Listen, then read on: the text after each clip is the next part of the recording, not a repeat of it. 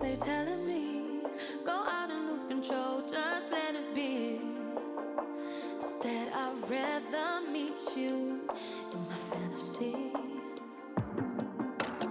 More and more I get, I wanna feel alive and not regret. Even though it hurts, I can't go back. Scared to be all by myself, always and forever. I wanna lose the demons from the past. How can I recover? I am waiting for love. I am waiting for love. I am waiting for some love, baby. I am waiting for love. I am waiting for love. I am waiting for love.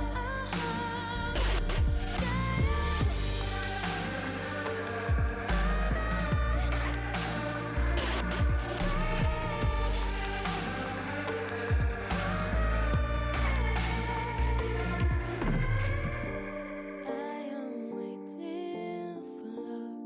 I am waiting for love. I am waiting for love.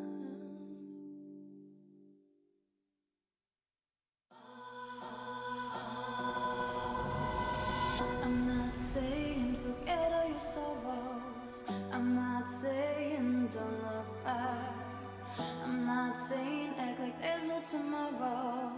I'm not saying leave what's holding you back. You're spinning round and round. You've lost the ground because you're stuck in the middle. Why don't you live a little?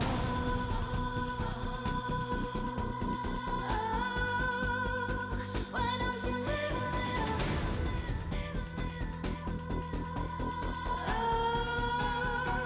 Why don't you live a little?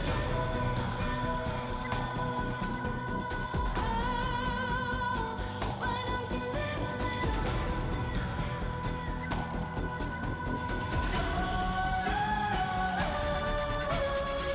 I'm not saying that life must be hollow.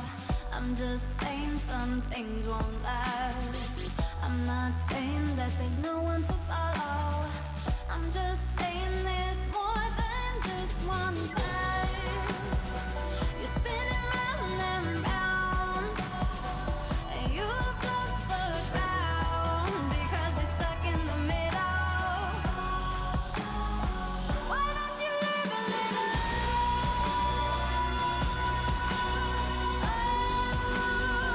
Why don't you live a little?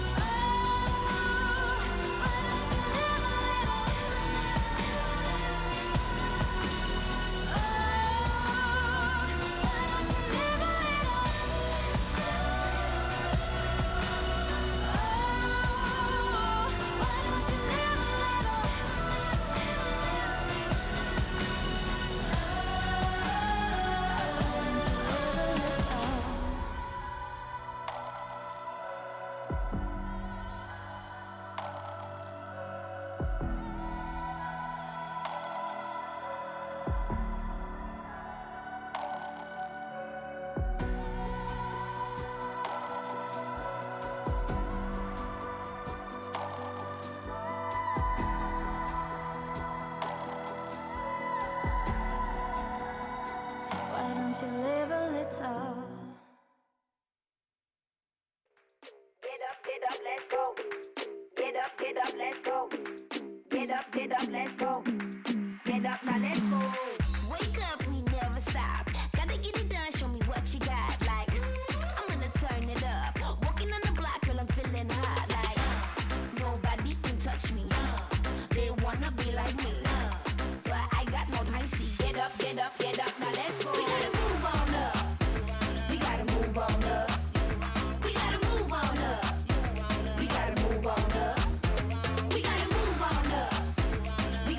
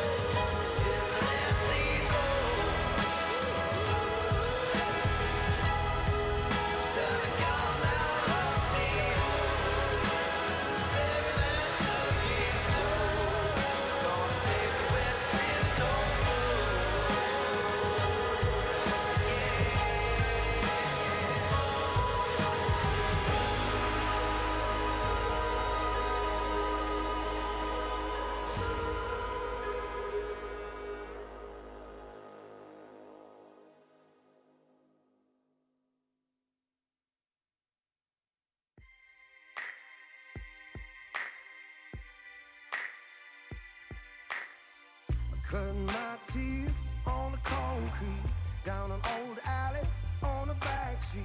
Hard knock life in a city grind. Gotta work hard, running out of time. But that's just the way it is. That's just the way it is. That's just the way it is. That's just the way it is. So don't knock me down when I get my feet back on the ground.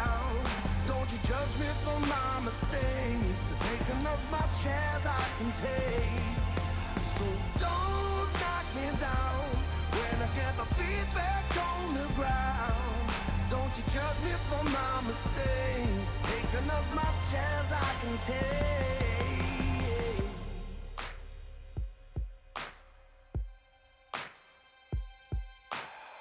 Street light lit down in the grid. Can't turn back when I wanna quit. All of my tears, all of my fears got me shook up through all these years. And that's just the way it is. That's just the way it is. That's just the way it is. That's just the way it is. So don't knock me down when I get my feet back on the ground. Don't you judge me for my mistakes. So taking as much as I can take. So don't knock me down when I get my feet back on the ground. Don't you judge me for my mistakes. Taking as much as I can take.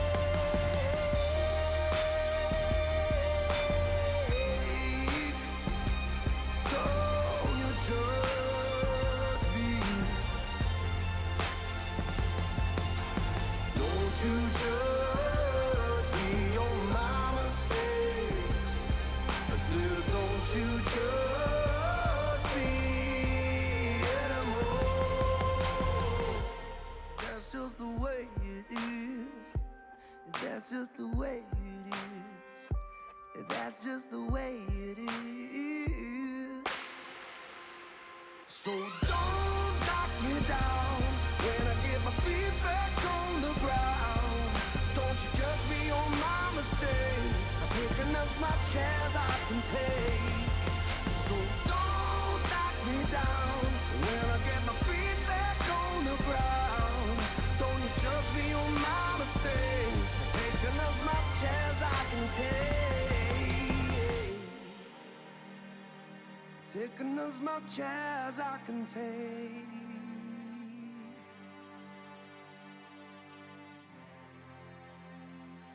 Taking as much as I can take.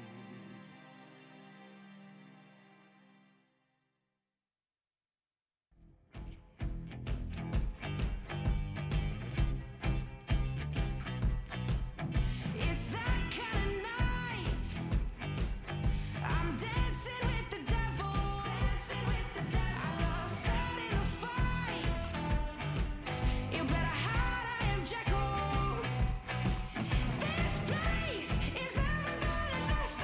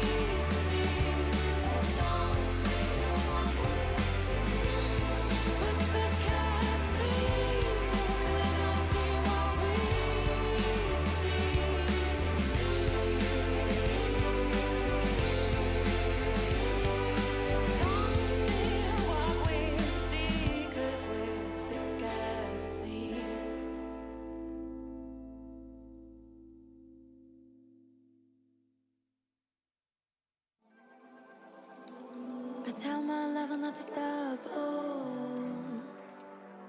I don't wanna recover.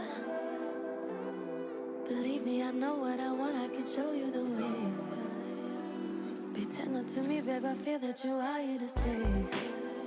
Can you focus on me this time? Even though you're back in line, I just need more time. Cause I wanna fly high underneath the stars. Moonlight till the sun goes out. So high, but baby, I was waiting for this day to come. You and me together alone. I only have eyes for you. Yeah, tell me not to stop. Oh, show me how it's done. I'll show you how it's done, baby. Just listen to me. Believe me, I know what I want. I can show you the way. Be tender to me, babe. I feel that you are here to stay. You just need more time, cause I wanna fly high underneath the stars. Moonlight till the sun goes out. I wanna fly high underneath the stars.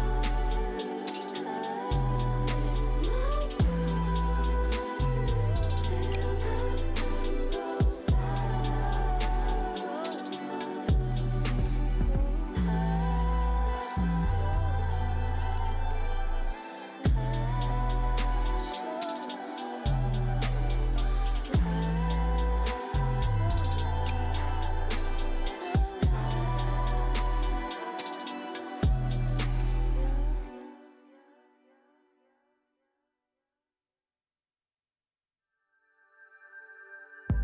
We've been walking countless miles on a mystic way of life, unsure where we're going. Where's the rooftop of our life so we can lay down side by side, facing the sky? Watching the stars collide.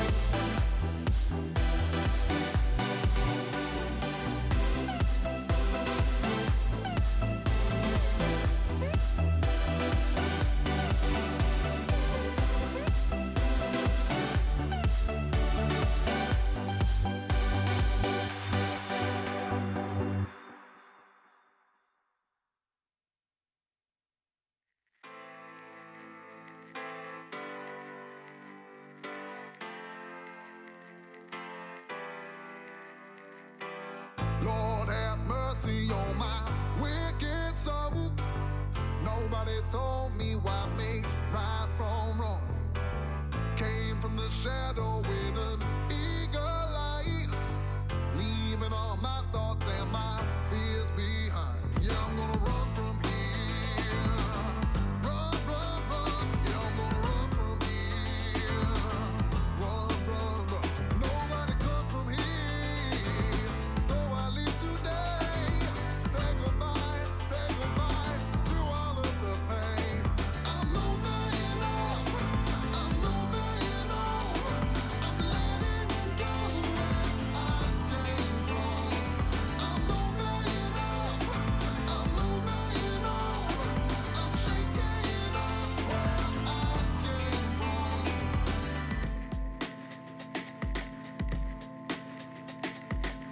Riding with freedom and I found my way.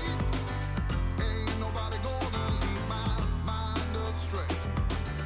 I'm gonna move the ground beneath my feet. I'm gonna lose the feeling I defeat. Yeah, I'm gonna run from here. Run, run, run. Yeah, I'm gonna run from here. Run, run, run. Nobody come from here. So I leave today. Say goodbye to all of the pain. I'm moving on. I'm moving on. I'm letting go where I came from. I'm moving on. I'm moving on. I'm shaking off where I came from. I'm moving up. I'm moving on. Ah, yeah, yeah, yeah. I'm moving up. I'm moving on. Ah, yeah, yeah, yeah. I'm moving on. I'm moving on. I'm letting go where I came from. I'm moving on. I'm moving on. I'm shaking off where I came from. Yeah, I'm gonna run from here. Run, run, run. Yeah, I'm gonna run from here. Run, run, run. Yeah, I'm gonna run from here. Run, run, run. Yeah, I'm gonna run from here. Run, run, run.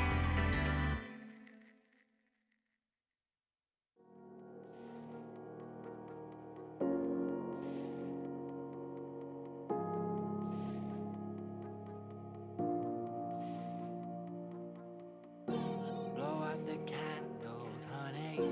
Come down the stairs. You're trying to take your last breath in a room without no air. Pull back the curtains, let the street lights hit the wall. Then maybe you can explain what's been behind that bedroom door. You said I can't lie to you, just try to avoid the truth. Your eyes are burning, pretending you're crying. Takes more than tears to put out this fire. You're acting fuel, but darling, that's nothing new.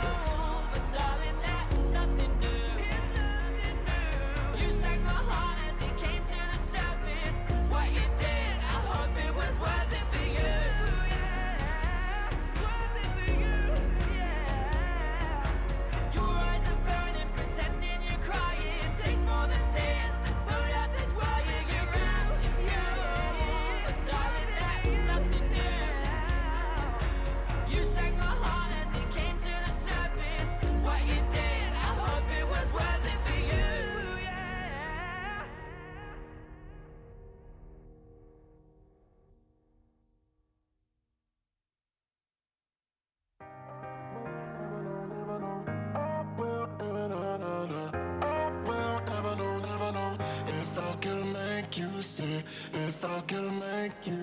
I'm the type of guy who's leaving things to chance. I've been such a fool for letting this one pass. What if this time we will not meet twice? Are we gonna end up in different lives? And I was just a word away. If I could, I'd make you stay. I'm the one to blame for the things I didn't say.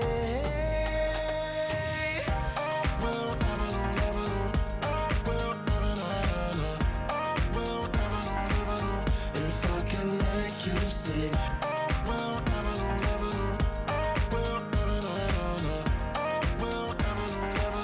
If I can make you stay. Maybe someone's waiting till you come back home. I don't even wanna know what's on your phone. Oh. They say good things happen along the road. Till I met you, I thought that mine was closed. Till I met you, I thought that mine was closed.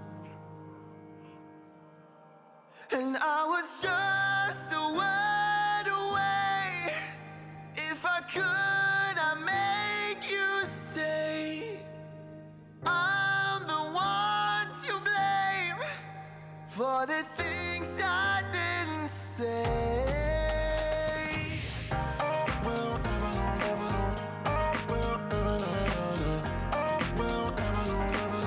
If I can make you stay.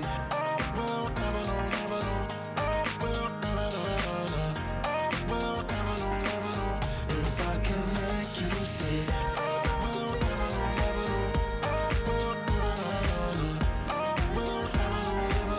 If I can make you stay.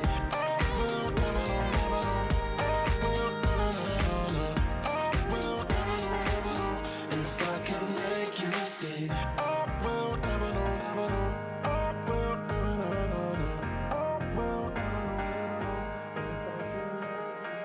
I'm the type of guy who's leaving things to chance. I've been such a fool for letting this one pass. What if this time we will not meet twice? Are we gonna end up in different lives?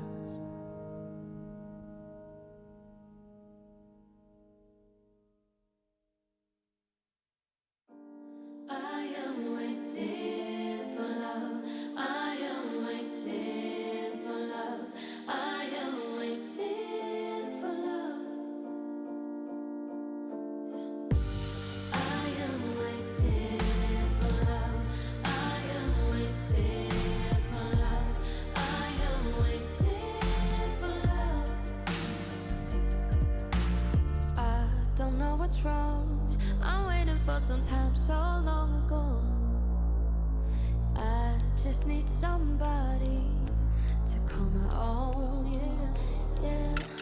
Lying in my bed, I feel your hands on me, they're everywhere. But it's just a dream, it's all in my head.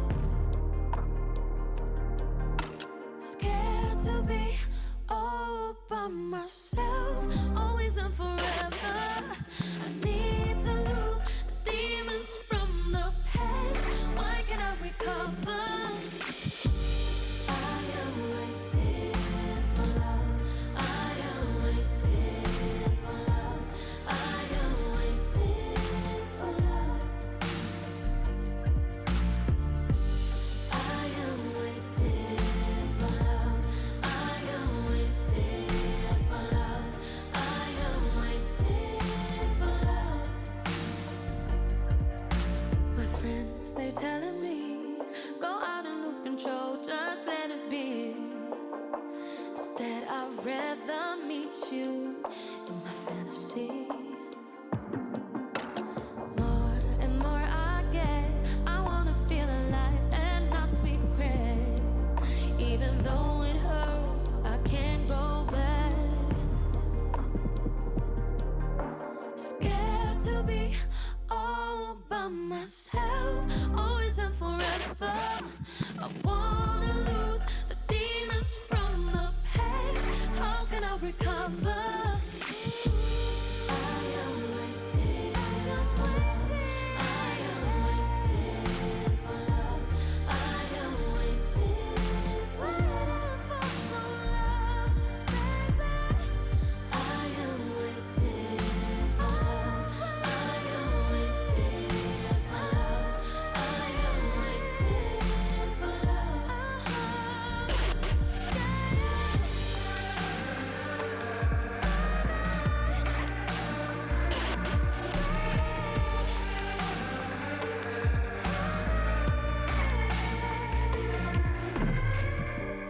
I am waiting for love. I am waiting for love. I am waiting for love.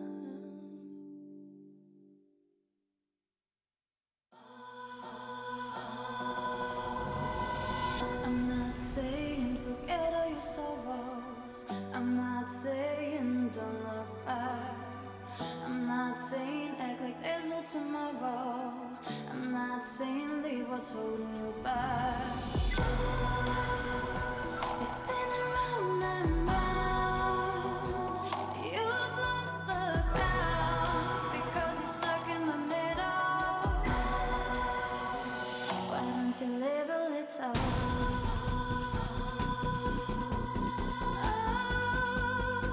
Why don't you live a little?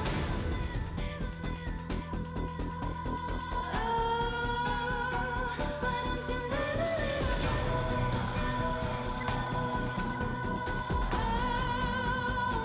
Why don't you live a little?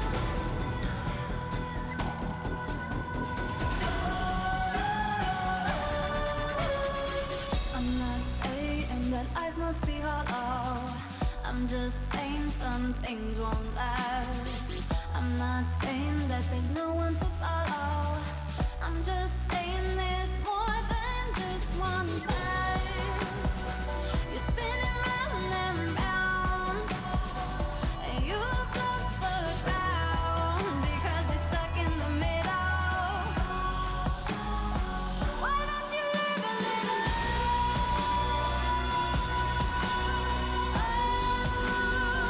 Why don't you live a little?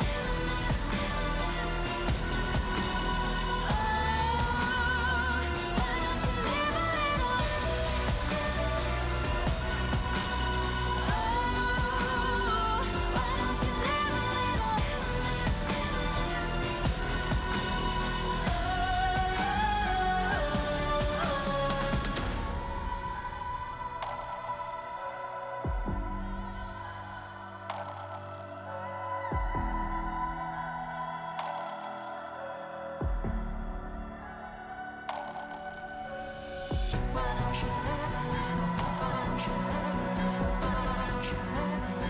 Why don't you live a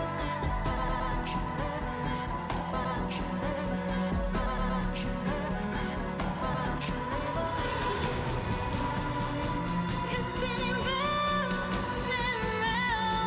and you have lost the ground because you're stuck in the middle. Why don't you live a little? Why don't you live a little?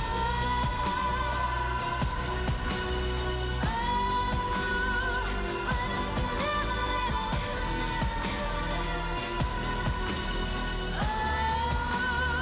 Why don't you live a little? Why don't you live a little? Why don't you live a little? Get up, let's go. Get up, let's go. Get up, let's go. Get up, now let's go. Wake up, we never stop. Gotta get it done, show me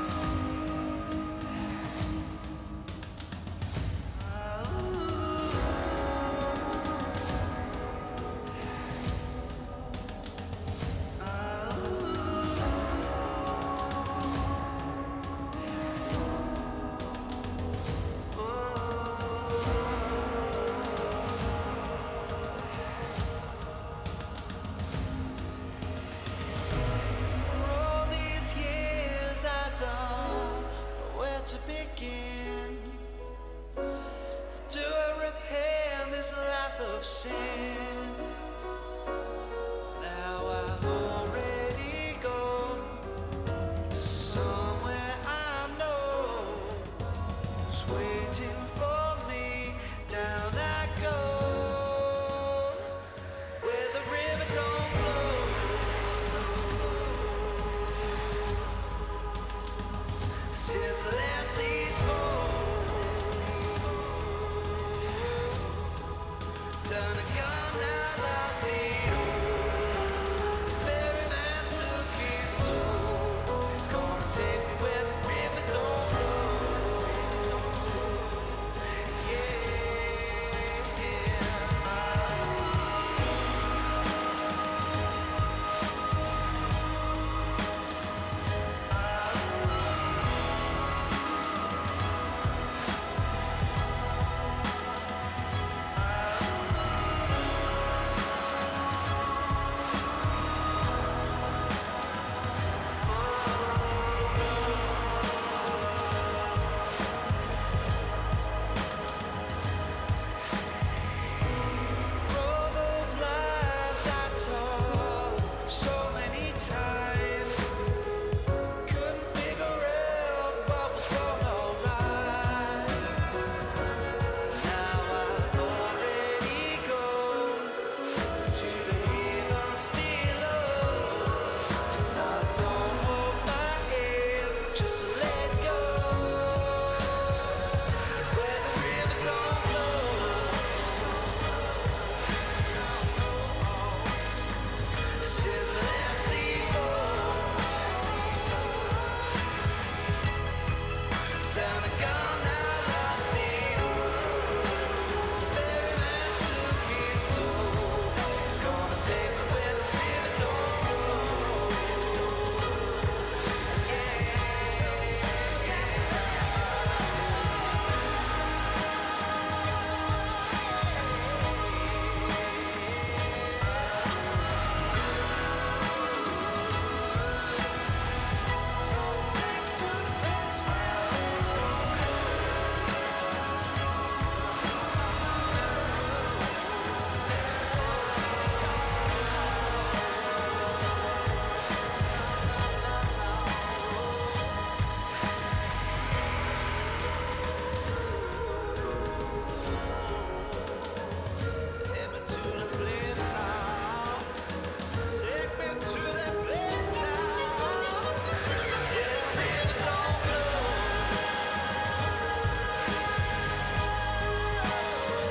Since I left these bones,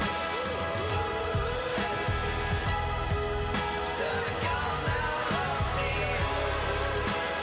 Ferry man took his toll.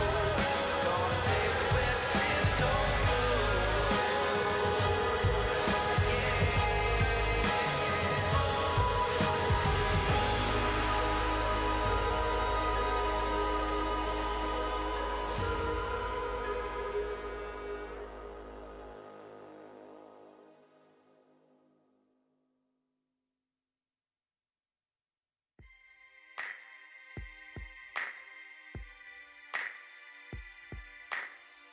Cutting my teeth on the concrete, down an old alley on a back street. Hard knock life in a city grind. Gotta work hard, running out of time. But that's just the way it is. That's just the way it is.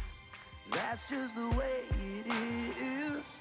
That's just the way it is. So don't knock me down when I get my feet back on the ground. Don't you judge me for my mistakes. So taking as much as I can take. So don't knock me down when I get my feet back on the ground. Don't you judge me for my mistakes. Taking as much as I can take.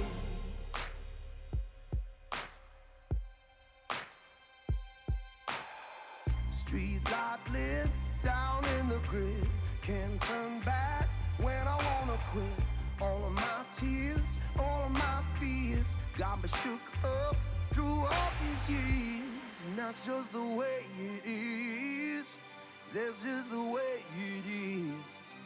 That's just the way it is.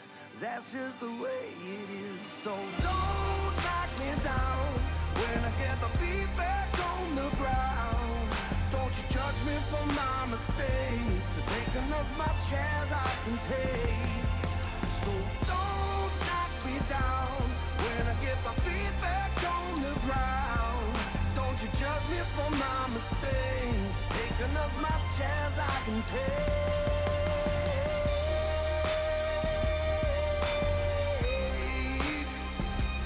Don't you judge me. Don't you judge me on my mistakes. I said, don't you judge me anymore. That's just the way it is. That's just the way it is. That's just the way it is. So don't knock me down when I get my feet back on the ground. Don't you judge me on my mistakes. I've taken as much as I can take. So don't knock me down when I get my feet back on the ground. Don't you judge me on my mistakes. I've taken as much as I can take. Taking as much as I can take.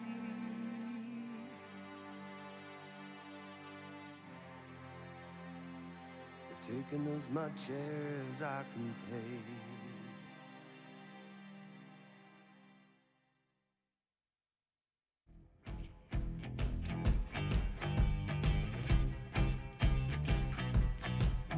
It's that kind of night.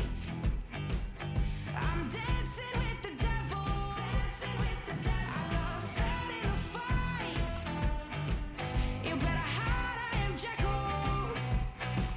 This place is never gonna last that long if I'm around.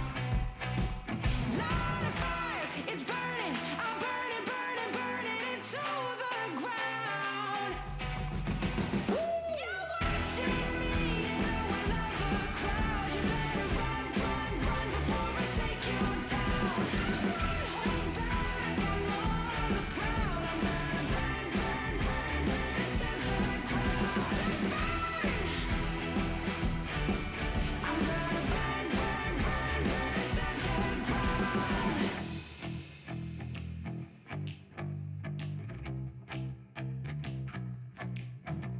There is no escape. I'm back with a vengeance. Hit like a plague. All sin, no repentance. This place is never gonna last that long if I'm around. Light a fire, it's burning. I'm burning, burning, burning it to the ground. Light a fire, it's burning. I'm burning, burning, burning it to the ground.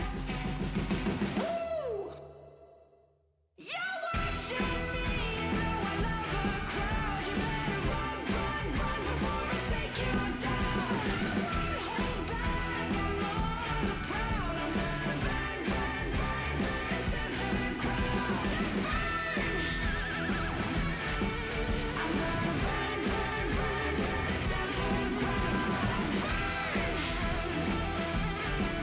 I'm gonna burn, burn, burn, burn it to the ground. Light a fire, it's burning. I'm burning, burning, burning it to the ground. Light a fire.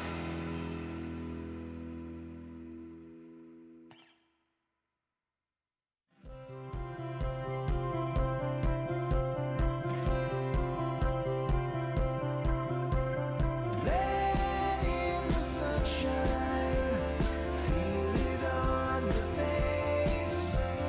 Gone are the gray skies, clouds are blown away.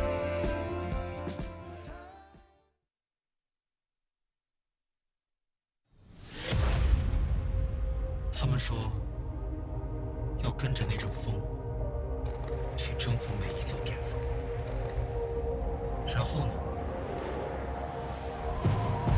后是什么？他们将我捧上云巅，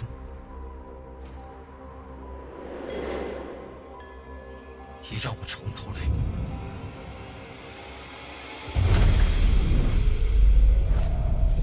不让我回来的，我一意孤行；要让我折服的，我踏入光明；让我无路可走的，使我惧怕的，反要让他们为所。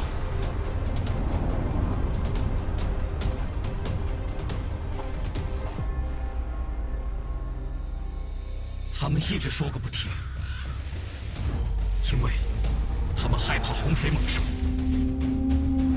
那就比猛兽更凶了，比洪水更滔天。势将到来的，终会成苦；汹涌而起的，终会证明。既然暴风将至，那就去把那些不服的、不屈的、不可磨灭的、非赢不可的，通通化成风。这里是我们，我们就是风暴。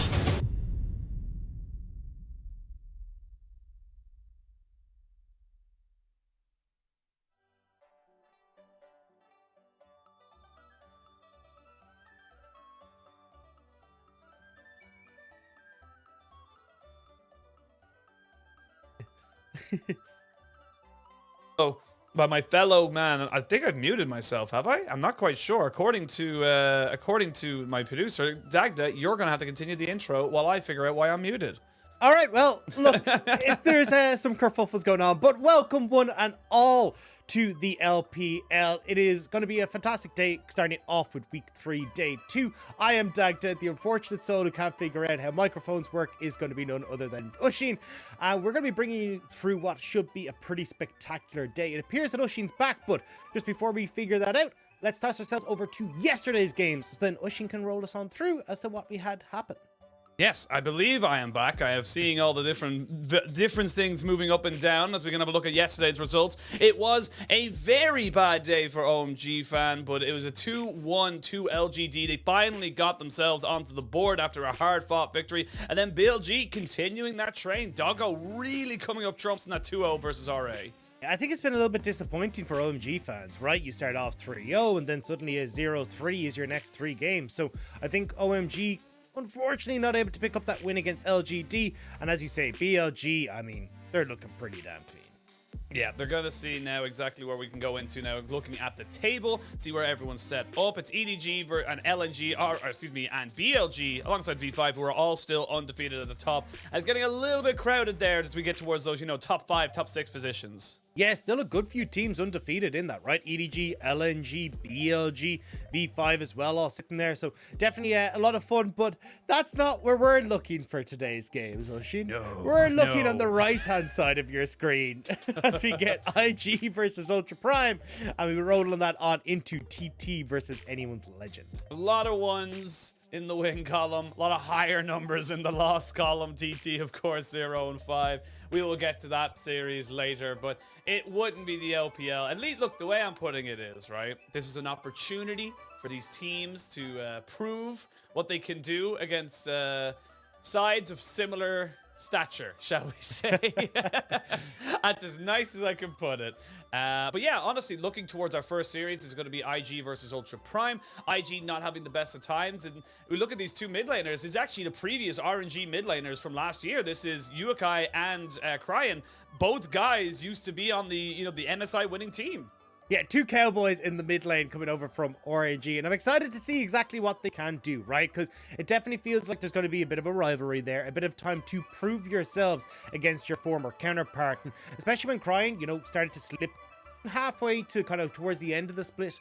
We saw Uakai step in and seeing if he could take that spot. Now, unfortunately, Uakai had a little bit of a messy start, but certainly this is his time now to prove that RNG made a mistake, and it should have been Uakai starting in that mid lane.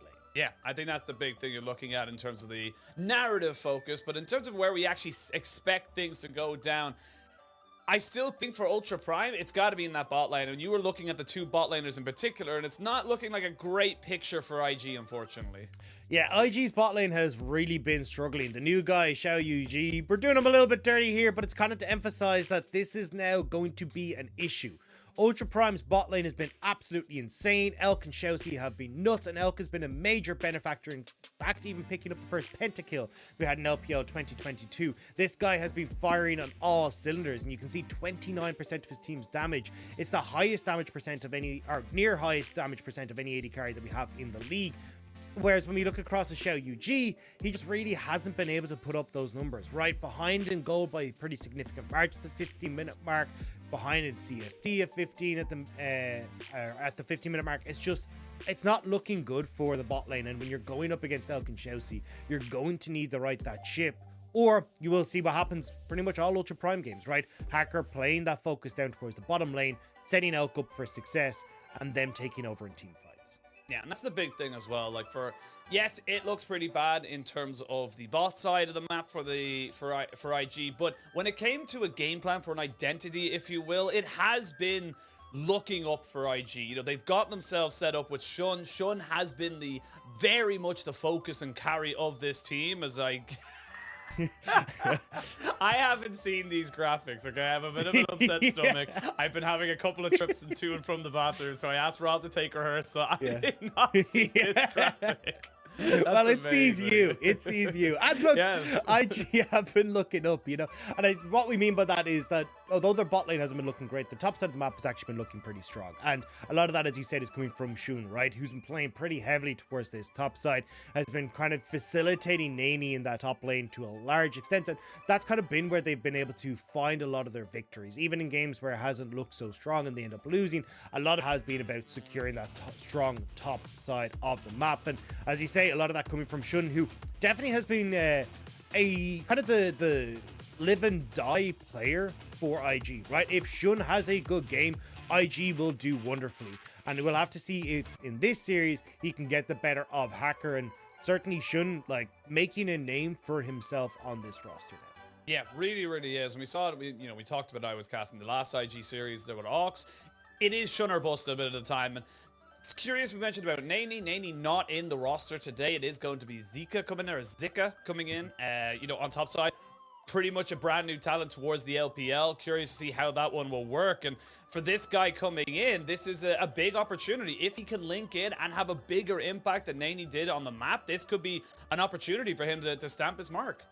Yeah, and coming in, definitely a big Camille player. A lot of the Aatroxes as well coming over from LDL Spring. Only just changed over to the name Zika, so we'll have to see exactly, how he performs. But I feel like it's a little bit unusual for them to change Nani, right? Nani seemed to be the strong point of the map for them, but we'll have to see now what Zika can bring. Certainly feels like he'll be playing more of those carry-orientated champions, so I'll be keeping my eyes on things like the Jax, the Gwen, the Camille coming into today's series. That's the big thing, the champions that he picks, the champions that are kind of in meta right now as well. You mentioned the Jax, the Gwen, the Camille's, these things that can be. And though we haven't seen a huge amount of Camille, it is still very much seen as a second round ban. It's, when we hit those final two bans on either side, it is, if you want to get that top side counter pick, you do tend to ban that away from the red side. So curious to see how that one will work. And for Ultra Prime, it's about improvement. It's we talked about had they had an identity coming out, obviously with Cryin and everyone like that, going for those big heavy roams, but we haven't really seen Cryin do what Cryin does best, which is roam around the map. He's been very much set into his lane, so I want to see him unlock, from his shackles that is the mid lane and try and get around this map. Yeah, it certainly feels like that's been the game plan of a lot of the teams that are facing against Ultra Prime, right? You got this crazy strong roamer. All right, ban Twisted Fate. It's banned in 82% of their games. They don't really want to give that pick across, and even though we've seen Cryin default back to the Cork in a lot of situations, as you say, he hasn't had that same big impact. So we'll have to see exactly what he can achieve coming into today's series. We'll see what they want to go for. Team lining out, and again, this is I actually, as much as we like to meme it just a little bit that this is very much a bottom of the table clash, this could be a big defining factor between the likes of 16th, 17th, and maybe even, you know, getting a couple of key wins later after, you know, Chinese New Year to get you up to 12th, 11th. Hypothetically, you may look to try and just get yourself snuck into playoffs. These are small little things that can be big differences in the season, and for both these teams sitting at 1 and 3, they need this win. Yeah, I think this is going to be a big test for pretty much all the teams we have playing today, right? It's like, hey, how do you actually fare against the teams that are down the bottom of the table? And it feels like for teams like IG, it's certainly with a massive amount of rookies, it's about trying to start that new legacy and trying to bring up that new younger roster. Whereas for Ultra Prime, right, you've got a lot of guys that have been here for a while, and it's about trying to see if, hey, look, can they try and play through Elk and Chelsea, that super aggressive bot lane, and take over against what's been the weak side of the map for IG. Has been the weak side, and the meta has been slowly changing. We are seeing less of a priority on something like Kate, and it does feel like the teams have figured out how to deal with the enchanter and bot side as well. Is just pick something early, get into that bot side, hard engage on it as quick as you can. So where do you want to see both these teams really prioritize? Obviously, we talked about how Elk was a massive carry for the side of Ultra Prime. Is that somewhere where you want to say, like, get in the earliest carry we possibly can, or do you want to see if, you know, wait for them later on in the draft? So there's a couple of big picks, right, when you're looking at Ultra Prime. Xiaoxi's Thresh, monstrous. It's one of his best champions by far, and always opening up for things like the Jinx and the Aphelios is going to be a bit of an issue, right, when we're talking about Elk being the mainstay carry for Ultra Prime. So I wouldn't be surprised to see maybe either the Thresh ban coming through or the Aphelios and Jinx ban, just to get Elk off of anything that can kind of be that big late game carry. Now, Elk has still had really strong performances on things like the Kai'Sa, so you can still expect other things to come through, but that would be my main focus coming in. Whereas when you look across at IG, I feel like looking towards things like the Twisted Fate ban, the Corki ban for crying in the mid lane, for crying in the mid lane could also be big ones. But for IG, yeah, I think you go back towards banning Shun, right? Shun has been an absolute monster, and he's just been, as we say, ban or bust essentially. Yeah, for Shun, right? He's gonna come Nidalee is through, never getting played. Yeah, Nidalee's not gonna get played. I think the Xin Zhao is another one that teams need to start looking at, just because it gives so much control of the jungle over to Shun, but also then in team fights, right, you get this super strong foot. See what they want to do. Of course, we're waiting to see all the teams getting themselves set up and ready on stage. And again, big opportunity for both of these sides. I want to see them be proactive. I want to see what we can expect in the future from Zika in that top side. There's a lot of different opportunities here for both of these teams to make a name for themselves, to finally find that pedestal, that platform to catapult themselves into some semblance of a season. And it sounds a bit harsh to say, but we're coming into, like I mentioned there, we got 3 more days, including today, of LPL until we go into a 2-week break. You want to go off on a win. That little bit of extra momentum can be huge. Yeah, and we'll have to see if the IG can manage it, right? Like, not only do they have a very new roster, I mean, bringing in Zika as well, formerly Daniel over in SDX. So, I mean, a guy that hasn't exactly been on one of the massive teams over in the LDL. Then you've got him coming in to see if he can try and, like, right the ship here. It feels like, again, a lot of the issues for IG weren't really on that top half of the map, so I'd be curious to see what the thought process is with bringing Zika into the team. But we are rolling into the game, and it looks like we've kind of got exactly what we expected, right? Bot lane bans coming through for IG. You named the Nidalee, Shun, Diana being taken off the board as well. It's all about focusing those primary carries for each squad. Big time. But they are going to ban away the Renekton as the last one. It does leave up for Ultra Prime to say, do you leave the Aphelios? I feel like you don't. Feel like you have to ban away that pick, unless you're happy taking the Ziggs into it. But like we mentioned, Elk, not really the carry you want on something as quote-unquote passive as the Ziggs. So this time around, they're actually going to go with the Camille. You mentioned it in draft there with Zika coming in. They want to try and make sure he's not on something comfortable to get that off of him. And now IG, yeah, I think it's a pretty straightforward pick here. You go for the Aphelios. Yeah, the big question here is, though, like, does Xiaoxi go towards his Thresh? Like, you just take that away from the Aphelios, and now you could always go for, like, Thresh Jarvan or something like this, and now you got this Aphelios who has to deal with a Jarvan who's going to be leaping in on top of him. It becomes a little bit more difficult to manage, but we'll have to see exactly what the decision's going to be. But with Xin Zhao open, strongest jungler on the patch, it looks like that's maybe the first port of call here for Ultra Prime. let's go with the Corki. We haven't really talked about that mid lane again. Cryan was, you had to ban mid Twisted Fate against him for a very long time now, but like we mentioned, he's not really roaming out, so he's going to go with that little bit of lane dominance, a bit of safety in the late game. Corki locked and loaded there for Cryan. Yeah, the big thing for me though is that you still have like stuff like the Twisted Fate open, right? So maybe Ukai tries to play that and ends up like playing up towards sidelines, like beating Ultra Prime at what we expected Cryan's game plan to be. But yeah, it is going to be the Corki and it is going to be the Xin Zhao as well. So I think you take the Thresh here for Invictus Gaming.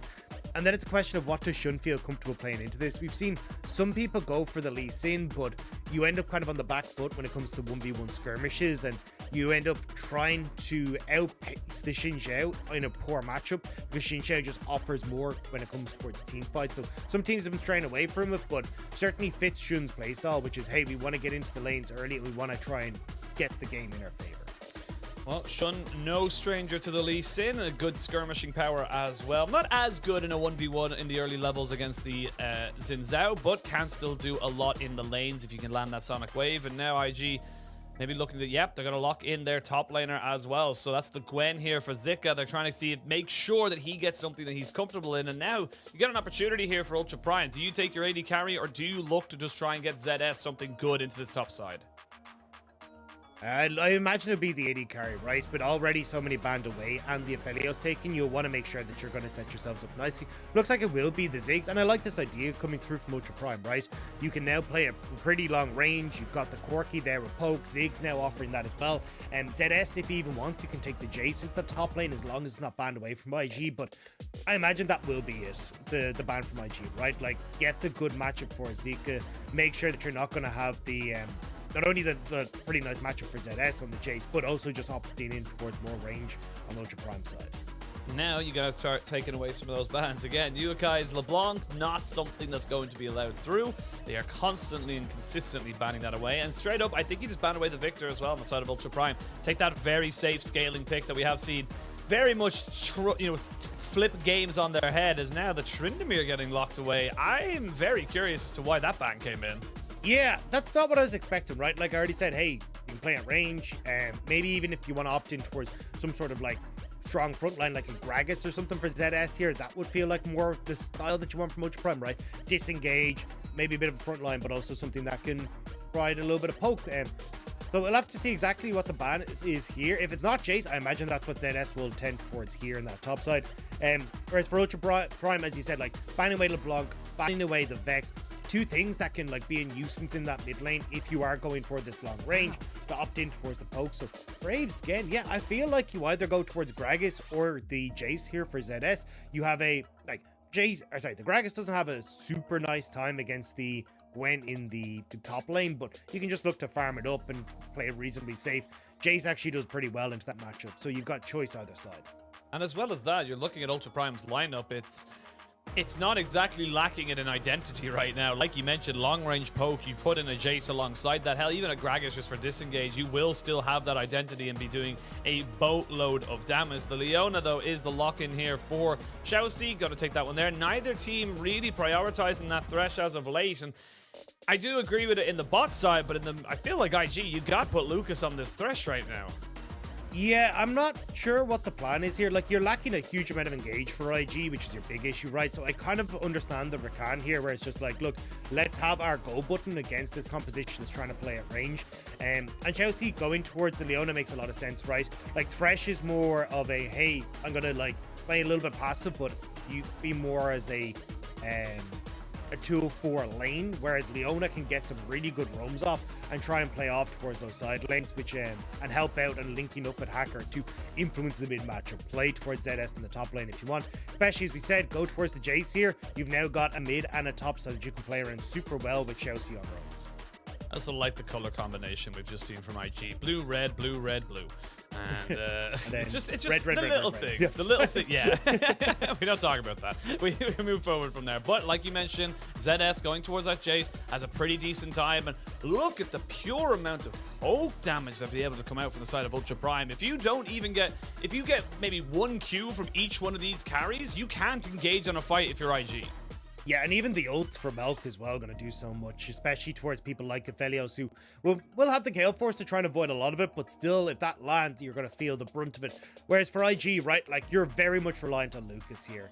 Seeing if he can set up these big engages, like, find the right flanks to get involved, and Lucas can get some help from Shun if Shun can get, like, a nice kickoff, but certainly it feels like the Rakan is going to be the one that we're watching in team fights for IG. It feels like it as well as we come into this game. IG, again, very reliant on Shun having a very solid game on this Lee Sin. Whereas you look at Ultra Prime, they're happy to get themselves at arm's length, keep the enemy away from them and throw down that damage. We'll wait to see how both of these teams, and of course the debut from Zika. Zika now on the Gwen, first game in the LPL. Very excited to see where this guy can go and if it can start shoring up some of the issues that we have seen from IG. Yeah, I mean, I think if you're at IG here, right, your best bet is to try and play through that top side of the map. See if you can, like, use Zika to secure Rift Heralds and get this Gwen ahead. Maybe you can try and play it through side lanes, so you don't even have to try and contest the team fight from Ultra Prime, but we'll have to see if they're going to be able to do so, or whether Ultra Prime can get this poke comp rolling. We're about to jump on the rift for game 1 of this best of 3. The first game of the day, week 3, day 2. We only got 3 more days of games, 6 more matchups, including this one, before we head ourselves off for a nice 13-day break to the very Irish. I was going to say, that was a 13, wasn't it? I don't know, man. It's just when I'm casting at you, the old, the roots of the cause of me come out really in force. I will laugh. Like, Munchables came over to my place just for when we were doing summer finals last year, and like my mom made him breakfast and everything because we picked him up from the airport, and he was like, Rob, I've had zero problem understanding you the entire time that I've known you. The second you started talking to your parents, I had no idea. It was similar. It was similar for Jordan as well. Lyric came over to mine and I met my dad, and he's like, I thought you had a strong accent. Holy hell, your dad has a strong accent. And I had to remind him, I was like, my dad doesn't even have that strong of an accent. Like, we are the mildest forms of Irish accents. We should try to do that sometime. We should try and just like cast it, like, you know, oh, boys, here we go. We got Corky going up against Oriana. We're going to see how they get on by. But anyway, coming back. Nobody understood that. Nobody understood what I said there. It was all gibberish. I want you to set up expectations. Where do you want to see both of these teams attacking? What do you want to see them do in the first 10 minutes of the game? Well, at least looking at Hacker, right, it still looks like the game plan, at least, is to try and set up Elk and Chelsea and clear from top to bot side, but this is actually being matched by Shun, who I expected to try and play towards Zika, but it could also just be the case of, look, let's try and play down towards Xiao Yuji, and if we can disrupt Elk and Chelsea, it makes things a heck of a lot more difficult to try and play around Rift Hell's game, because actually, I know. I don't think Chelsea's in a... No, Chelsea's dead. I don't think Chelsea wanted to go for that one there. That was very questionable, and that's first blood to IG. We talked about how important this bot lane is. Xiao Yuji got himself the... He's proven us wrong. He's now ahead. Yeah, like, you can usually go for these sorts of engagements kind of level 4, level 5 with the Ziggs, because you end up with the satchel charge, which can provide even more CC, and there's just such a long period of time where you're not really able to do anything. The route is next to nothing, right? It's like 0.75 seconds. That's not enough time to actually do anything in the lane, and you see it there now. Hacker trying to see if he can fix things. Yeah, he flashed over the wall. They need to try and make something work for them. There's a flash satchel start. Good response from Ultra Prime. Hacker recognizing they needed to try and get this Aphelios back down into the ground.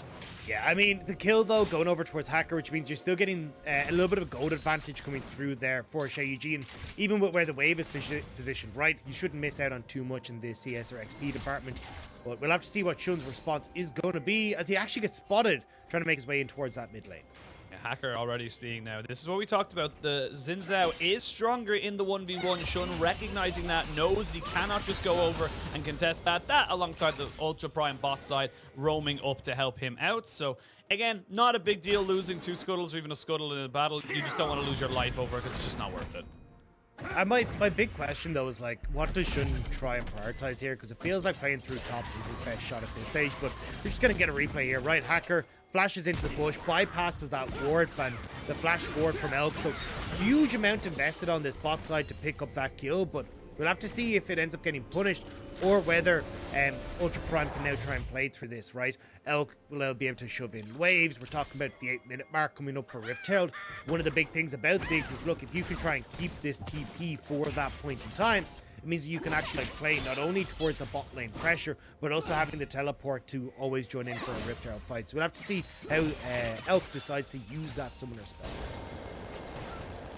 Right, well, could have been disastrous in the bot side, or very, very good for IG if they weren't able to equalize it out on the side of Ultra Prime. Cryan did get himself back. Actually picked up a Negatron cloak, so looking for that early Hex Drinker. I like this because you're against the Gwen and the Orianna. You are going to have some moments. We saw it in a previous series there where basically the Gwen's entire job is to get on top of the Corki and just try and keep him away from throwing out those rockets. So getting that early Hex Drinker is going to give him a little bit of survivability. Will delay his power spike by a little bit, but I don't think Cryan is expecting to be taking over the game anytime soon. I'd be surprised if he went for the full Hex Drinker. A lot of times what you see for mid laners are into kind of lane bullies like the Orianna, you just get them Romanto, but bot side. Oh, great grand entrance. They have no flashes on either of these carries. Zhao Wuji picks up his second kill. Xiaoxi underneath the turret should be able to keep himself alive, but very, very nicely done there. Lucas perfectly timing himself, getting himself the 2-man knockup. And this is the thing, right? We were talking about, look, if you're going to burn these flashes for that play, you can always get punished later on, and that's just what Shun did. So nice job by Shun to get in. Now you got 2 kills going the way of Xiao Yuji.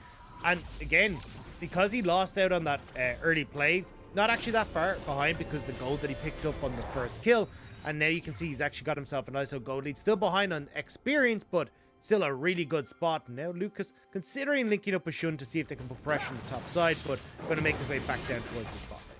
Yeah, Hacker as well going to be able to start up this dragon. They know that with the resets coming in from the Ultra or the IEG bot side, they are going to have priority over that objective. So that's going to be the first dragon stacking up for them. We wait to see now where IG, and I will say the big news obviously that the Hex Dragon, or the Chem Dragons are gone and done, no longer on the live patch. We're not on live patch, so we could still get ourselves a Chem Rift, and we have a 1 in 4 possibility, 25% chance as the cloud is going to follow the mountain. And it'd be such a rough time for Ultra Prime if it was, because one of the big things in team fights, right, is like, hey, can Zika get and Shun get these wraparounds? Can Lucas hide in the bush so then he can get these big engages off and like close the distance onto Ultra Prime? Where that Chemtech Soul makes things a hell of a lot easier because of the amount of vision that you just end up losing out on as IG or Ultra Prime, sorry, in those situations. Shun though moving in onto this top side, trying to get vision control now for Zika, and that top lane matchup usually slightly Jay's favored, but Zika first time on the Rift has been doing a really good job in the 1v1 to actually get that CS lead, and now putting pressure into this top side jungle with Shun. Yeah, putting a lot of pressure here. You can see Hacker and Cryan trying to just make sure they can secure this red buff, but mid-wave's been pushed in. Yukai is here. The smite comes in as Shun will take a command protect, and the ball should dissuade any real re-engagement. Shun takes a shock blast to the face, but he's going to be just fine. They're going to re-engage into this bot side. No flash still on Elk. They try to turn this one back onto Leona, but I just don't think you can take this fight right now, Ultra Prime. You have to run away. They are not able to take on this 2v2, and they need to recognize that sooner or later. Yeah, the Noon Quiver being completed for Xiao Yuji is actually like pretty strong, and you gotta be able to just kind of back it up. Xiaoxi's still trying. Cryan, you've got no mana, and auto attacks from Yukai will hurt just as much, so Cryan gonna look for the reset. 15 seconds until the package spawns, as well as that Rift Herald, so feels like this is kind of a nice timing here for Cryan to reset, pick up that big package, and then try and make this play over towards the Rift Herald with push top side. See where they want to go for, and this is honestly not what we expected in this bot lane. I mentioned it a little bit in the champ select, but I didn't really want to see the Ziggs. Ziggs isn't what I would quintessentially put Elk towards. It's not something I expect to see him on. It's the Samiras, it's the Aphelios, the Jinx, of course, but these very aggressive push forward in your face comps, or excuse me, AD carries that can be a nuisance in the longer team fights and can just be aggressive and get those kills. On the Ziggs, you are just relegated to being a bit more passive. You have to play to your strength, which is just clearing waves and doing that extra bit of poke that you can possibly put down. So we already see it's not not really sticking to the same style that you would like. And Elk, with his flash available, Lucas will get the grand entrance, but now with the Mega Inferno Bomb, you'll be able to use that to clear the way. But Shun is saying, I don't care. I'm going to keep going for this. He flashes away. They actually miss all the ultimates, but it doesn't matter. Elk will fall. Shousey will, actually Shun, I would say, will take away his own life for that dive, but another 2 kills over to Xiao Yuji. And again, IG are capitalizing on the spot side. Yeah, IG being able to burn the flash once more for Elk will get some plates on the bot side as well, but you'll see on top end ZS getting a huge amount of gold input to himself thanks to those turret plates and that Rift Heart going down. Should even get the second charge here, so see Xiao Yuji trying to see if he can get some turret plates back, but not really going to be enough. So Ultra Prime, Elk being a little bit rough, whereas they are feeling themselves up on this top side. Now, the big thing I want to go back to though is, like, as you're talking about Elk, right? Like, we've seen him play this pick on WE a good amount. He's even played it when he was on Ultra Prime. I think the big thing, though, is, like, with Missing was more suitable to, like, hey, I'm going to roam off this pick. I'm going to play kind of a little bit more passive, and we'll pick and choose our fights. I think the biggest problem here is that Xiaoxi's just kind of going gung-ho and, like, flying in with the Zenith blade, and it's kind of been one of the big criticisms of Xiaoxi for a long time, is that having a bit more patience in lane, and that's the real issue that I'm seeing here. And yes, you're not able to play around Elka as much as Hacker, but the whole point is, like, let's play elsewhere. It's just that Xiaoxi's just been sitting in this lane bot side and not really being able to help out too much elsewhere on the map. Like we mentioned, getting out and roaming, trying to make that a win condition for yourselves. We haven't really looked at the mid lane in a while. They've just been facilitating their junglers. It is about a 10 CS lead there for Crying over the Orianna, so doing all right for himself, as we can see Yukai getting a little bit more pressure onto him, as the Jay says, I don't have a lane to worry about anymore. I got my tower, so can move around, open up that map a little bit more. 35 seconds till that dragon spawns. I wouldn't be surprised to see IG really try and look to contest this one. Like we mentioned, they have a very powerful bot side. Already got the Gale Force here for the 4-1 Xiao Wuji. And he's got double buffs as well, so he's feeling pretty fine. And I think the big thing is, yes, Ultra Prime were able to trade back a 2-for-1 in that bot side dive. Xiaoxi got the kill. They didn't go over to Elk. So again, another moment, another small little thing that can lead to bigger problems down the road for Ultra Prime. But we gotta say, right, IG, we highlighted this bot lane saying, hey, this has not been going well. 600 gold down, usually at the 15-minute mark. Well, he's sitting over 1,000 gold up at the moment. So we gotta give props where it's due. Shun helping out this bot side. It's worked out now with Dragon spawning. Ultra Prime trying to see if they can land that poke, but IG having good control over River. Push in that bot side as well. It should just be IG favor. Should, but Xiaoxi walking a little bit too close. Will take a bit of a hit as they start up the dragon. They don't really have the vision control here from the side of Ultra Prime, but they have got ZS roaming over now. But a little too late. The dragon goes over to IG, and that's going to be a dragon piece. Gold pretty much dead even. Yeah, and you can even see Zik had already roamed over as well, right? So it would have been the 5 versus 4 against Ultra Prime for quite a while. And with no vision, it makes it really hard to spot out where Lucas is. So rightfully, Ultra Prime see if they can land some poke, but not able to. And flash forward. Flash forward. It wasn't even a flash forward. It was just a Gale Force as he goes in. Xiaoxi now in a lot of trouble. Will have his his W to keep him nice and tanky. But this is the big power spike. And again, Xiao Wuji is coming up trumps in this matchup. Yeah, and he's absolutely decimating now. Xiaoxi, I don't think you want to... Just go away. Just Please, go home. Go home. Yeah. Look, I appreciate aggressive supports, but, you know, when there's literally no one on that side of the map and you're on that health, don't do it. Top side, though.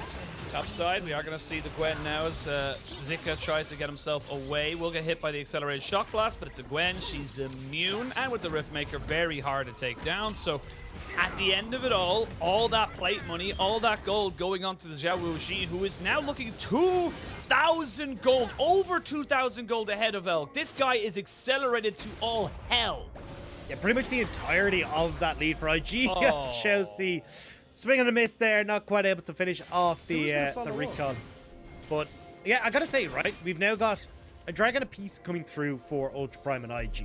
Rift Tower is going to be up in about 3 minutes time, and you've got this massive AD carry to fight around. Like, you're in really good shape, and here, it's disrespect from Elk, right? Like, walking up so far with Chelsea, you can see the gravitum there, and with the Gale Force able to set that up.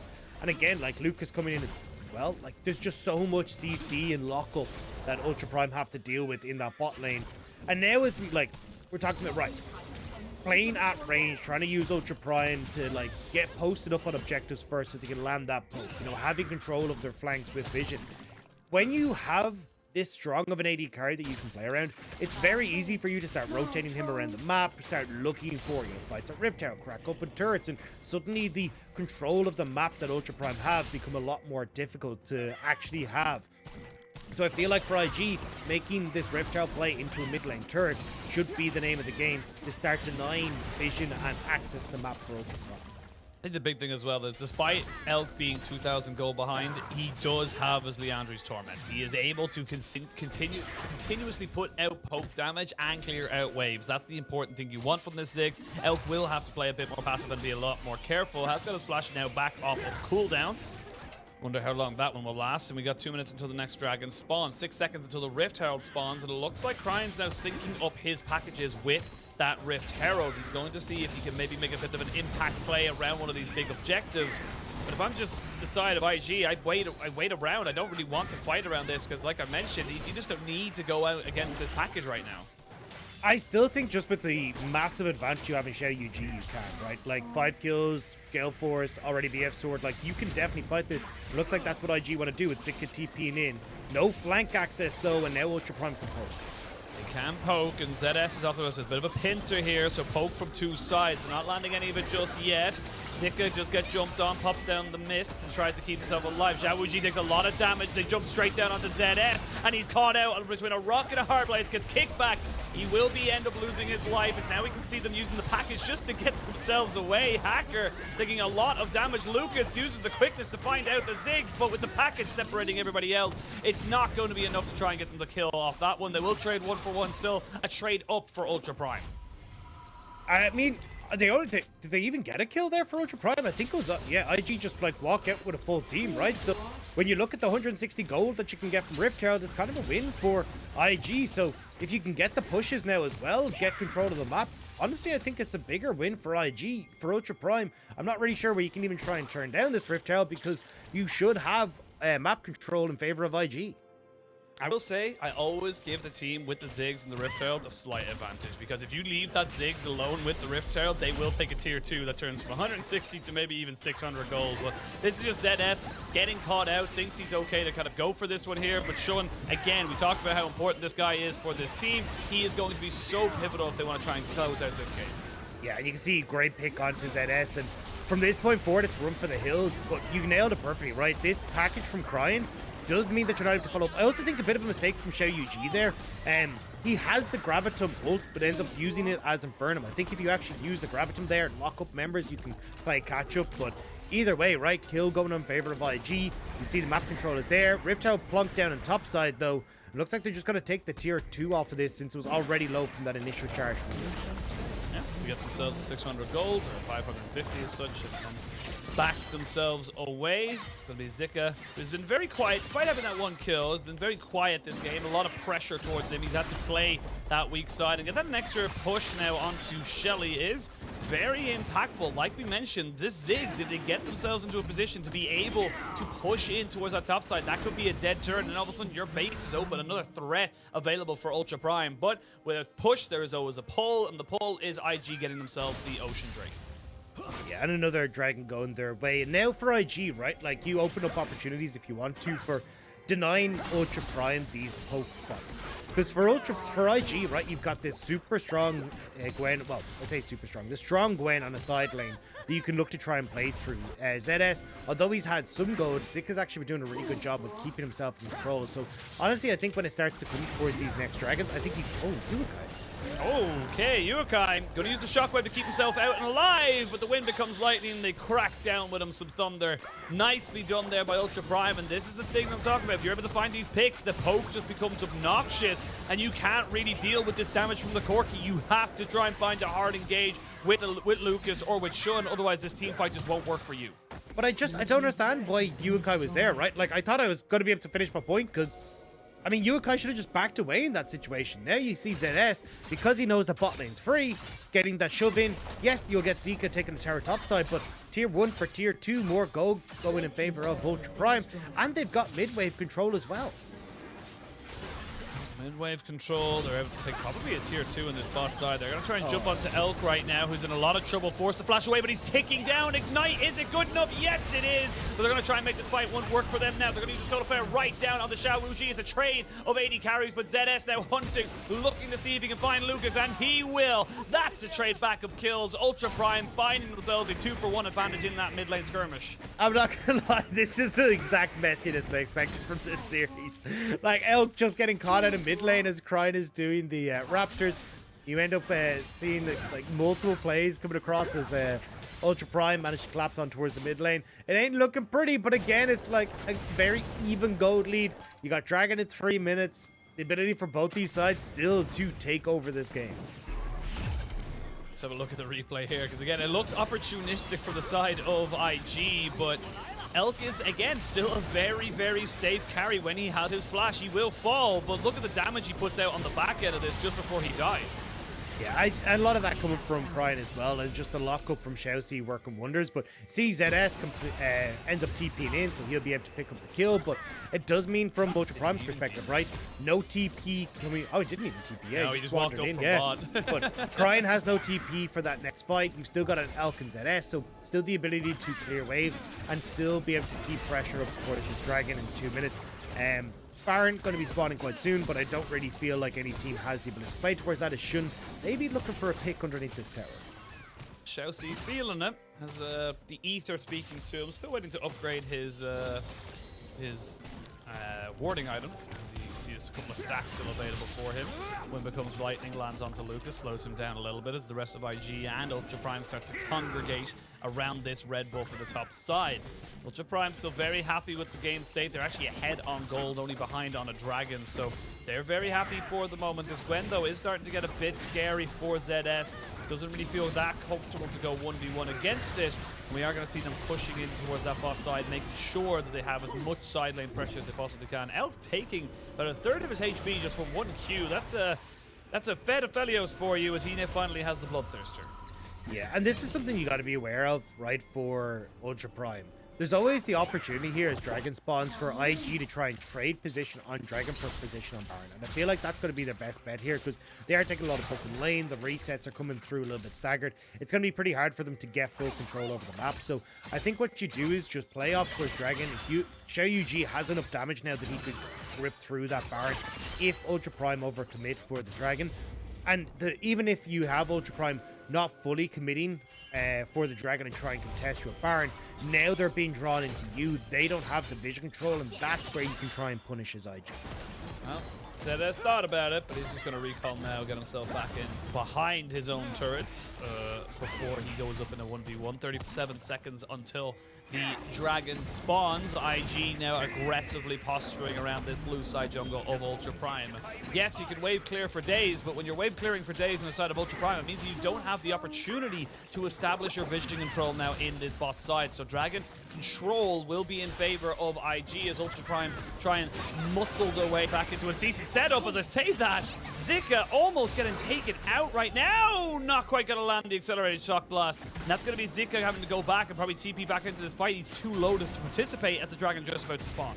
Yeah, no ult is really tough as well, and now IG caught in rock in the hard place, and this is what we're talking about, right? Ultra Prime having to contest this Lucas.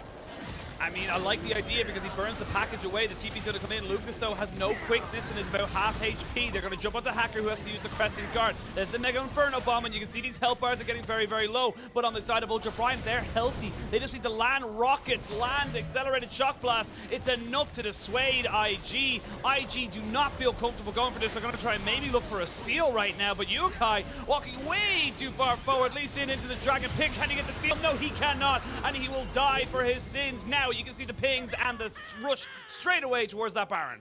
Yeah, super messy from IG. Lucas tries to dissuade the package, but Lucas is the big engage too for IG. So with that down, Ultra Prime get to play at range. Now they get the tower, and I do think they will go over towards Baron. I think it's their best call, but no, not going to do it just yet. Yeah, I'm kind of surprised, right? Like, you still don't have ults coming through for Zika. You had a lot of IG running down towards that bot side, but not wanting to commit to it. Now IG coming back out onto the map. They're getting control once more. A little bit messy on both sides, but as you come into the replay, right? This is actually after the engage, so Yeah, I'm not really sure. Like, Yukai again, weird spot. Shun tries to see if he can get the steal, but just a little bit too late. But I don't think IG should have been here anyway, right? They couldn't get control over the map or over side lanes. They didn't really have flank opportunities. This is why we're saying, look, play towards Baron area, right? Like, trade the Dragon for position on Baron, and then see if you can catch Ultra Prime and use Lucas's ult to find picks, or catch Ultra Prime off as they try and separate themselves to do Dragon and also contest Baron. You saw how well IG had set themselves up. It would have been Soul Point. They would have had an opportunity to heal back so much of the damage that would have been put onto them should they be able to get that soul. But with Zika getting caught in bot side, forcing his own ultimate and his teleport out so early, having to go back and reset, IG just didn't have the position to contest for it. So now Ultra Prime, they've equaled out the Dragons. They have 1,000 gold lead, and they are looking like their composition is just getting to that point of, you can't deal with us. 2.5 items onto the Ziggs, 2.5 items on the Jace and the Corki. These are just massive, massive power spikes for these guys. And this isn't even their final form. They will just continue to get bigger, better, and harder to deal with. Yeah, it just feels like you haven't got the right identity for IG about how to beat what Ultra Prime are doing, right? They're not really finding opportunities to close the gap onto Ultra Prime, and Ultra Prime honestly are doing a good job of, playing it patient, keep where that poke. And I agree with you, right? You've got a ton of scaling still to come through, and Brian's still going to be able to churn out damage with these rockets as well. And sure, Xiao Eugene, Yukai, even Zika can do a lot of damage if they get onto you, but that's the big problem, right? Is actually closing the gap onto this team. Well, in the bot side, ZS still very confident and powerful, going to be able to take out the tier 2, and that means there's only one outer turret left in that mid lane. Then you're onto the inhibitors, and with the damage that was done to that top lane tier 3 with the second Rift Herald spawn, means that they're going to be in a little bit better of a situation should they be able to get the drop onto IG. And for IG, like you mentioned, it's all about getting Shun behind the carry, getting him and Lucas to sync up to try and set this one. You had such an amazing start. Your Aphelios was 2,000 gold ahead, and it just hasn't really translated itself into anything decent in the mid game. But now we're coming into that mid to late game setup. Where do you want to see both these teams look to try and aggress towards 2 minutes until Dragon? I don't really see most teams going for that. What do you think? I still think that your best bet for IG is try and pull Ultra Prime in several different directions, right? You've got Dragon that's going to come up. I'd imagine Zika goes topside here, pushes in, maybe threatens a tier 2. You also need Yukai, to jump down to this bot side to push in that wave so they can actually contest. But if you can't get vision control, which is what IG don't have at the moment, but then just play towards Baron, right? You can always have Yukai TP up or Zika TP up to that play, and try and see if you can catch Ultra Prime off guard. Like, look at the vision for Ultra Prime right now, right? That entire Baron area is dead. They have no idea what's going on. That is perfect for IG if they're able to sneak Lucas into position. Get Shun to make a pick.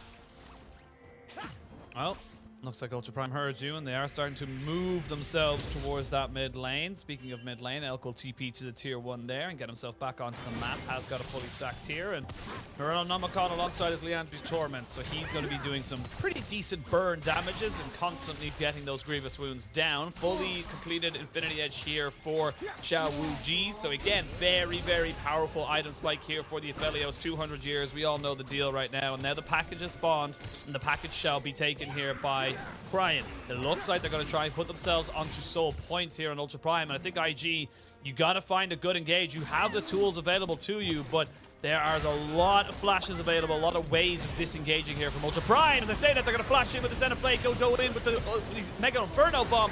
Cryan is here. He's going to use the package down and just try and disengage to get himself set up. The shockwave is good, but not good enough. And now the fight can really go in favor of this Aphelios. They're treating if they can keep pushing forward. No Crescent Guard. Hacker goes golden, but I don't think that's going to do a lot for him. This is a 4v4 out of nowhere in the mid lane because the top laners were bot side. Yeah, but the big problem was Chelsea engaged. You want to play it patient, play at range, allow the poke to land, but Chelsea just went gung-ho, and now Xiao Yuji is able to win out the fight. He's got the mid-tower. Dragon is going to go in favor of IG, and that's such a big breath of fresh air for IG, who were starting to feel constricted, starting to struggle to move in this game. But just like that mistake from Ultra Prime, and IG capitalized. That was Chelsea opting in. That wasn't a fully... let's have a look at the replay here, because this is just Chelsea flashing in and going for the engage. Yeah, thinks he can get Yukai, but Cryan not really in a position. Great ult coming through from Lucas to stop the follow-up, which means Yukai gets the chance to flash away. And you're leaping onto Xiao Ji. Now we're onto Baron. We're going to have to go straight back into the live replay as we're going to look to see exactly where Baron's going down. Yep, they get it. Hacker wasn't there. Hacker was dead. And now IG catapult themselves right back into this game. They've got the 2 objectives they wanted, and then they can reset themselves back on the map. Yeah, running away though. Ultra Prime trying to see if they can catch folks. That's not the backing area. Oh, dearie me. They're going to try and see if they can get out Xiao Ji with Lucas, but they're all pushing forward. ZS now in a little bit of trouble. It needs to be very, very careful. They even trade this. Got very, very close, but it wasn't able to be done in the end. Shockwave is good, but it's not going to be the trade back any lives. Ultra Prime will take out a casualty and be able to push in towards this midline. This is just so messy. Both teams toing and froing. Really, really disrespectful recall positions there from IG. I don't understand. Like, you're being chased through the jungle. You're like, this is where I'm gonna stop. It's like, you know, they were 5 paces away. We got this. Like, go on without me. It's like, you don't. I don't need to. You can still walk. Like, you're okay. Well, the inhibitor just about taken down there. Baron both minions. It was being teetered on by about a point or 2 in its own health bar. I've had enough of those this week or last, as Ultra Prime have cracked open the base. So despite IG doing everything they possibly could to really accelerate themselves back, they just, for lack of a better term, they kind of throw it away a bit. They can't move now with this Baron buff. They can't take the turrets they want to take. Hell, I wouldn't even be surprised if they could take... I don't even think they can take the mid lane turret tier 1. No, I mean, realistically... Wait, they've already taken it, tier 2. They have taken, yeah. But realistically, right, as you say, lane's not really in their favor. They are starting to push through now, so they should have 2 waves that they can try and work with here in the mid lane. But with the wave clear that you have from Ultra Prime, even with the Baron up, still going to be able to clear that reasonably okay. And IG just looking to try and get vision on the top side rather than actually looking at these turrets. This is a battle of, I will get the exact positions now of these 2 teams. Yeah, it is a battle of 12th and 13th, joint, I believe. Yeah. Actually, no, Ultra Prime are slightly higher because they've won more individual games. So this is a struggling setup of 2 teams trying to get themselves back into it. Again, we should expect that this is going to be as scrappy as it is. It is about the momentum you build up, and in fairness to both teams, we expected it to be close. 9-9, a dragon difference, but that dragon difference is only 1,000 gold in favor of Ultra Prime, so it is as even as it comes. As we look to see now with the Baron buff, can they even take a turret? It's a minus 55 gold, probably a little bit more Baron power play for the side of IG, and now they're in a little bit of trouble without that Baron buff to try and take away these turrets. Yeah, they really just can't siege up against Ultra Prime. Ultra Prime has so much wave clear, and you can see can't even try and wiggle their way in and around, right? Because the poke is landing, Lucas has been spotted out, and I don't think they'll be able to get this turret, but they're just trying to buy time, right? Minute and a half until the next dragon. I realistically, though, would like to see IG trying to, like, use this pressure. As you can see, like, where he is moving down towards the bot side. You can always then fall back after putting full vision control in this bot side. Give the opportunity for TP wards for Zika, see if Lucas is able to get good position as well, but now because they put so much focus on the top side, they've got to reset, no vision established on the bot side of the map for Dragon, and you end up in the same problem where Ultra Prime can take this slow, don't have to worry about TP flanks coming in behind them or anything like that. Yeah, with a minute Dragon until Dragon spawn, like you mentioned, they're just going to have to try and get their waves back in order. You have a Ravenous Hydra here for Cryan, so he's going to be able to just clear these waves endlessly. You can see as well, with Elk has got that Shadow Flame, so doing a hell of a lot of damage, and just pure just setup here from the side of Ultra Prime. Feels like they should be the ones coming out on top, but this game has taught me anything, is that both these teams are not willing to go the conventional route, shall we say. Look, all Chelsea has to do is take the E button off his keyboard. You don't really need that. Because all you need to do is, you need to just hit the Q button and, like, stop people that are running at you. Use the Ult button to stop people running at you. Your E is useless in this scenario. Let's just take it nice and slow. Not what you want to be used. Yeah, Xenoblade is not an ability.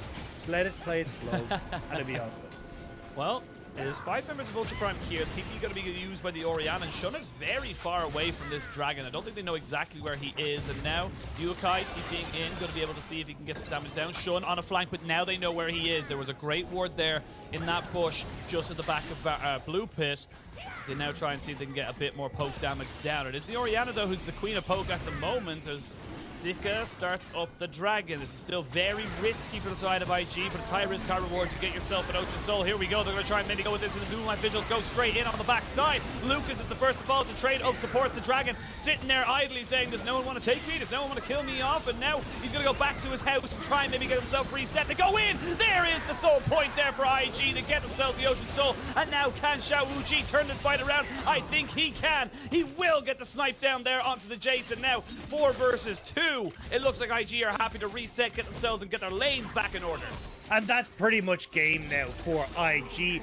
This poke composition got its worst nightmare. 3 Ocean Dragons and the Ocean Soul for IG. Your poke means nothing around here. And again, unfortunately for Ultra Prime, they're not able to get the control that they need. No poke going down in this fight. And IG are taking, we'll see it in the replay here, right? They end up playing fairly far forward here. Zika just using it to draw out the dragon. And Elk walks straight into Yukai's ult. The ball just sitting there, and then you got Hacker who needs to engage because he's worried about Elk. Maybe he didn't. Maybe we need to talk to him about removing E-keys as well. But either way, Dragon ends up being picked up. We're straight over towards the Baron, which is should be pretty easy here for IG to take. Yeah, it's going to be a little bit of... Oh, no! Oh, no! Oh, no. Well, what's going on, man? That's just Shun smiting early as well. Like, straight up, Shun. Oh, no, Shun didn't smite early. Shun just didn't smite. I need to get a... I would love a replay. Obviously, we have no control over the... We have no control over this. Let's have a look. Let's see how much this... Because this might not be Shun's problem. This might not be Shun's fault. I mean, there was the Elk ult, the Corky bomb. Like, there's a ton of damage that comes through. Yeah, 920. 900 is the smite damage, so unfortunately, just that little bit too high. Yeah, just a ton of damage coming through very, very quickly. And the 2 pokes coming in clutch there for Ultra Prime. And now, Ushi, we get to stall out this game even more. It's it needs never to be gonna stalled. end. Yeah, I mean, look, it's kind of sucks now for IG because that is the way that they needed to close this game out, right? You have the Ocean Soul, so technically you're not going to take much damage coming through from Ultra Prime, but you still have a ton of wave clear on Ultra Prime's side. So for IG, not having that makes it pretty difficult to try and siege up, to try and take these turrets, and means that now we're stuck in no man's land again. Is Xiao Yuji just walking forward confidently? They're so frustrated. They're the embodiment of how we feel. They want this game to end right now. There's going to be the quickness use down the Hacker, but he's not the one they want. They're actually going straight onto Elk, so he's dead and buried. But Xiao Wuji gets caught out. As I say, the Hacker no longer has any more cooldowns and will go into GA status. They lose the Gwen, so it's a 1-for-2 trade in favor of IG. But the Baron's still very much available here for Ultra Prime. Shun does find a kick, but not exactly the target he wanted. And now the poke can really come in. Goes Golden, trying to keep himself alive. Yukai seeing if he can do something here. They will take out the Corky. That's the big carry you wanted to kill, but the Aphelios has been traded back. Xiaoxi will fall, and now they're going to try and see if they can catch out ZS. He is just taking up a little bit of honey fruit and will poke back as well. I don't think they're going to be able to catch him. He should be able to get himself back out to safety, but this game shall never end. This is game 1 of potentially 3 right now, Dagda. It's going to be a long night. All I hear is Benny Hill music the whole time, the entire time. But look, as you say, right, IG, they try to find the engage. It's a nice attempt coming through. I actually don't mind it, especially when there's nothing really up and on the cards for them to try and get. At least try and see if you can find some sort of success, but unfortunately, not going to be the case as Ultra Prime, yes, the members go down, and Elk has kind of been caught out a lot of times here. Again, another prime example. Shun Ward hops forward to give Lucas the entrance, flashes straight on towards Elk, who has no flash from the previous fight, and IG do a wonderful job here of setting everything up, but it's after this that goes too far, right? Zika caught out completely by himself. The rest of IG had already fallen back to deal with Hacker, and then on the follow-up as well, right? Everything's already been used, so you're running into this team that wants to try and poke you down, which works out perfectly for them. They're able to continuously play at range, kite you out. Yukai not only able to hit one member as Xiaoxi gets that barely able to walk away out of that one. Just clip ZS. Just Yeah. barely. And then I'm surprised the damage that came onto Xiao Yuji, right? I think even he was. He's got the Bloodthirster, should have a decent amount of shield. He's even got the Severum there that was healing him up alongside the Bloodthirst and the Hex Drinker, but still manages to fall down. So huge amount of damage coming out in that fight that the Village didn't really expect, but does end up getting a little bit of gold over towards Ultra Prime. Yeah, we're getting so late into the game right now that the supports are starting to pick up second items, which is unheard of. Actually, a Kentech Putrefier here for Lucas. Not quite sure I get that particular pickup there. You're not really an enchanter to do it. There's AoE shields and heals, but hey, to each their own. And I mean, not really chances are he's running the rune that when you CC an enemy, it ends up giving healing. So a lot of this will Font be of you Life? can get off that. Is it Font of Life? Yeah. Yes, Font of Life. So it means that chances are he'll be able to, like, and he's the one setting up the fights, right? So you do end up getting That's a lot fair. out of that. And your general cues and stuff like that as well. All right, we get it. I'm an idiot. You're the smart one. We understand now. Yeah, Dagda. so basically the way that works is if you open up your room page, you can click it, and you even hover dare over it, you. it'll explain how it works, Oshi. I have a sore tummy, and you're coming at me with this. That's not fair. But IG now setting up on side lanes once more, push coming into the bot side.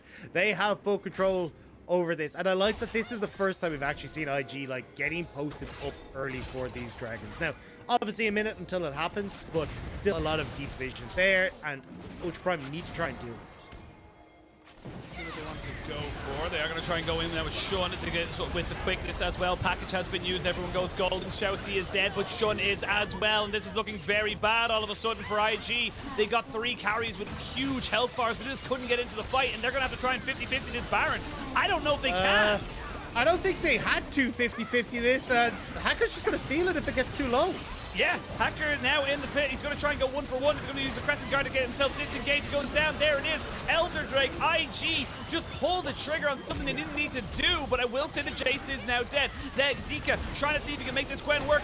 Oh my God, the damage. He will take out the Corki just as he comes back from GA, but there's not really much else he can do. Elk will get themselves the revenge kill on that. But Ultra Prime get out with the Elder, but they only get it out with 2.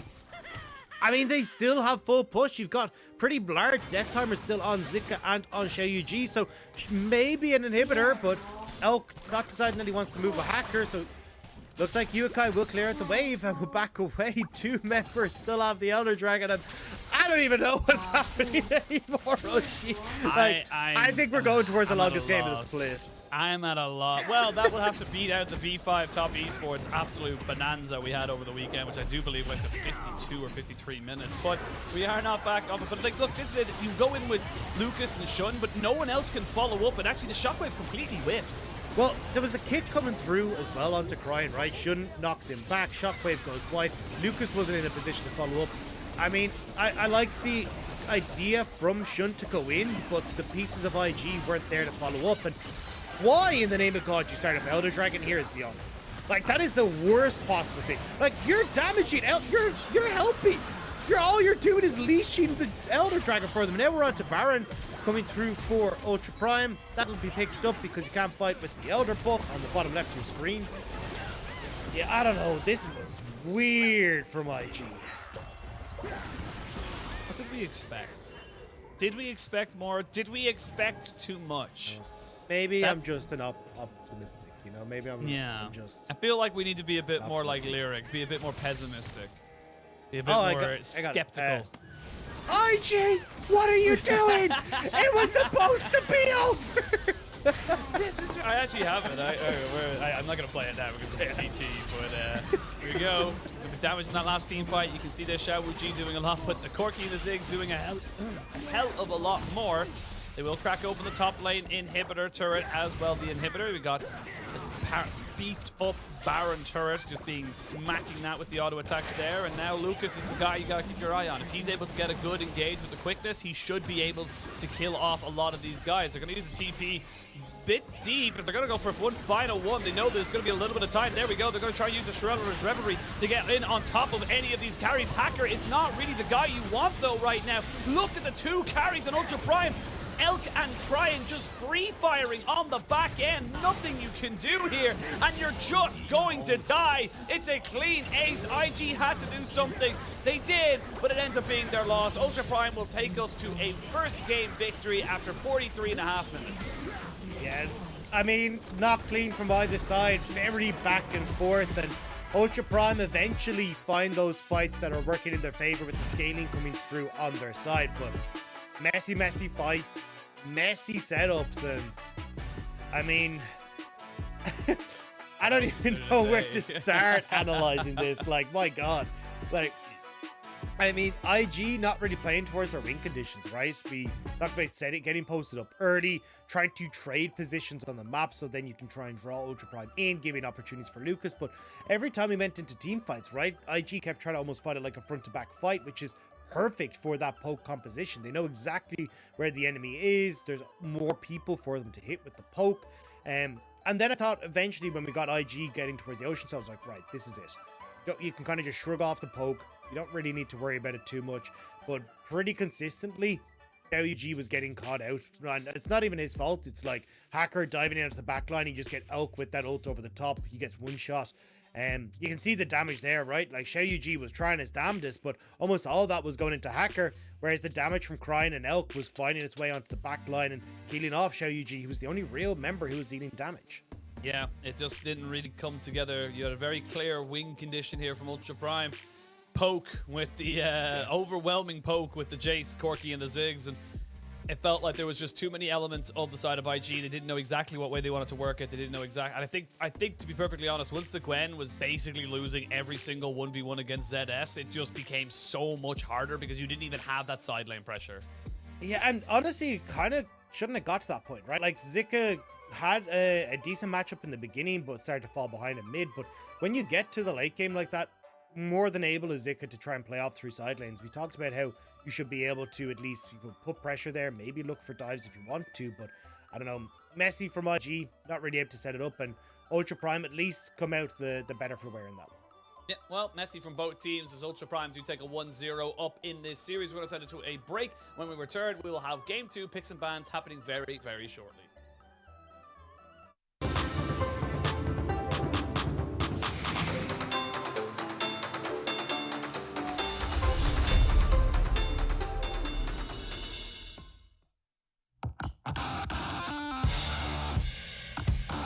Looking back on 2021, it was a year of honor for RNG. They claimed the crown Kings of Spring and also became the year's MSI champion. RNG, take down the world champs to become your MSI champions of 2021. However, for BLG, 2021 would not be remembered so fondly. From the heartbreak of the previous year rises a new champion. BLG have revitalized themselves with an influx of insane talent, demonstrating just so since the start of the split. Here we go, it's a little scary. Aki goes straight in though, and they're going to try and take this fight. They will get free to go into stasis as this one happens. Cream got locked up and will be taken down. Doggo! The 8-year veteran leader of RNG, Xiaohu, helped secure the Spring Championship last year through his excellent play in the top lane. But this year, the little tiger returns home to the mid lane, and he's making sure everyone knows he's back in town. It is the year of the tiger, after all. He burns on the interim, but anyone's left to reset a Xiaohu! Xiaohu! The doom! Vex, Xiaohu! Say his name, say the champion! He's made them absolutely sad! It feels as if Fofo has been training for this his entire career. The presence of the legendary mid Xiaohu will not be tolerated. Fofo has grown and grown. This is his kingdom now.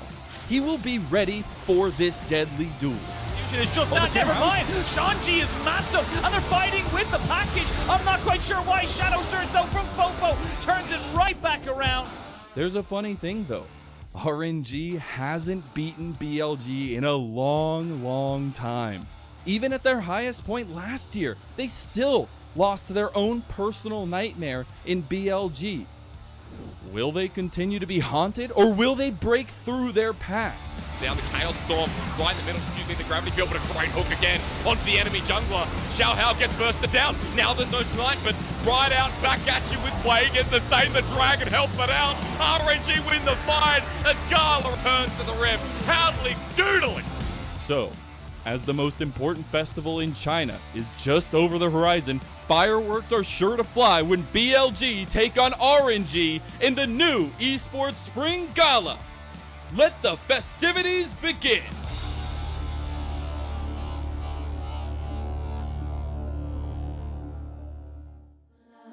I am waiting for love. I am waiting for love. I am waiting for love. I am waiting for love. I am waiting for love.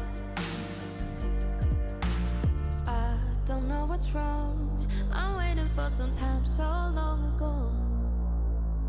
I just need somebody to call my own, yeah. Lying in my bed, I feel your hands on me, they're everywhere. But it's just a dream, it's all in my head. Scared to be all by myself, always and forever. I need to lose the demons from the past. Why can't I recover? I am waiting for love. I am waiting for love. I am waiting for love. I am waiting for love.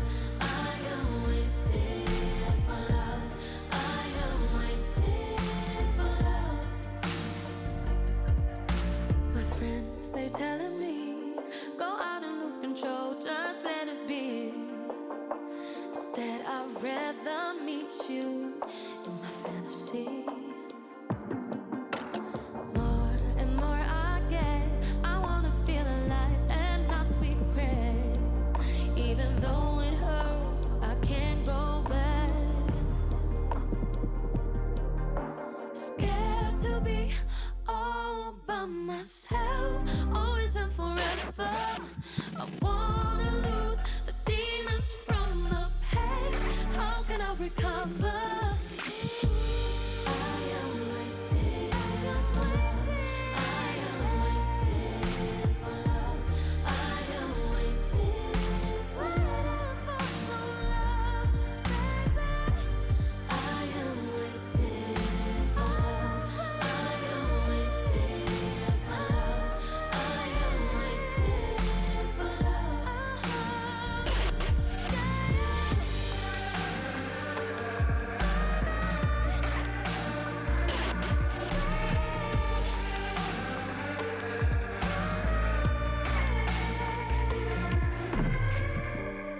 I am waiting for love.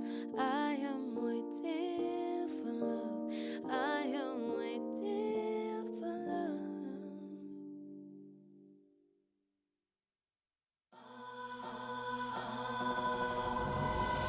I'm not saying forget all your sorrows. I'm not saying don't look back.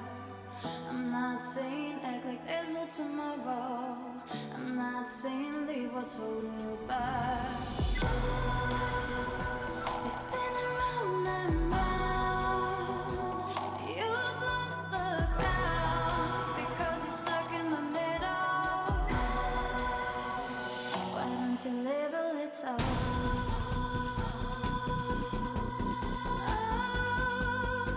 Why don't you live a little?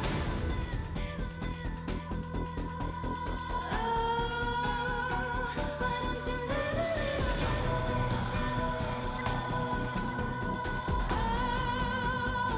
Why don't you live a little?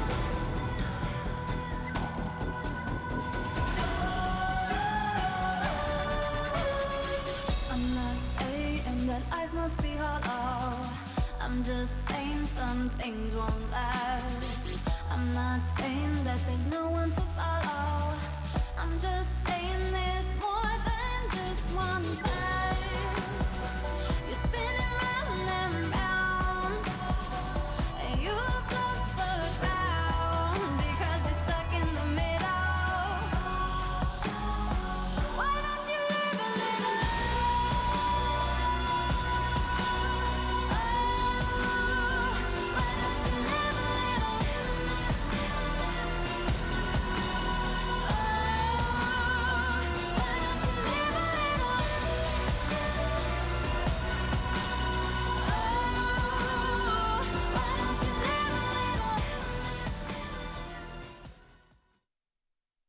我觉得面对这个版本强势英雄的话，就是我们要稳定一下对线的部分，然后打团要多注意他们的站位，就可以应对了。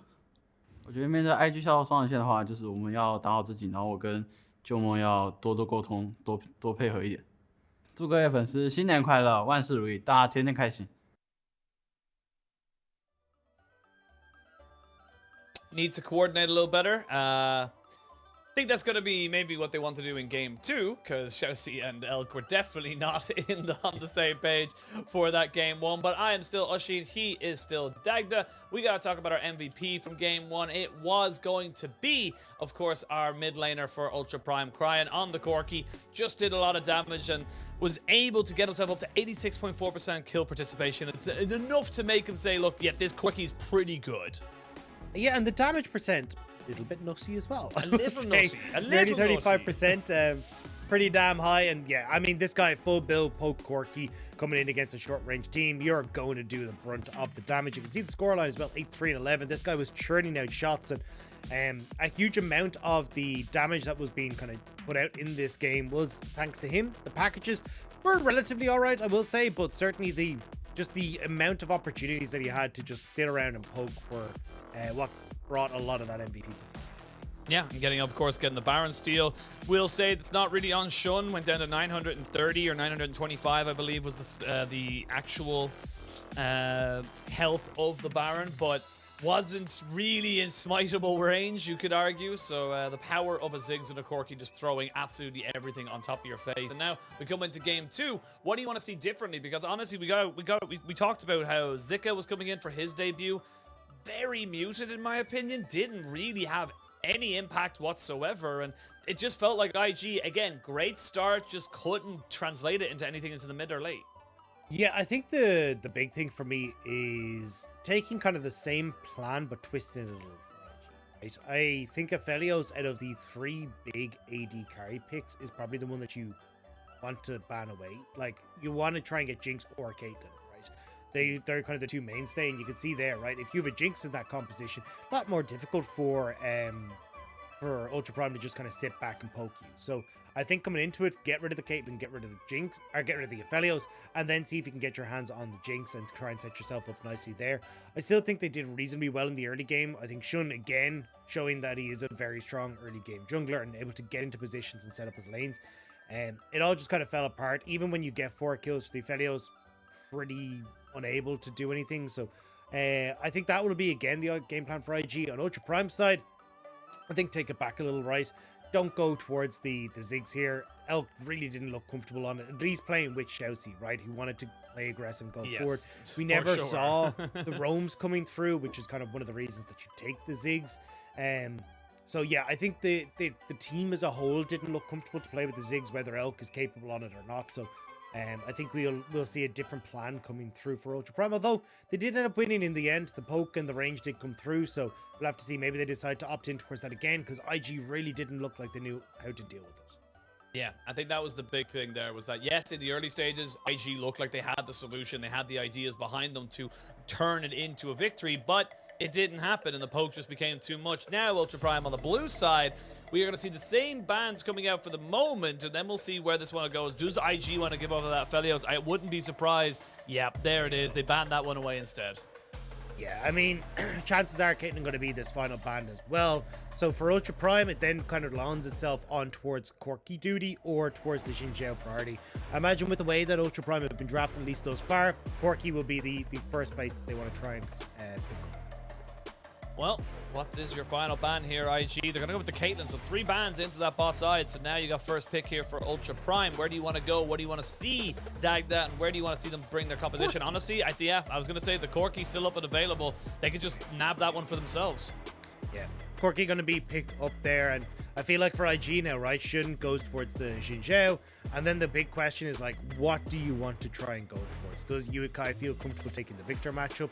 I don't think he'll end up taking it here anyway. Oh, maybe it goes straight towards the LeBlanc. And then I feel like, at least on IG side, right, your third rotation here should be your top lane. Get something come from Zika, you can then ban away potential counter matchups, and always have the opportunity then to lock in your AD carry later and your support, because honestly, now that we've dipped down to that next tier, things like the Kai'Sas, the Ezreals, the Samiras all become up and available, and there's no real pressure to try and take that pick early. Yeah, and I think the Ultra Prime recognizing this as well. It's probably the first time in a long time we are going to see pretty much all solo laners maybe locked and loaded alongside their junglers. Normally we do see those AD carries, but with the bans being where they are, there's no real, I suppose, urgency on either of these teams to pick it first. Give us the Gwen. Let's move on. Come on. We all know where this is going. Let's come on. But yeah. It's like, all right, go on now. None of this now. Come on. You know now. this is going to happen, right? She's just so strong at the moment.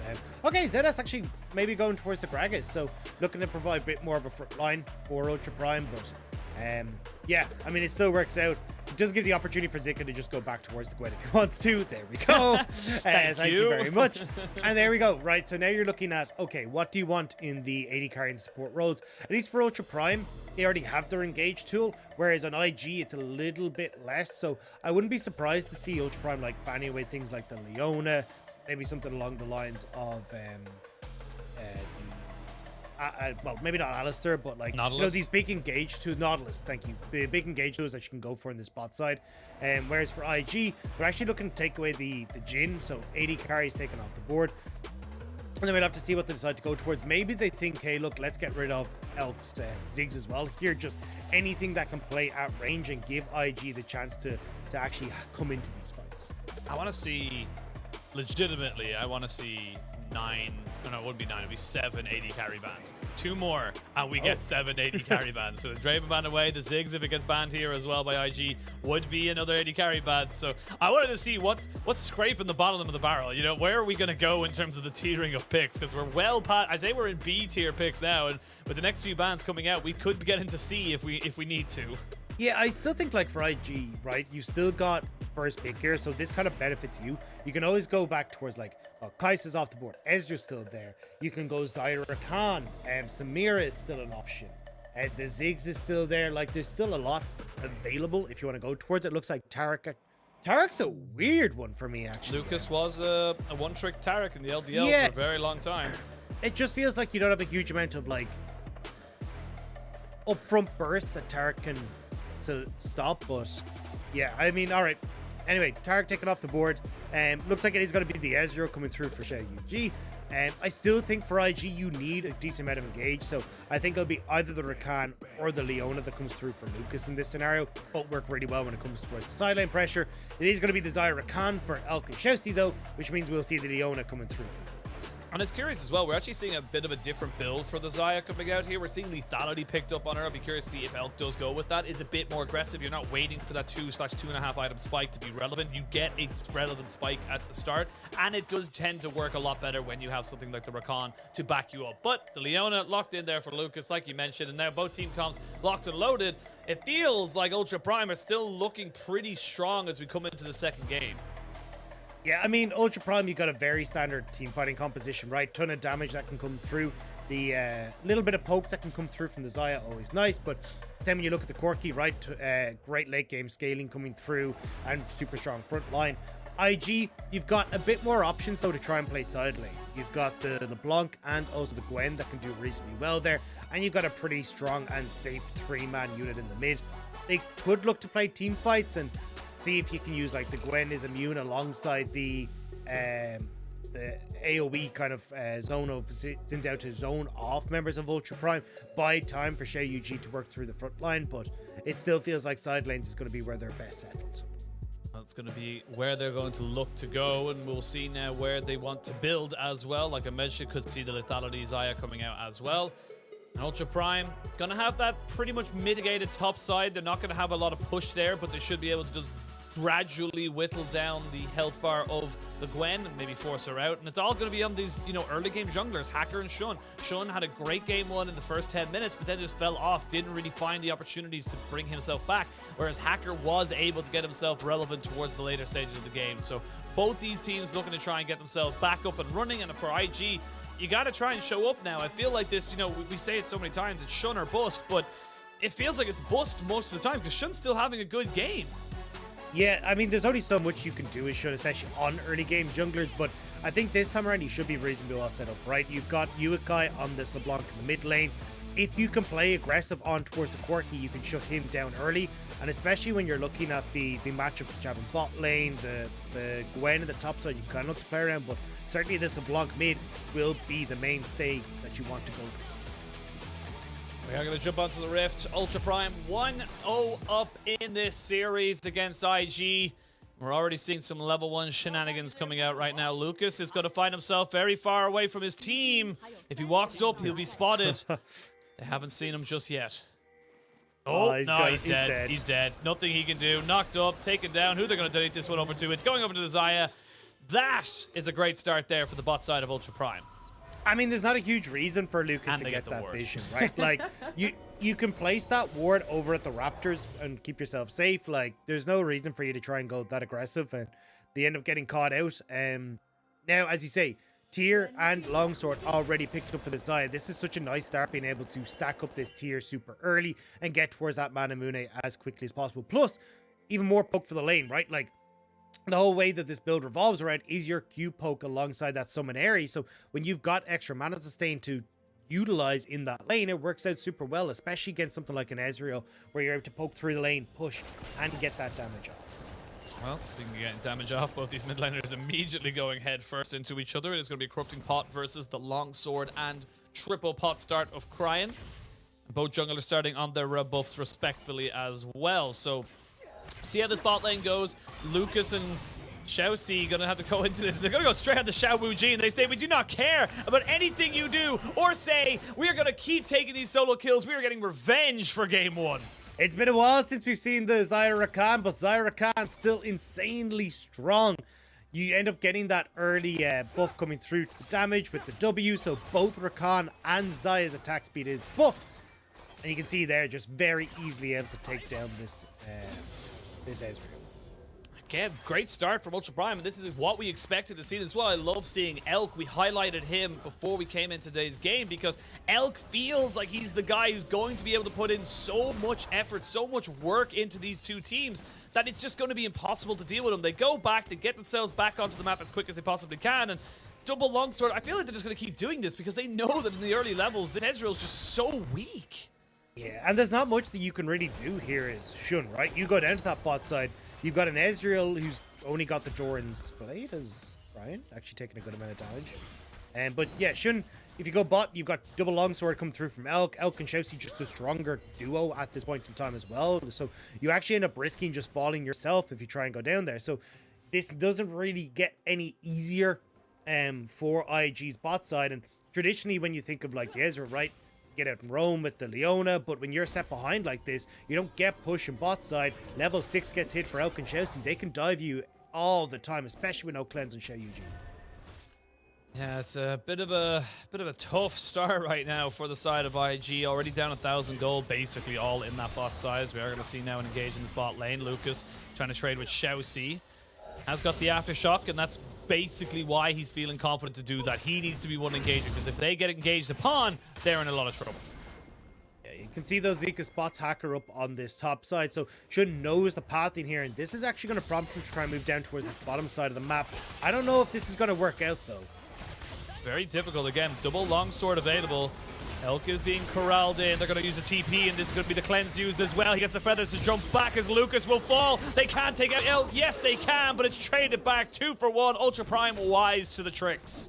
Yeah, most of that wave was already dead by the time it hit the tower as well, so Elk doesn't really lose out on this. He ends up picking up the assist off the back, and now you've got a serrated Dirk there.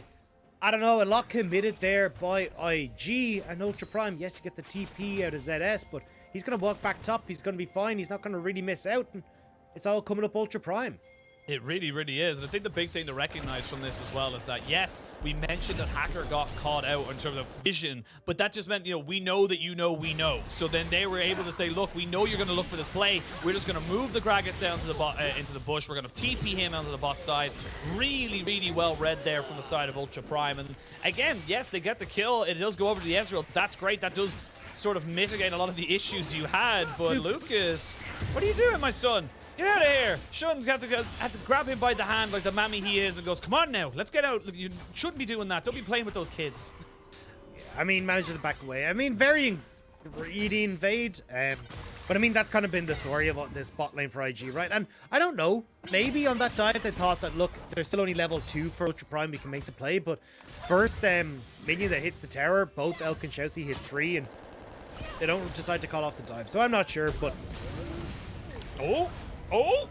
No, he's no ignite. No ignite, he's alright, but that's the second time now we've seen these big trades come through from Uakai, and this is what I was talking about, right? I'd love to see Shun actually supporting this play mid lane, like shutting down the Corki early. But because Shun is trying to right the wrongs of his bot lane, he hasn't really been in a position to help out an shut down Brian in this mid lane. He is just focusing on this bot side. Shun trying to make sure Xiao Ji has a little bit of a decent time. He's actually got a bit of a CS favor in his wake, as we see Shun now starting off this dragon, so they know that the Xin Zhao is on that bot side. Needs to be a little bit careful. Let's have a look at the replay here into that mid lane. It is just crying. Just taking an unfortunate amount of damage. A flash was actually used by Uakai, not used by Cryan, so that's actually a big cooldown to not quite get the damage down. That pot MVP there, the fact that it just ticked over in time, but unfortunately for Uakai, no flash, but it shouldn't really mean too much, right? He's still got the distortion. There's not really a way for Hacker to get in there, and Uakai, as long as he's quick on the trigger finger, should be alright. Shun now gets Dragon as Lucas in trouble. He's not going to die, I hope. As that's Ridditurk doing damage. He's dead. The Ignite's going to be enough. Tick, tick, boom. And that is another kill going over to this bot side. They have 5 kill participation, 2 kills, 3 assists each, and they are just loving life right now. I mean, Xiao Ji had the right call, right? Move back to tower, get to the safety point. But Lucas decided to kind of put himself out beyond the wall, and he gets caught. And now 3 deaths over to Lucas, 2 kills apiece for Elk and Chelsea, and you're very quickly getting towards this Eclipse. And once that happens, like, Xiao Ji just can't match up, and now you're looking at, all right, well, 15 seconds past 7. Right, we can look towards the Rift Tower. We can look towards a ton of these objectives and look to take over the game from this bot lane. You can see it there on the little picture-in-picture replay. It's just lazy recall from Lucas. There's nothing else to say about it. It's just, they just said, okay, well, I walk forward. I either get him in this middle bush and delay his recall, or I know he's in this furthest bush, and we get a knock-up on him. We min burn a summoner, or, you know, at best get a kill, and they got the best result out of it. So really, really not loving this game right now from Lucas. Very much, you know, poor play on his part there to really give that one over. And again, like I said, it was about Xiao Wuji getting back into this mid lane. Has been doing well on the CS front, is equal on that, you know, kind of setup, regardless of the fact that he's died twice. Shun will start up this Rift Tower, but I really want to see him playing towards the mid lane. Because when you look at someone who can actually deal with Elk, it's only going to be Uakai, right? He's the one that's got the dive. Zika can try and go, but there's a hell of a lot that he's got to get through to get there. It's Hacker. Now on bot. Oh, yeah, there is a flash and a heal. They are going to get the 1 and 2 out of him as they go forward with the feathers. Drag him back. Hacker picks up a kill. They know exactly what they need to do and where they need to be doing it. Cryan now going to use the package here onto Shun, just to try and defend his blue buff. But here comes ZS with the flash belly bop into the explosive cast. Very nicely set up there by the subtle energies of Ultra Prime. And this game feels like it's really quickly accelerating away from IG. I mean, 7-1, a 3,000 gold lead in favor of Ultra Prime. 9 minutes. And you didn't get the Rift Tower, but like your bot lane's being zoned away from the bot lane tower. They're meant to get their 3rd plate, and you've got nothing. Like, unfortunately for IG, this mid game, or this early game even, has gone completely awry, and you don't have a lead anywhere on the map to really justify you being able to play against what Ultra Prime have. Yeah, it's starting to get a little bit desperate. You can see Cryan just so safe now with the double buffs on hand on the Corki, going to be able to do so much. They get the recall on bot side. They will be able to pick up all this farm here from the side of IG, but let's have a look at the replay here, because this is just Hacker saying, I don't care if you're an Ezreal with full summoners, I'm still going to be able to kill you because Xiaoxi's in a perfect position.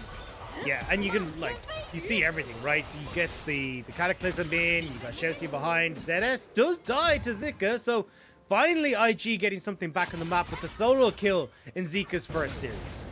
Nice nicely done, but oh dearie me, being a solo kill, they don't know which one is the right one, but it does not matter as Shousey picks himself up another kill, 3-0 and 4 on that Rakan, and this is where we start to get a little bit more worried about this, because yes, great, you got a kill in topside. That's an eclipse onto the Xayah. That is a first item at just before 10 minutes as we come up towards these dragon stackings, and great for IG. The only real silver lining for them is that topside got a solo kill and they got that first Drake. Yeah, I mean, maybe try and just make Zika as big as possible, but I mean, oh, no. he's gonna have to be like your no. photo of me, Attack on Titan size if he wants to do anything. They're gonna get the TP coming in. That's gonna be the Blanc joining, but too little too late. Not really a lot else you can do, and that's a big teleport cooldown down. Look at the mid lane. You can just see Cryan pushing this one in. Not quite sure why he went a little bit too far forward, and now gonna she get pinched out a little bit. Let's go! Let's go. He's going to flash away, and he's going to start the TP as well. So they know he's in this bush. They know they don't know he was in there. I don't think they could have stopped him anyway, but Cryan has to use both the summoners to get himself out alive. Yeah, I mean, look, whatever about the play being a little bit messy, I like the build coming through from Cryan here. Early Merc threads picked up means that the potential of a route into a Shun gank pretty much negligible, plus being able to deny a lot of the damage coming through from both the AP mid and top and is going to make things pretty nice for Cryan. So now you've lost your opportunity to play through mid here as IG. Maybe you can try and play through top with this Rift Herald about to despawn. It looks like Lucas and Shun are going to move up that top lane and see if they can get some plates over towards this one. 4,000 gold though. It's and it's all in. Not all, but basically a lot of it is in bot side. 1,300 there for Shousey, and then I think it is about just under 2,000, so about 1,700. As we can see, there's the ultimate there. Hacker, very smart, just says, I don't care. I'm just going to wait for it, go for it. There's the explosive cast on top side. They're investing a lot of time here, and there's only a couple of plates ready for them to be able to take. Lucas is shadowing just a little bit, but I don't think they're going to be able to get the full tower here, and it's being traded for pretty much full pressure in bot side. The Xiao Wuji gets cataclysmed upon. You've no flash. You've no way of leaving. God, man, this is... I feel like this is just bullying at this stage. Yeah, I mean, IG, we came into today, we're like, hey, look, you know, honestly, from my point of view, I thought that IG would do a lot better than we're seeing at the moment, right? It was close. It was definitely close between these two teams. Yeah, exactly. But that's what I mean. It was close, right? Especially when you look at IG, like, they've had some close games. I mean, a lot of their scores have been 0-2, but it hasn't been, like, just complete decimation that we're seeing. But Ultra Prime, they're coming in, they're absolutely dismantling them, right? Unfortunate that game 1 bot lane didn't go well, but this is a different story. It is a very different story. Shun having to flush away there from the barrel. Knows that if the slow comes out, he is dead. Yukai, though, as well as that. Shousey goes in with the quickness. Does get the knock-up as well, but it's only just to dissuade the rest of IG from going into him. While that was all happening, Elk now up to 2,500 gold ahead. He's nearly 3,000 gold ahead of his counterpart. And honestly, I just don't see this getting any better for Xiao Wuji. He's going to need about 4 items before he's even able to go toe-to-toe with the Xayah.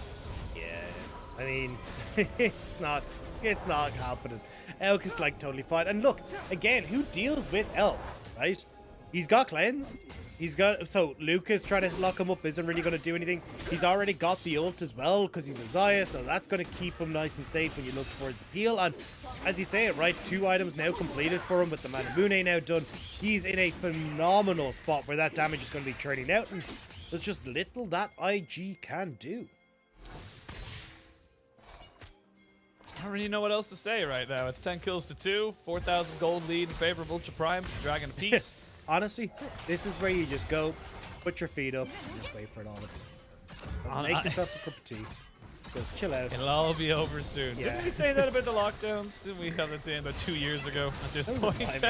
Why you gotta make it sad? I gotta be real about it. Well, they're gonna try and make this very real for ZS as he's in underneath the tower. Zika will take a couple of tower shots as they go into it, but Shousey is here. I don't think they're gonna go for a full real engage, and yeah, great explosive cast. They try and jump on top of him. Lucas will go golden and ZS flashes away. He will finally fall. It's a good dive here from the side of IG as they try and find Shousey as well. These health bars are low. No one else really joining him, and he will get himself over the wall with the grand entrance. It's still only a 1 for none. While that was happening, Yukai blew his flash in topside, and guess who's been pushing in the mid lane? I was gonna say, if Shousey hadn't actually gone for that weird pick that they tried to make in mid. I'm pretty sure Ultra Prime could have turned that play around on the bot side, but fortunately not able to, so ZS will fall. Zika getting more attention, and 2-0 now with the tower falling in his favor. But as you say that, right? Top for Crying, mid for Elk. They're still trading up on the map, and we're still looking at a 4,000 gold lead for Ultra Prime. Yukai here for Crying, but I don't think he can just one-shot this dude anymore. Like, he's got the Merc Threads there. He should be reasonably alright. Yeah, Merc Threads just not really in position to be able to be taken down. And 2 items there onto the Zaya. It's not only just the 2 items they have, they also have the Eclipse, so the survivability there is just so much stronger when you get those 3 abilities and extra shields. Have a look here. ZS does do very well to just mitigate all of this engage, but like you said, without the quickness, it's very difficult for the side of Ultra Prime to really save ZS. Yeah, also nice job by Lucas to like have that stopwatch, right? So you start to move the tower aggro around so it's on the shared health bars rather than just being on Lucas, and able to get a second stun in. So nice job there from IG at least to get something, but I mean, it's trying to find the silver lining here on a very, very grey day for IG. Yeah, like, yes, they got a kill bot lane. That's fantastic. And they got a tower, but they lost 2 towers. They lost the flash off of Yukai, who's still waiting for his first item. That's the big thing right now, is that Yukai just hasn't really been able to do anything as we see the flag and drag. Not going to hit anybody, but you have the Rift Herald in hand now for the side of Ultra Prime. They can just push this into mid lane, bot lane, top lane, wherever their hearts desires. The problem though is that you're trading it for a Dragon and Spec spawn, right? And you can go full push for Ultra Prime in the mid lane. Like, ZS is going to be able to come up here, take this. Crying can always move in now with the crew for Dragon, and there's not really anything there. Like, again, Ultra Prime, you've even got the Rift Herald there in Hacker's back pocket as well. You're going to even get Prime with the TP. Yeah, looks like they're just going to go Dragon straight into, hey, let's Rift Herald bot and crack ourselves up in tier 2. Yeah, Rift Herald bot or even Rift Herald mid. They have so many options available to them. There's the shoe shot barrage. I love this from Hacker. He's just like, I'm not even going to risk it. I'm going to walk away and make sure you can't even get it. As we now see Shun and Zika coming in towards this bot side, but with a TP available for a ZS, and Crying very much doing a lot of damage as he goes in with the package very aggressively. Has to flash away. It just wasn't coordinated, but they're just so far ahead that I don't think it's going to really matter. There's the quickness coming out. As we can see, Shun now taken down. They will get the TP in from ZS as well. So despite it being a very scuffed engage, they're just too far ahead. Ultra Prime will take themselves a turret and a hell of a lot more gold. Yeah, they'll get the bot tier 2. Shelly will die though, so unfortunately will not be able to get another charge onto this bot lane structure, but as you say, right, like they still come out with the team fight win. Crying going way too aggressive under the tower though. Bit far forward, but Ultra Prime managed to bring it back. Yeah, I think he went far forward expecting Hacker to come in, and then as he was going in on the package, he just looked to his left and saw him summoning the Rift Herald. It was like, uh-oh, I guess have a look at it here, because again, not really much else to say about it. He knows that Hacker is there on the left, and this is it literally. He kind of goes, okay, and then Hacker just starts channeling. Actually, it's actually Hacker who really just like leaves him out high and dry. He just starts channeling the Rift Herald for no real reason.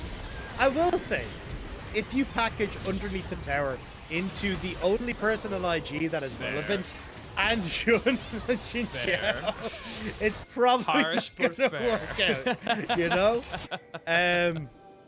But yeah, here we are. 12-4, 6,000 gold lead.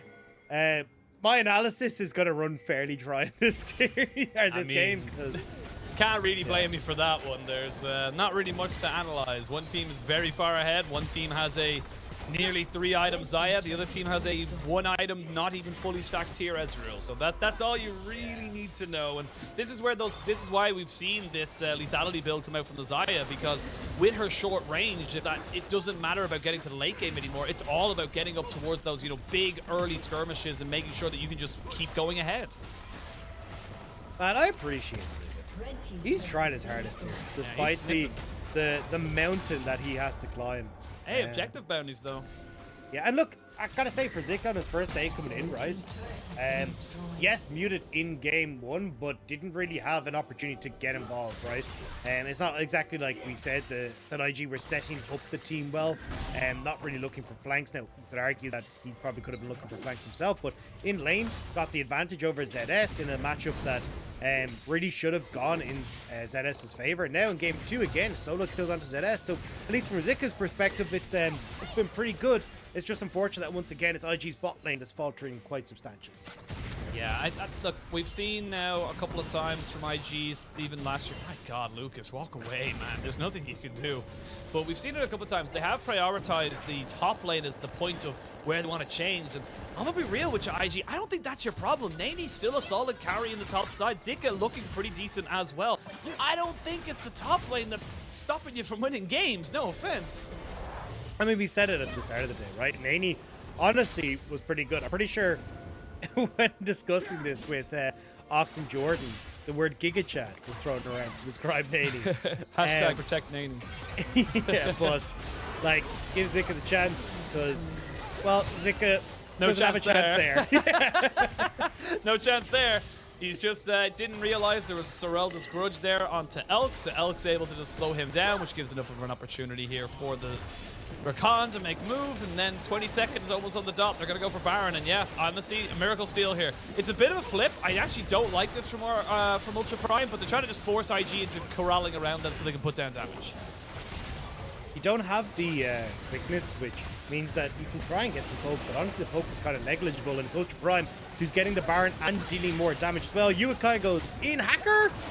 I mean, Hacker's almost dead here. They're going to jump straight on the Shun, though, who's as well almost dead. They're going to try and see if they can make this one work. Hacker, though, will die. The Gragas will fall as well as they go straight in. Elk is so aggressive right now. He will need to run away, though, as there comes Dika as he tries to jump straight on top of him. The LeBlanc trying to do so much, but Elk is just too damn big. They will get the Arcane Shift out, and the Corky Rocket from downtown does solidify that team fight win. It is going to be Yuikai trying his very best.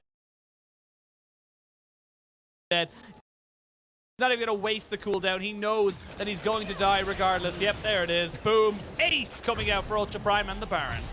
I appreciate that Yuikai decided to go for the joust. An honorable death there, where he runs headfirst into Hacker who's coming the other direction. It's just unfortunate that he got knocked off the horse. And now, Ultra Prime start to push in top. Baron is there. Dragon in 2 seconds. Third Dragon coming through for Ultra Prime. And in the replay, this did look a little dodgy, right? Yuikai gets some good damage on towards Hacker. Hacker forced the back wave, and Xiaoyu, if he had a bit more damage on him, could have actually taken down Hacker. So, won't say it's exactly the cleanest from Ultra Prime.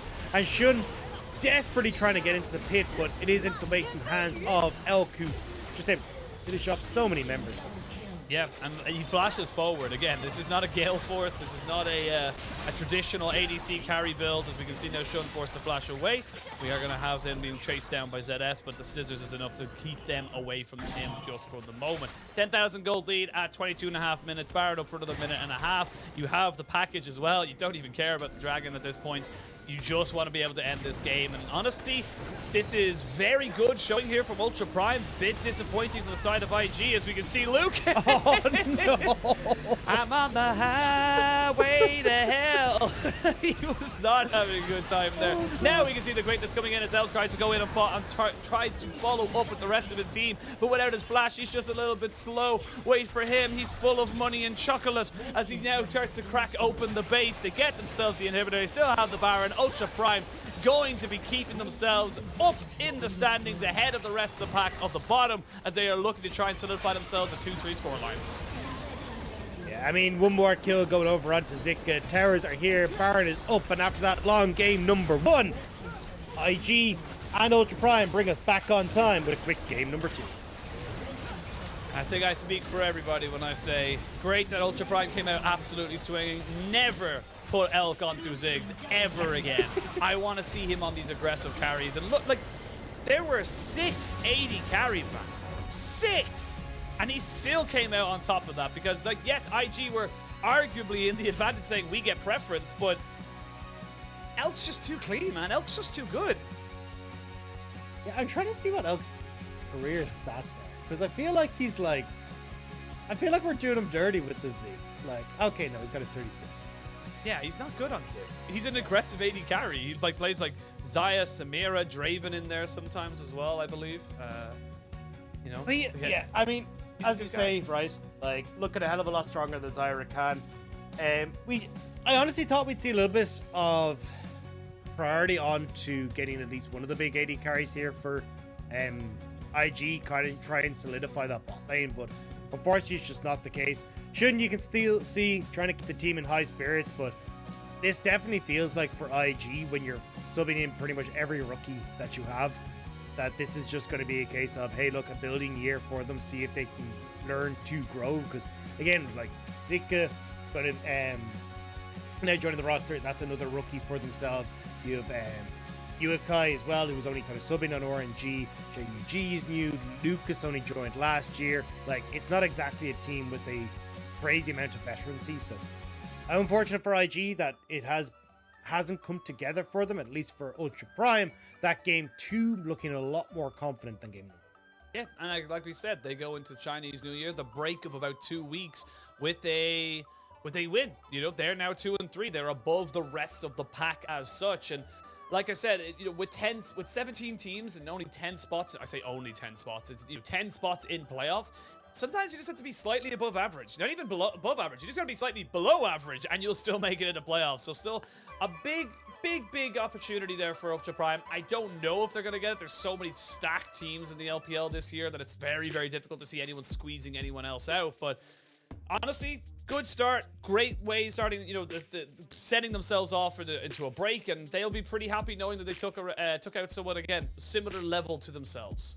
Yeah, it feels again though like we're getting the kind of the same cut and dry comes from Ultra Prime. You know, the Greg is top, Crying getting his quirky, Elk carrying a huge amount of damage from the spot side. It just feels like when Ultra Prime get these sort of compositions, it's super easy for them to play around that aggressive bot lane. You got Crying who's going to scale reasonably well, and ZS on a tank. So I think this is definitely the identity that Ultra Prime feel most comfortable with, and we saw it in this game, right? Elk and Chelsea get a minor lead that turns into something far bigger very quick. Yeah, and that is going to be a big issue for IG. Like you said, it's a bit of a building block year. It's very much something that they're trying to figure stuff out. I still think they have plenty of options in the top lane. I feel like they need to look elsewhere where they want to try and make it some kind of improvements, because right now, swapping in Zeka and Nani, it's the same result. They can't really do a lot. And I know that sounds like I'm calling them out, but that bot lane is a massive issue now for IG. We saw it there. Once we had one slightly proactive bot side, it was just so... They couldn't do anything. They just fell behind 7 kills within the first 12 minutes. Yeah, and I mean, especially the bot lane focused meta, right? When your bot lane has been exposed as much as it has, unfortunately, there's not very much you can do. Now, I don't know if we start to see Xiaoyu being swapped around or what the story might be for that bot side, but yeah, I mean, no matter what you do in that top lane, there's never really going to be enough that you can try and big carry, unless you end up putting something like a gangplank, like we see a little bit over in the LEC, these like super like game scalers, but and you just like one-shot someone, but that's not really going to happen. We don't really get in the LPL, so unfortunately, you're just kind of caught in the wrong spot. Yeah, well, speaking of good bot laners, we're going to send it over to Wendy, who has an interview ready with Elk.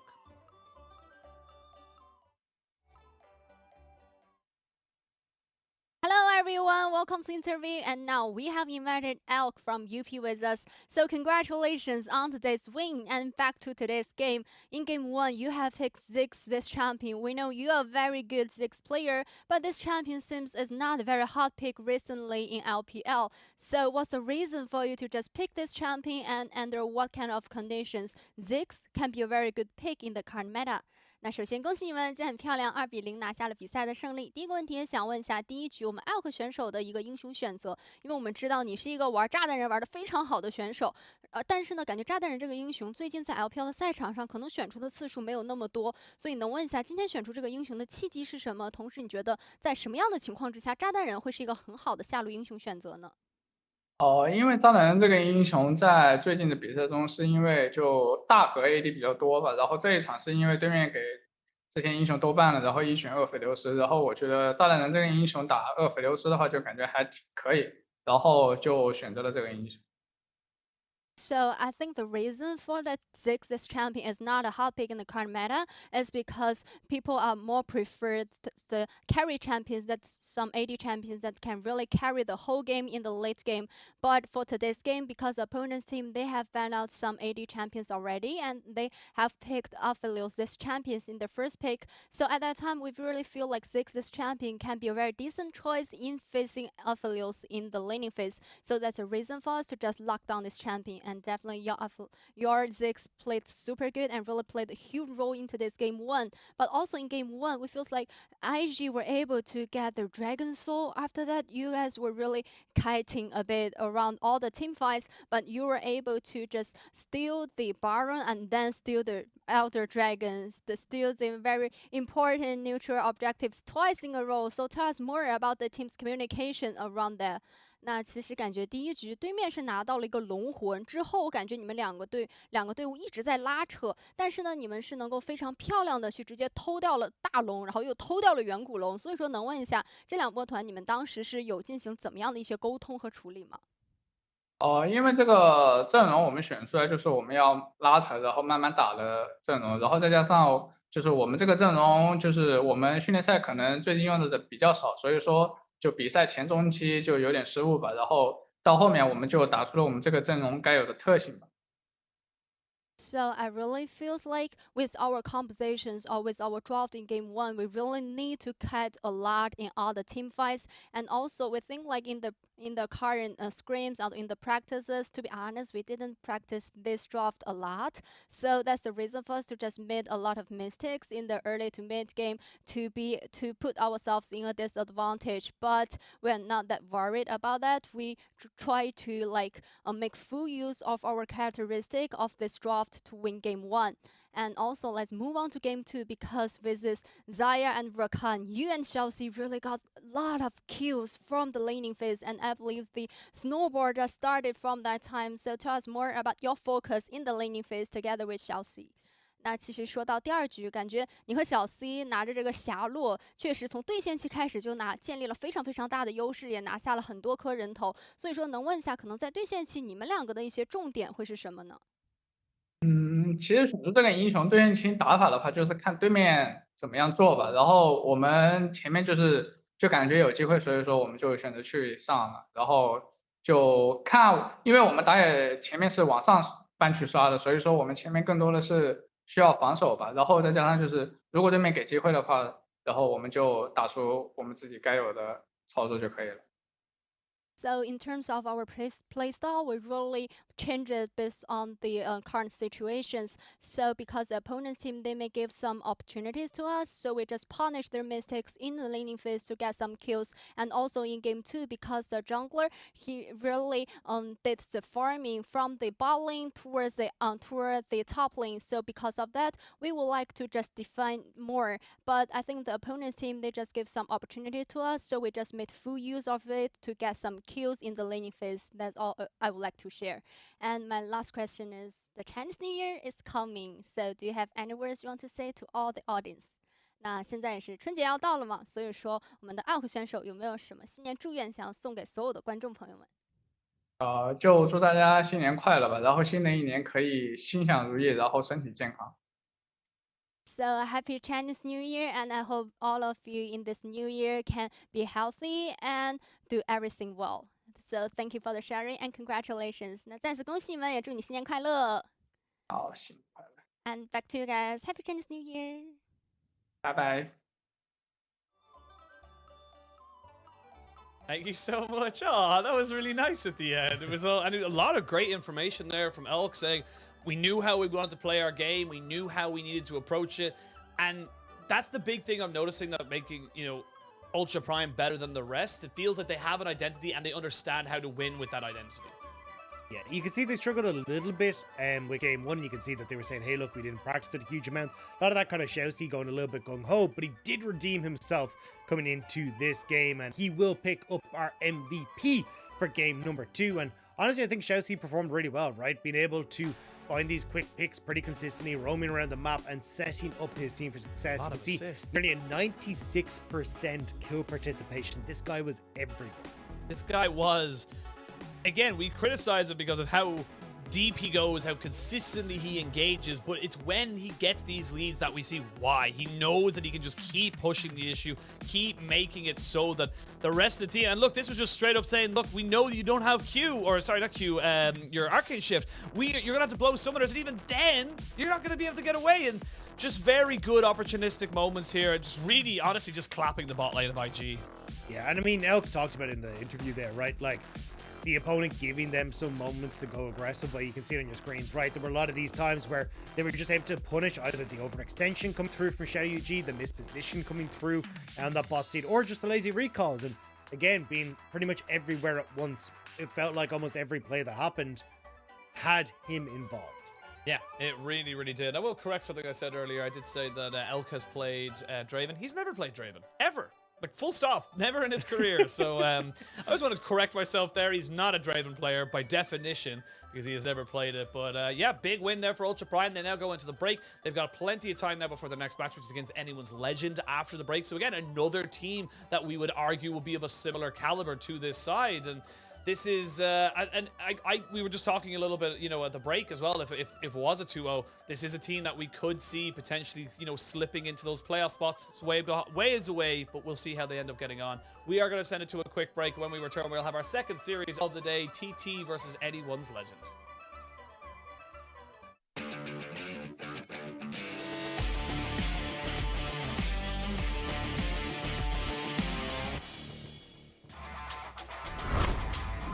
Big thing. The vision is being pushed away though by V5, and they've dropped Shelly down into the mid lane. Shelly will be on a solo mission as the dragon has been started. They've used the collateral damage already, and they're going to jump straight down on top of the carries. But the shockwave is good. These health bars are so low, but they just couldn't finish them off. Everyone from top east, but it looked perfect, and they just could not get the damage down. Now Knight in a hell of a lot of trouble as Photic flashes forward. That's the dragon. That's going to be so much in favor of V5, and Photic is just becoming a god in this game. Lot of straight up burst. If Doggo gets caught out, and hell, even Fofo gets caught out, they will just be killed off. Crown the Shrouded Queen has been finished up. You can see full first items for pretty much everyone across the board. Now you have Flash, going to be flashing away from that is Fofo. They flash straight in on top of him, but that's a 3-man, 4-man knockup, and they use the package as well to dissipate everybody. It will be a trade of supports for the moment. The Talon trying to do something on his backside, but Fofo is now dead. Shanji is just a brick wall running at the side of BLG, and they can just keep pushing forward. Massive win there for OMG. They pick up 4 kills and only lose 1. Across, Yankow forced away. There's the break taken. And without ever fighting, FPX have forced JDG away here. But JDG looking for the fight. Lantern saves the day. There's a... Oh my days, Hunt. That was beautiful. Everything played perfectly by the master of Thresh himself. That was magnificent. A lot of questions I want answered. We have 20 seconds of the delay. One break one. Okay, I don't need to talk. Maybe I do need to talk. Actually, it's not the show trace. Lots a lot of damage, but Nick is going to be traded off mid once again. Picks up a kill as Vex do the thing as well. But the package! It's so well eyed! Way to go down though, he burns on the interim. But anyone's like, yeah, reset a Xiaohu! Xiaohu! Vex, Xiaohu! Say his name, say the champion! He's made them absolutely sad!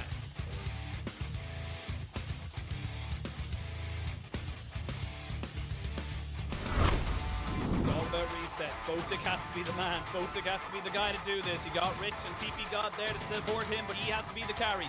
Trying to see if he can do it. They don't have minions right now, and it's very difficult to try and take these all down because Photic, like I said, is doing serious amounts of damage. They're going to push in now with a final wave. This is it. Photic stand up or step out. He's going to get himself away, but he gets jumped on straight away. That's it. Game over. Nothing he can do. Nexus turrets fall. They will actually get 2 more kill on Rich, but they have the Chem Soul. He gets a triple kill. Can he end the game? He's going to spawn back up. They need to CC him immediately. They get him. Oh my god! What? What?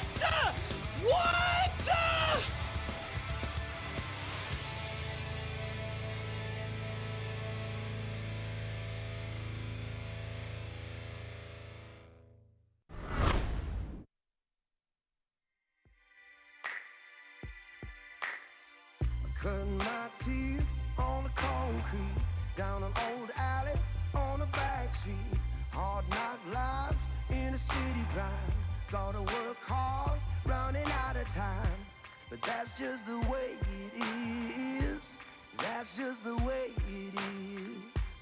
That's just the way it is. That's just the way it is. So don't knock me down when I get my feet back on the ground.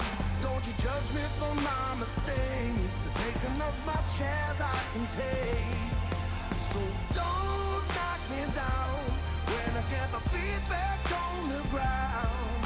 Don't you judge me for my mistakes. Taking as much as I can take.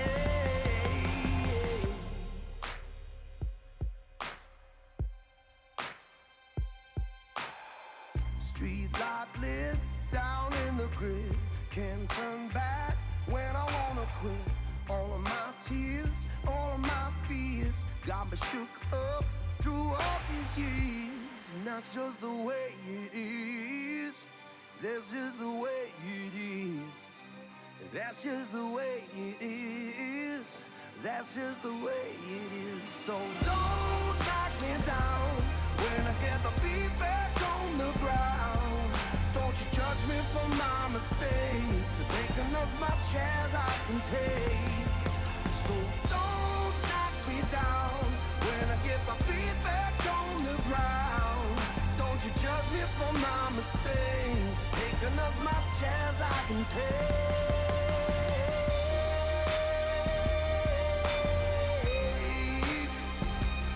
Don't you judge me. Don't you judge me on my mistakes. I said, don't you judge me anymore. That's just the way it is. That's just the way it is. That's just the way it is. So don't knock me down when I get my feet back on the ground. Don't you judge me on my mistakes. I've taken as much as I can take. So don't knock me down when I get my feet back on the ground. Don't you judge me on my mistakes. I've taken as much as I can take. Taking as much as I can take.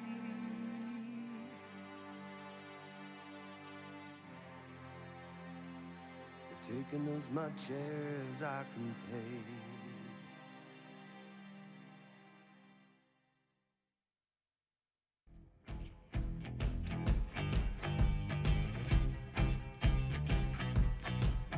It's that kind of night.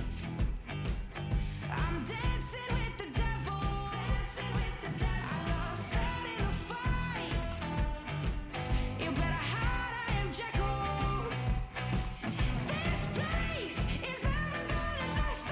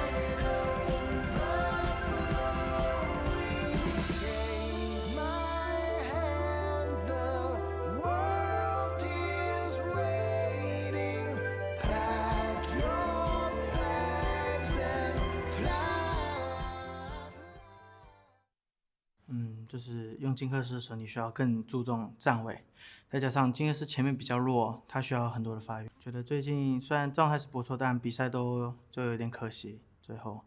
然后我觉得我们可能调整的是要在边线上吧，对。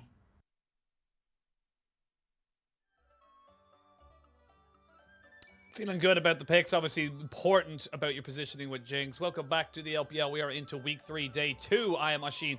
He is Dagda, the Dagatron, the Dagables. I was going to go with the lyric one there, but maybe not so much. I was like, maybe I don't go with that one. But we're going to be bringing you our second series of the day. It is going to be TT versus Anyone's Legend. If you're a Kelsey Moser fan, you know exactly why you're here. But we're going to be talking about Anyone's Legends first. And honestly, they are 1-4, yes, but losing but looking good is the best way I can describe this team, because they're not really losing in the same fashion as some of the other guys. Yeah, I mean, I think a lot of their early game can be pretty proactive and look reasonably all right, right? Xiao Hao tends to put a huge amount of pressure down in the early stages of the game, both top and also in that bot side of the map, and it does mean that they end up setting up reasonably well for Betty and Chocho, who have been pretty important, I will say, to some of the successes that we've seen on Anyone's Legend. And I expect coming into today, we'll see a very similar story here, which is going to be about trying to set up that bottom lane for success. But Xiao Hao has been pretty continuously getting his hands on this Xin Zhao, and it's been able to set him up super nicely to go for these like strong early duels, go for these kind of counter ganks that are setting up really, really well for Anyone's Legend. Yeah, I think that's the big thing, is that, like you mentioned, being proactive, pushing forward. And this was the game they took off of RNG. This was when they were able to beat down Gala, Ming, Xiaohu, Bin, and of course Wei to the point of which they just couldn't do anything about it. And it did come down to just very good engages from Chocho and of course from Xiaohao, who were able to link up, like you can see in these clips, to just basically keep their carries safe and buy them just as much time as they needed. Yeah, and I think this is where we'll end up seeing a hell of a lot more of that pressure, especially with Maple having come into the roster now. Like, the team fighting with Betty and Maple is definitely level up. Maple has always kind of been a fan of these picks where he can just kind of sit, farm up, and then become that big monster in the later portion of the game. Even when he came across over from the LMS this place, like coming into Worlds, it was all about, hey, look, him getting a ton of resources from both his jungler and his support. Won't be seeing it as much this time around, but certainly a guy that when he gets rolling can take over a team. Yeah, and of course on the other side of this coin we gotta talk about TT, and rather than talking about TT in a critical mindset of breaking down exactly what I want to do, I'm just gonna take a little moment to appreciate a clip from their last series against Weibo Gaming, and we'll see how Jordan feels about it. Get away from them. TT, what are you doing? This is where it was supposed to end! Lyric has been on air, but not. I don't think I've ever heard such genuine rage coming out of Lyric from that particular setup. It was just so... so give context, he was on game, I believe that was game 6 of... That was tuned to become 9, or maybe that was game 9. Was that game 9? That was the last one, one, yeah. Lord. But yeah, that was game 9. He had just done 8 previous games. He was very tired, and yeah, they did end up losing. They had a fantastic base defense, but coming back into how this one is, of course, this is for TT. We can give them a little bit of a pass, and for Anyone's Legend as well, for their very abysmal scoreline, because they have had a pretty hard run of games. You know, the litmus test that we look at these two teams and we look at the teams they have faced, it's not really surprising to see them down here at 0-5 and 1-4 respectfully. Yeah, I mean, I think the big problem is, yes, they've been facing off against really tough teams, but we haven't really got to see if they're capable of being able to face off against each other, right? Like, this is now where we're looking at the lower end of the bracket, so we're going to have to see if TT are going to be able to go against Anyone's Legend and vice versa. The biggest problem for me for TT is kind of what Jordan said in that clip. Like, I don't understand what they're doing a lot of the times. It feels like they're taking picks where you can try and play through mid. We're not seeing a huge amount. Their bot lane isn't going so hot for them either. Whereas on Anyone's Legend side, it definitely feels like this is a team that is more put together. This is just a chance for them to be able to show that they are actually a team that won't be bottom, maybe try and eke themselves in towards playoffs, but it's still going to be a tough road for them to get there. It really, really is. And look, playoffs is not out of the question, but if you're TT and you go into the Chinese New Year break 0-6, That means you effectively have to win every single one of your games before you get to the end of the season. You have to win 10 series in a row, which is not impossible, just very improbable, considering as well, like we saw in the fixtures there, they've already played IG and they'll be playing Anyone's Legend today. So the games don't exactly get that much easier for them if they do not take the win today. So, but looking down towards this team and looking how this entire matchup is going to set itself up, we got to look towards that bot lane again. I think this is the big moment here where we get to see Betty, honestly, in my opinion, coming into form of the last 2-3 years. This guy has been really looking good for Anyone's Legend coming up against Puff. Yeah, and there's a reason that we want to highlight these two, because look at those damage percentages there. Puff, the highest percentage damage for any AD carry in the league with 32%. These two guys are so crucial to their teams. We talked about Betty getting a lot of support from Xiao. Well, Puff, although his goal difference of 15, his KDA don't look so hot because TT aren't doing so well, he has still been the staple carry. So I expect a ton of pressure down towards this bottom side, and look towards these late game scaling picks. The Jinx, the Aphelios, the Ziggs. That's the 3 big picks for both these sides. Yeah, again, big scaling ADCs or APCs that can just take over games. That's the big thing we're noticing from this meta right now, is with this hyper focus on the bot side, you need to be able to step up or step out. And we'll be curious to see where the draft does go. If we see both of these carries banned away, do we see just one banned away, both left open?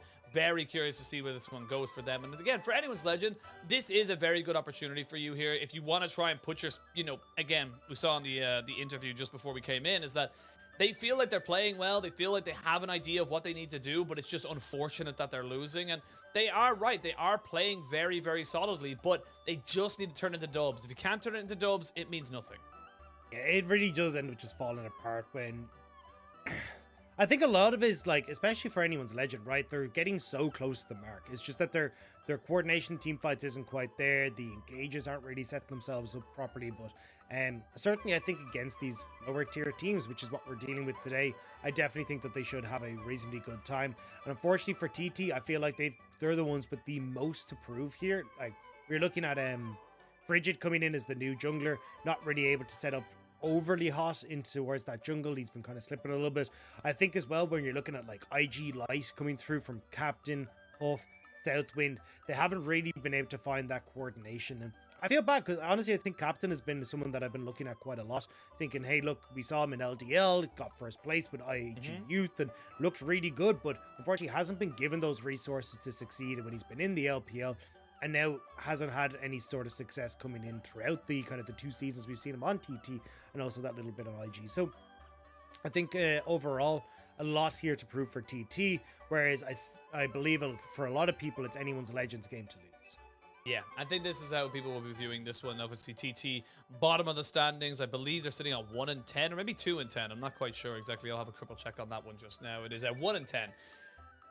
It is a very, very unfortunate situation for them. Obviously, a lot of comparisons coming in, but I do think that we have to wait until UCal and Chieftain are on this roster. We have to wait until they come in and see if they can make a big difference. But as of right now, if they go into the break 0-6, you've got to feel like this is, for lack of a better term, a bit of a wash, and you've got to wait towards summer till you really start making an impact. But that's kind of been it from TT for a while now, right? Like, we've been kind of waiting for them to get up and rolling. Like last bit as well, sitting down the bottom of the table, had some players that we were keeping our eye on, but not a huge amount where we're like, oh yeah, this is someone that can work well. Like even Xiaopeng, moving on to greener pastures. So I think for a lot of this TT lineup, it is kind of hoping that, hey, look, maybe we can make a name for ourselves and move on. But unfortunately for them, this team really hasn't come together. No, it really, really hasn't. And again, like we mentioned, this is a big moment for you to be able to get a win, not only because of the caliber opponent, but also you just don't want to go up 0-16. Regardless if anything happens, you'd be 1-15 and you're like, it's okay, we won a game. You do not want to be for another V5. You don't want to be another example of the bottom of the table. But that is sadly the reality that is this LPL league, because LPL is just stacks on stacks on stacks. You have 17 teams. Of course, you're going to have a couple of teams that don't work well, don't really have the same level of talent available to them because everyone else just picked them apart. Xiaopeng, of course, we mentioned from TT going off to top esports. You've got yourself, you know, trying to keep afloat in this league is just, it's a monstrous task to say the least. And that's why we love it so much, because it can be brutal, but it's also just one of those many lands of opportunities for some of these teams. Yeah, and I think a lot of this is like, hey, look, how do you want to try and fit that identity at the moment, right? Because it feels like coming through for TT, they've been struggling to really play towards where that identity is, right? We said, look, Captain had looked good coming in onto these like big carries, but instead we're seeing him on things like the Galio, where he's trying to play that supportive style. New has always traditionally looked better on the kind of a weak side top laner, where he kind of just provides you like the Orin and the kind of engage tools, but hasn't really been a strong laner in and of himself. So when you end up trying to play him with more of like the Camille Galio combos, that's not really coming to fruition for TT. And again, we're seeing that when you're lacking so many damage opportunities, you got to find it from somewhere, which is why Puff ends up standing out as one of the big carries for the squad. Even like only 25% of the team's gold, nearly over 31% of the team's damage. That's an insane stat. It is. And it kind of says a lot. No, like, I'm not putting Puff down, but it says a lot about the team that isn't really being able to pull it their own way. Because if you look at the rest of the stats, right? Gold percent for New, 21%. Gold percent for Captain, basically the exact same. But you're only getting 23% damage out of the two of them. So from like a damage to gold conversion, that's kind of insane. And especially coming through from Captain, right? When you're looking at a meta where the main damage source tends to be coming from the mid lane, because you end up with like Porkies and Victors and stuff like that. And almost every mid laner that you're seeing is like above 30% damage. 23% is kind of lacking. Kind of lacking just a little bit in that damage percentage mark, and you see the teams now lining up, get themselves out and ready onto the rifts to see if they can maybe make something work there. And again, you know, like I said, it's all about, when we look at TT and we look at expectations, it is about getting themselves up on the scoreboard. It is about taking a game. They got that the other day, so there's a good win. There's a good W that they're able to put to themselves. They can, in fact, blow up an Nexus, but they have to make it that little step further. Got 2 in a row. 2 and 3 is totally fine in the same series, but they have to try and get that dub. It's all about improvement for them, and that's the difference in the expectations, I suppose, when we come into this series. Yeah, and I mean, look, they did manage to take that game off of Babel, right? Not exactly an easy opponent, but I think still there's a lot more to for this roster, as it would be anyone's legend taking to the stage. And with Maple joining this team, adding that veterancy to the roster and finding a little bit more success, feels like the name of the game here.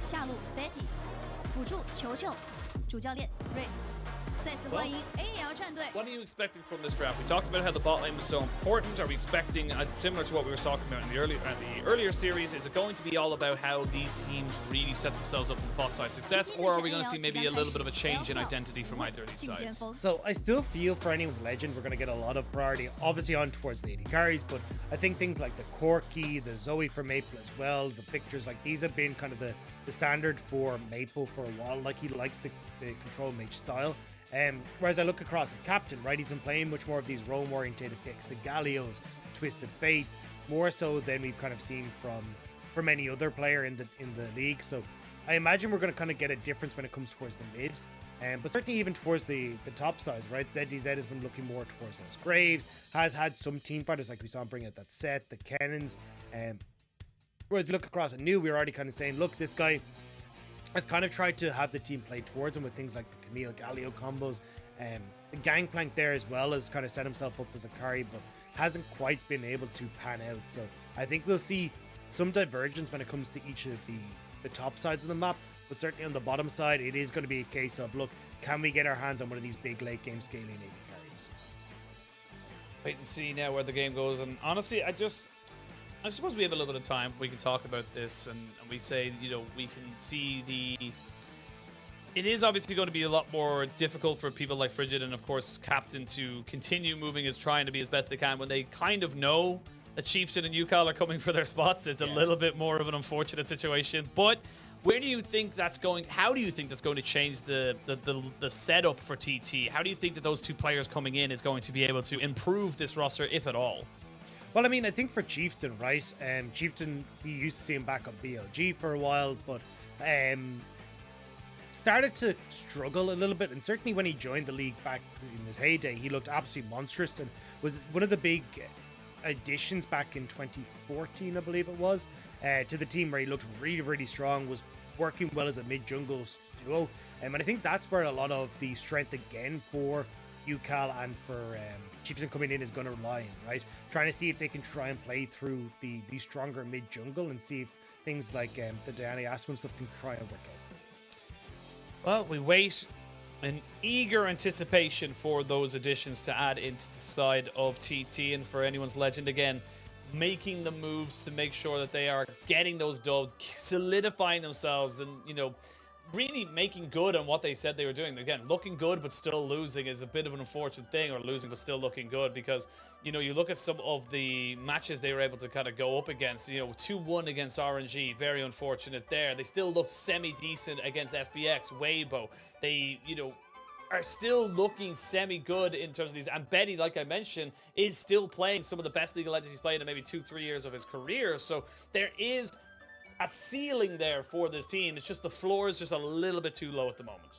Yeah, and it's also nice to see the reunion of the Flash Wolves brothers, right? Like, you've got Betty coming back, linking up with Maple once more. It's nice to kind of get these two back onto a team together. But we are finally into pick and ban. Already you can see TT taking that Corki away we were talking about for Maple, the Caitlyn gone as well. But maybe we see that Jinx taken off the board, although with anyone's legend banning away the Thresh, that one says to me that they want to try and prioritize a jungler coming in first for Shao.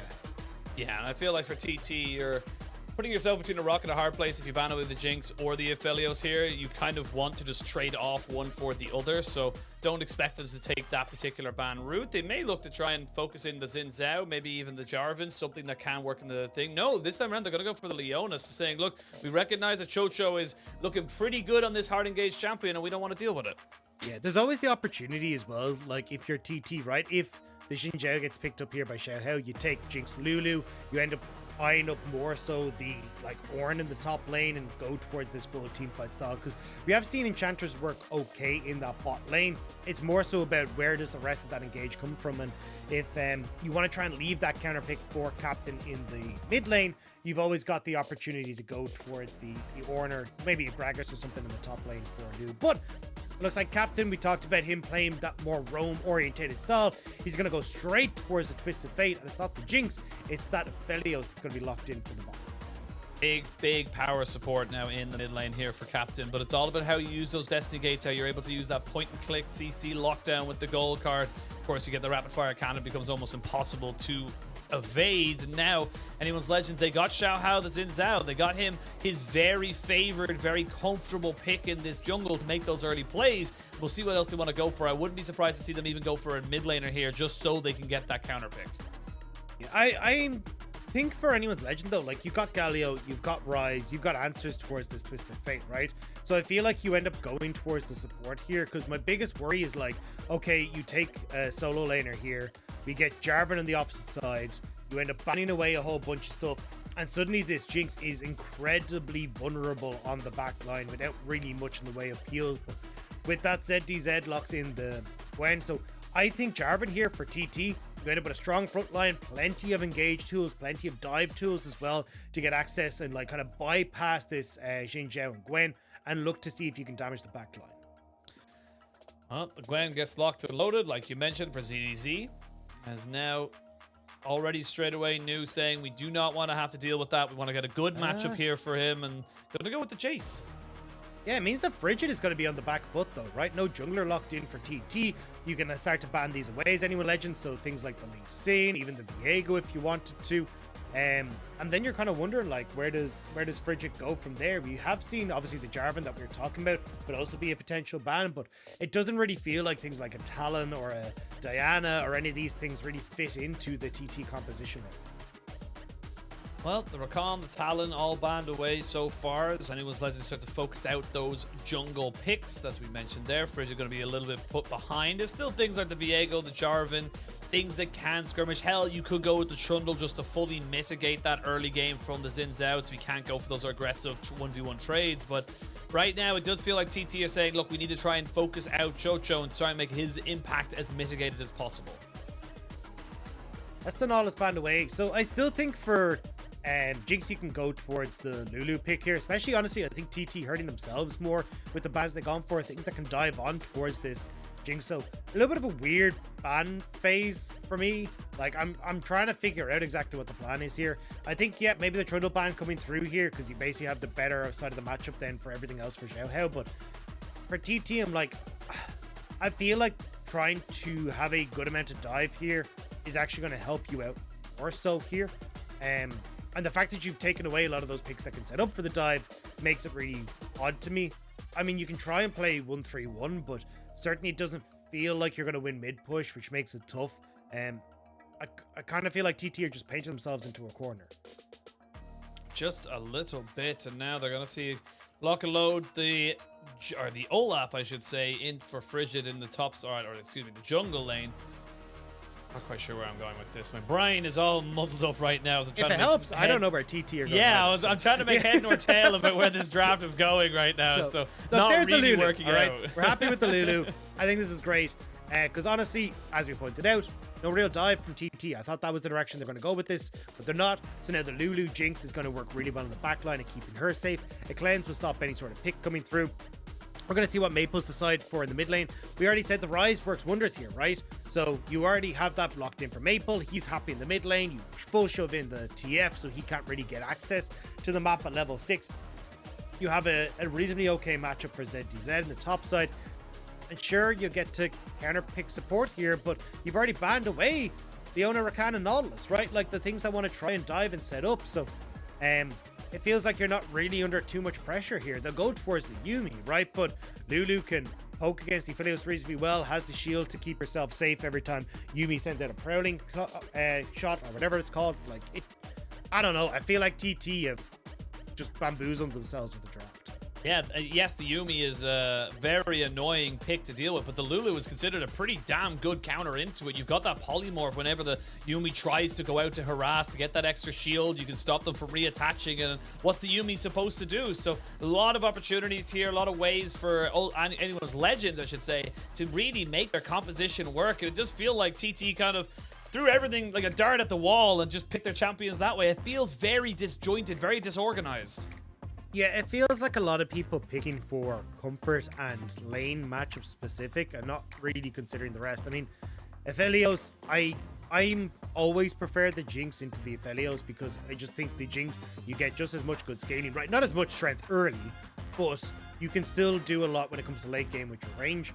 And she can work super well, like things like the Lulu. The matchup in the mid lane is now in favor. So let's just go through, right?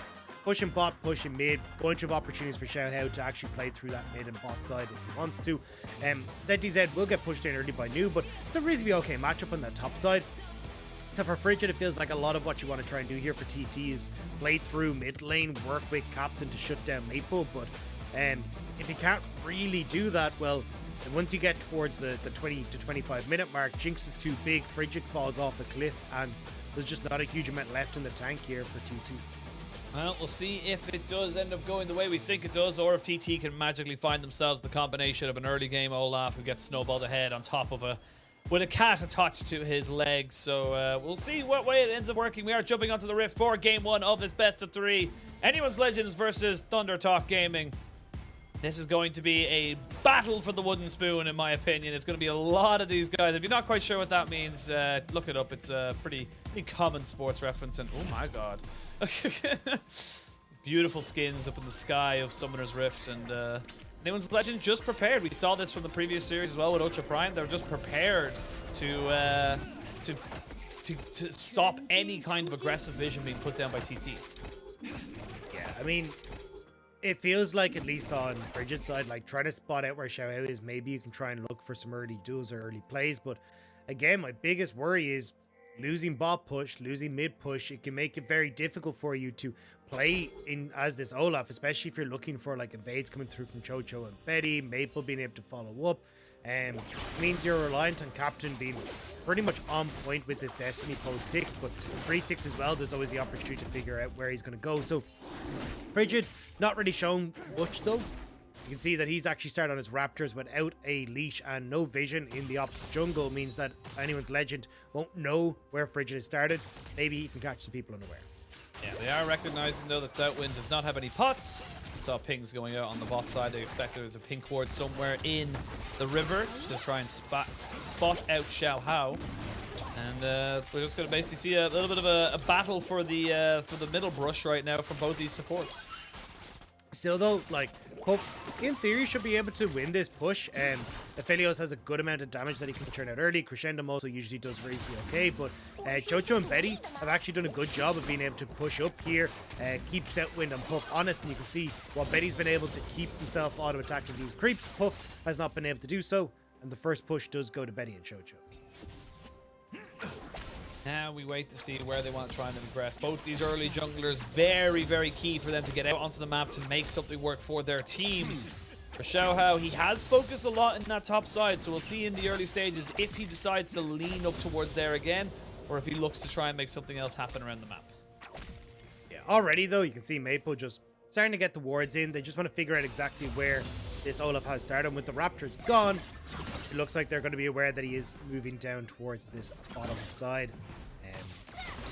Still though, it will just end. Oh, actually, I'm looking at Xiao's path team moving back down towards this bot side. Trying to see if they can contest on the bot scuttle off of the push that the bot lane for Betty and Chocho has. Yeah, Smite's already been used.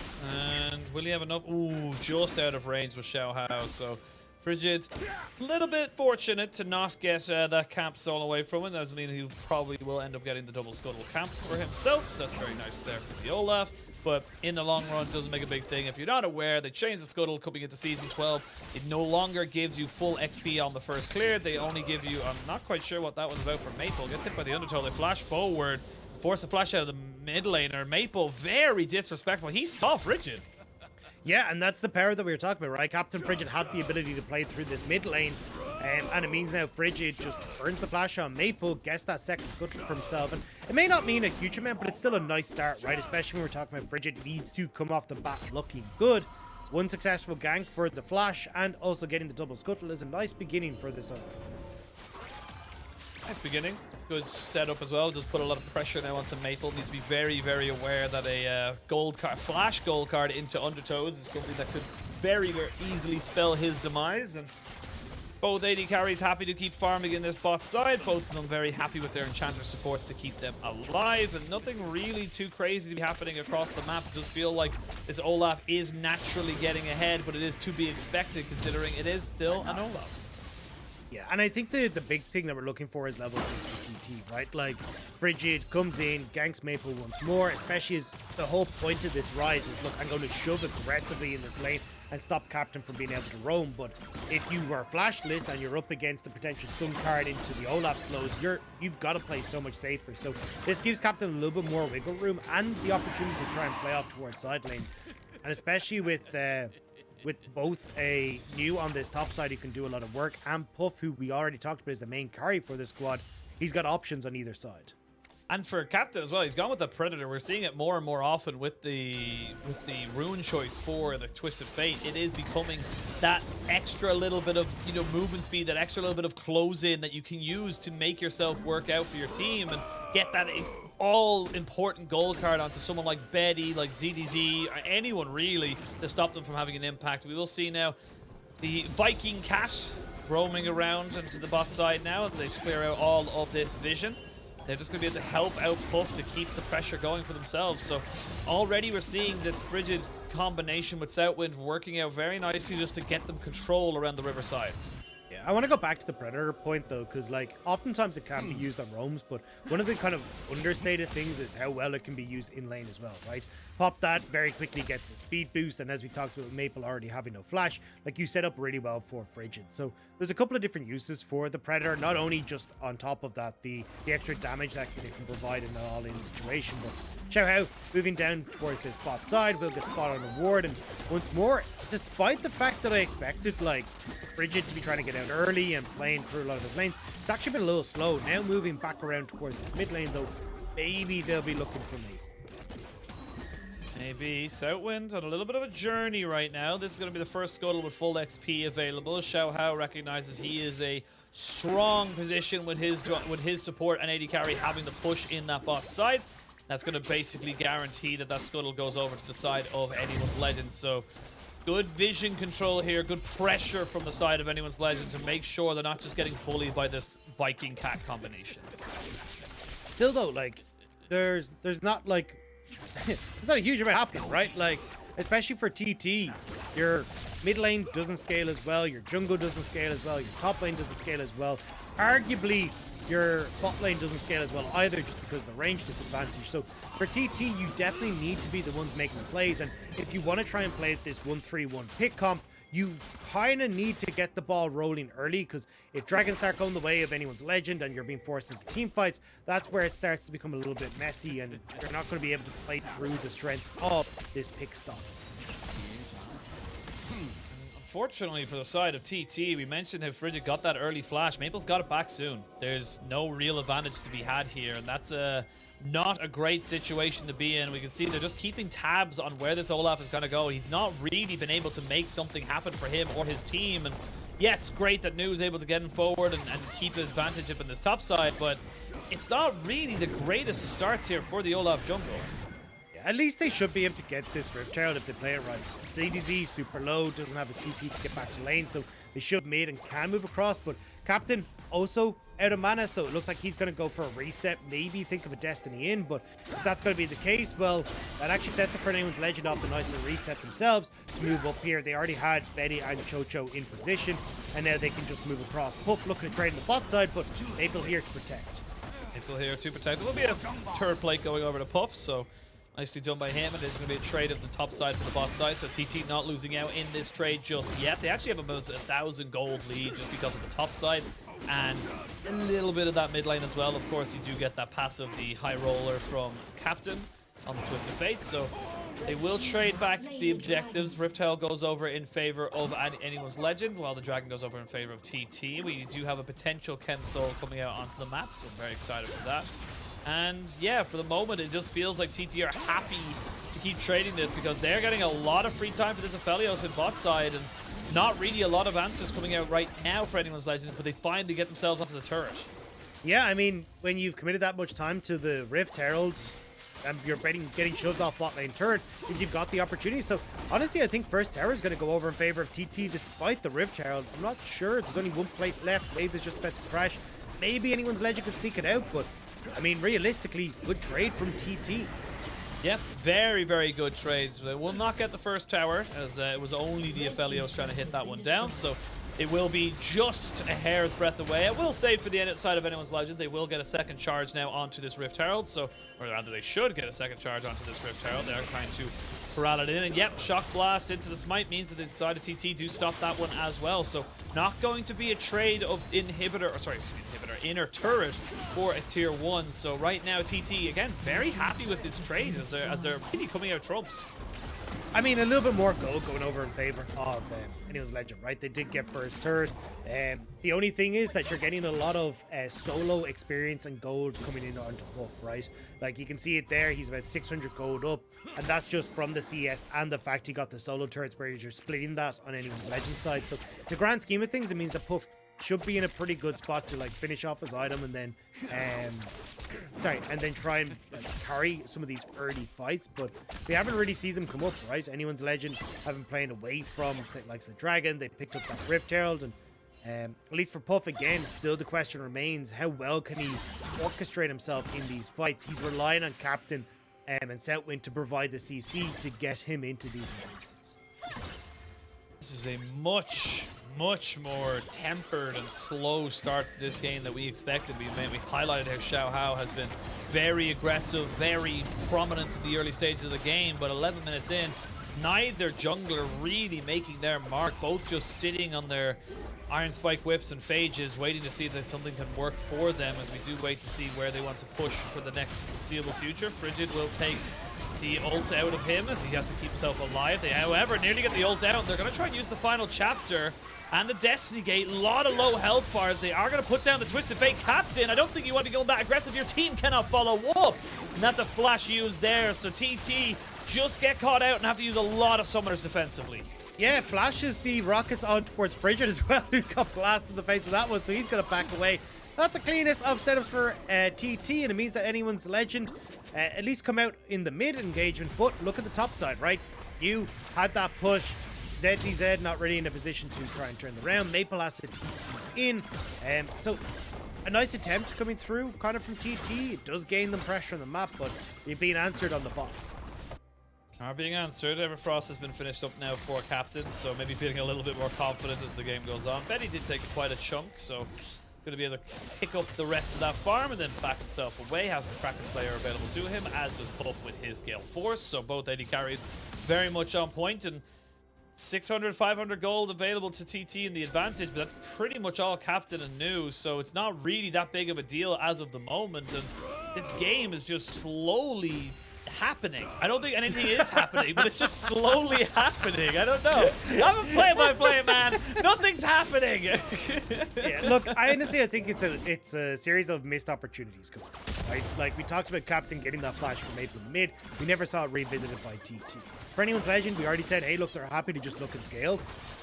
And with Dragon now in a minute's time, you're getting the resets coming through for TT. They pushed out side lanes well, but again, like, you're not really getting control over the map to go, oh, we can now look for picks. And for anyone's legend, with the Kraken Slayer completed, War Drinker coming through on towards Xiaohao as well, and control over River, it feels like they can now start to situate themselves with these dragons. For TT, I think you give it. Move Bridget up towards his top side, look to take that last last bit of health off that top lane structure. There's no need for you to fight at this dragon. You're not playing that style of composition. You want to open up the map with getting these teams.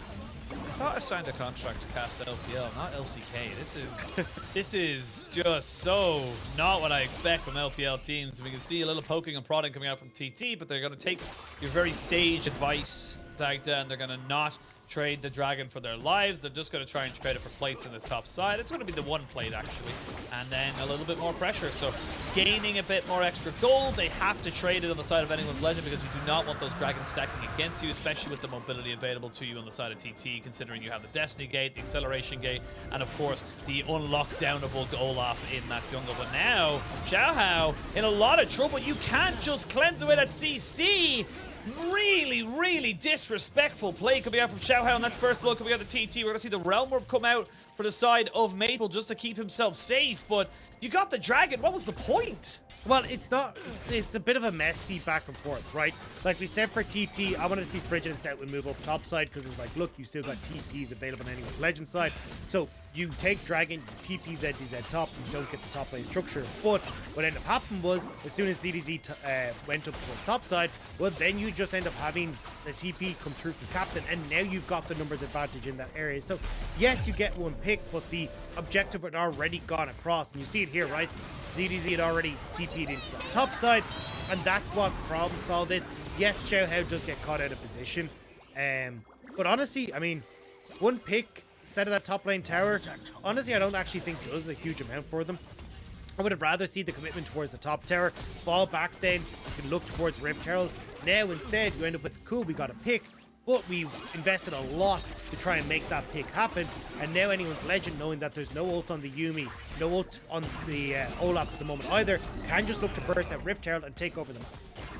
Speaking of bursting people out, Betty will take about half his HP out from the Moonlight Vigil. Not quite the 100 to 0 Puff was hoping for, as he does have the Gravitum alongside the I forgot Sniper God. It's called now. What's the Sniper called?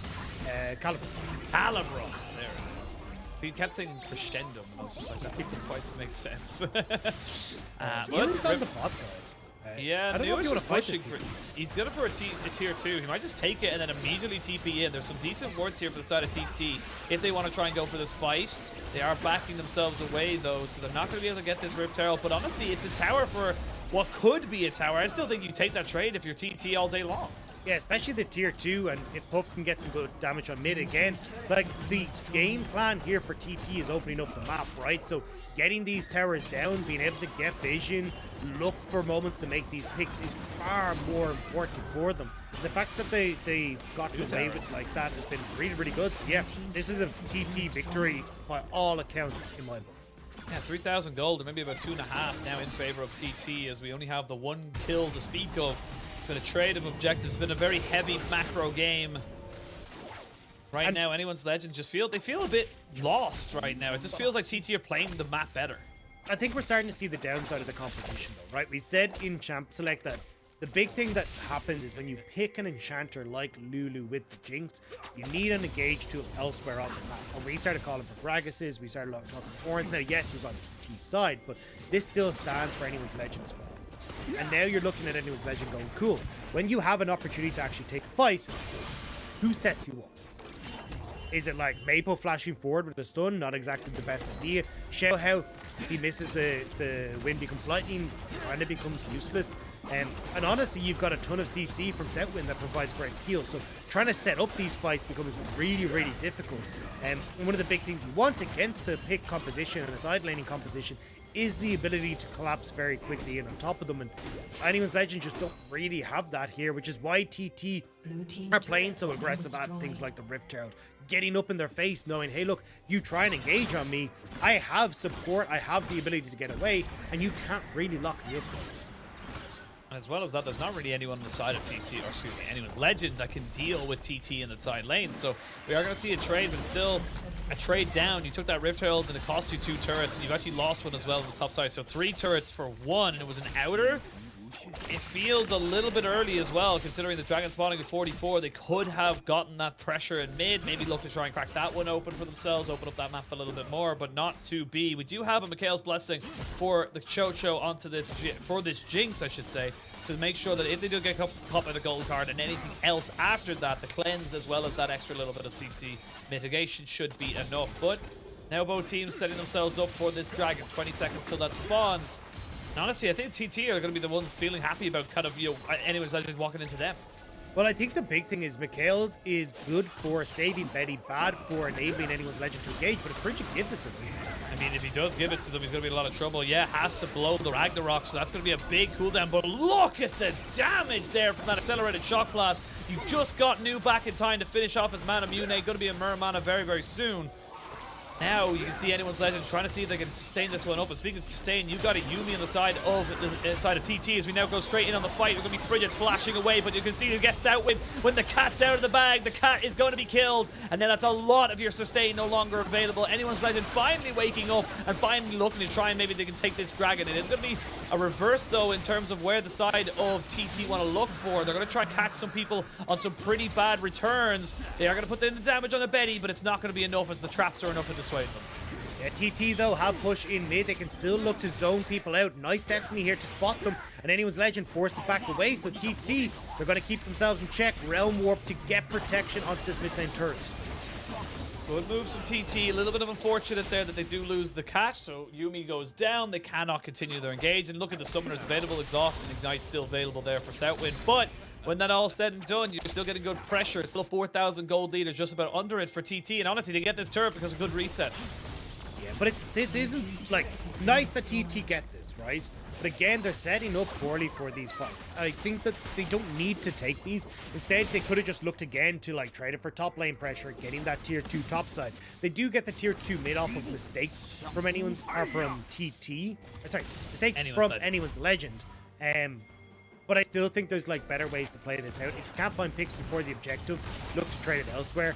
And again, no real vision control in the enemy jungle as TT exit. There was wards in the bank, but they're not putting them down. And so here, right, forget about this. Path up towards top side, go get that tier 2 in top lane. And the fact that Southwind ends up going down here is obviously a bit of a problem, but I think you can just trade that elsewhere and you still have Anyone's Legend, right? They're going to get Dragon. They're the team fighting composition, but TT, they're just not looking for the picks beforehand, and it's coming back to cost. Very, very slow game. I'm disappointed, Anyone's Legend TT. 2 kills in 21 minutes a kill every 10 minutes. I think it has been every 10 minutes as well. Not good enough. Not good enough. Where is the blood for the blood god? This isn't the LPL I joined in 2019. This isn't the teams. Well, in fairness, this isn't the teams that played in 2019, but it is still very tempered from both of these squads. And honestly, I feel like the Olaf pick is slowly losing relevance. It is going to be just a Yumi transportation, a nuisance, if you will, as the game goes on. It still has a pretty decent setup as of right now, but if Phantom Dancer picked up for the Jinx, you've got that Winter here for the Rise. It's going to be very difficult to pick a target for you to be able to actually put pressure onto it.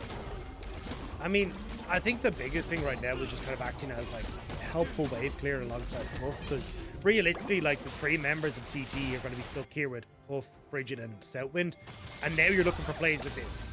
Yeah, you're definitely looking forward to ZDZ. Gets himself over the wall, but he's going to fall anyway. Nice capitalization there, and they actually forced the flash out of Chocho, excuse me, I was going to say TT. But they get the flash out of him. Moonlight Vigil has been used. Puff using his Gale Force very aggressively. It does mean that they're going to have pressure on bot side, but no real objective to take. And honestly, Anyone's Legend are still pushing top side, so they're still gaining a little bit off the side lanes. I mean, TT are just playing the map so much better than Anyone's Legend, right? You still have the ability to 1-3-1 and kind of match this pressure from Anyone's Legend, but they really haven't been there. Maple off in the side lane. ZDZ feels like he's being called to the rest of the team quite a lot of the time when he doesn't need to be there. And it's giving you all this pressure on the sideline. Like, look, a 40 CS lead essentially going through to Nu. Just he's been allowed to sit in the side lane. He's got the level advantage. He's now going to have the item advantage as well. And coming across for Anyone's Legend, they're just losing out on map states. Despite the fact that they might have a team fighting comp that can do well, like they can play both. We're just not seeing it really come to fruition for them. Yeah, you mentioned that 30 CS lead in top sides, 50 CS in bot lane as well, so pretty much a full item ahead is the Aphelios now. Xiaohao needs to be a little bit careful here. Does not want to get run down as he is going to be. They're going to use the ultimate there from the Cat and, of course, the Olaf to try and burn them down. TP is coming in. There's good damage here, though, from the side of TT. You need to be very careful if you're the side of Anyone's Legend, but the Mega Inferno Bomb comes down. Excuse me, the Super Mega Death Rocket comes down, and that's Frigid dead now. ZDZ trying to run away. Look at Nu. He's just so powerful. The Realm Warp is good, though, and despite all the low health bars, it's still Anyone's Legend coming out with a kill. Yeah, nice job from TT though, right? They end up finding that pick. They are able to turn it around, and with 35 seconds on towards the Dragon, Anyone's Legend are going to be forced to reset. TT burn a ton in that fight, and honestly might have set themselves up for the next Dragon fight reasonably well. We'll see now what was used. Look at all the flashes that were burned. It's basically everyone except Betty has got nothing available to them, and with this Dragon going over to the side of TT, it is going to basically see Anyone's Legend. Just so you can see it already, Betty's on top side. He does not want anything to do with this. He does not want to have to deal with it, but they might try and trade it for a Baron. I think it's a little bit risky to go for that play, especially when Destiny Gate's still available. They haven't reset on TT's side though, so you wouldn't have the huge amount of the damage coming out. The biggest problem though is like the flashes that were burnt in the last fight, right? Xiaohao, Maple, both down. These are the two that you're kind of looking to be that engaged to. You have no Ghost or TP available for ZDZ either, so there was a huge amount gone, which is why Anyone's Legend are looking to trade this now, maybe for a pick onto Captain, but unfortunately that wave is gone if they're looking at that tier 2. Well, still 4,000 gold lead for TT, equal on the Dragons. They both have a mountain, cloud, and ocean apiece. Anyone's Legend now start to try and see if they can get their 80 carry up to that 3-item point. It will be the Aphelios hitting the Infinity Edge well before the Jinx, so it's a little bit to be concerned about. But TT hovering around this top side. They have got a TP onto Nu, so they might just try and turn and burn. They could take this objective very quickly. 3 items onto the Jace now. I think it is hard though, because you've always got the Realm Warp to get you in there, TP for Maple as well, and if you end up kind of locked in that pit, it becomes super easy for Betty to set up with the front line and just wail away on you as you try to run back. So, we'll have to see. As I was saying though, the big problem again for Anyone's Legend is like, if you start this, you don't really have the Shreddy's Revelry on towards Lulu to speed you up and try and chase down TT if that CC is going through. Well, they're going to try and start this one off. Anyone's Legend in a little bit of trouble. Xiaohao down to about half HP. Never mind, make that a 5th as he goes all the way back to his own setup. Tries to keep himself alive. The Lulu not really doing a lot to keep him alive. He'll only be able to put out a couple of shields. And Puff is soloing out the Baron as of right now. They have no real way of checking this. And with Xiaohao so low, this is just a free objective for TT. Yeah, I mean, Xiao Hao takes the brunt of the damage, and it's kind of Too the late. downside when you look towards the Jin Zhao, right? Like, if you've got Nu who's able to get that damage in play, you've got Captain who's able to CC you down, and we're looking for more.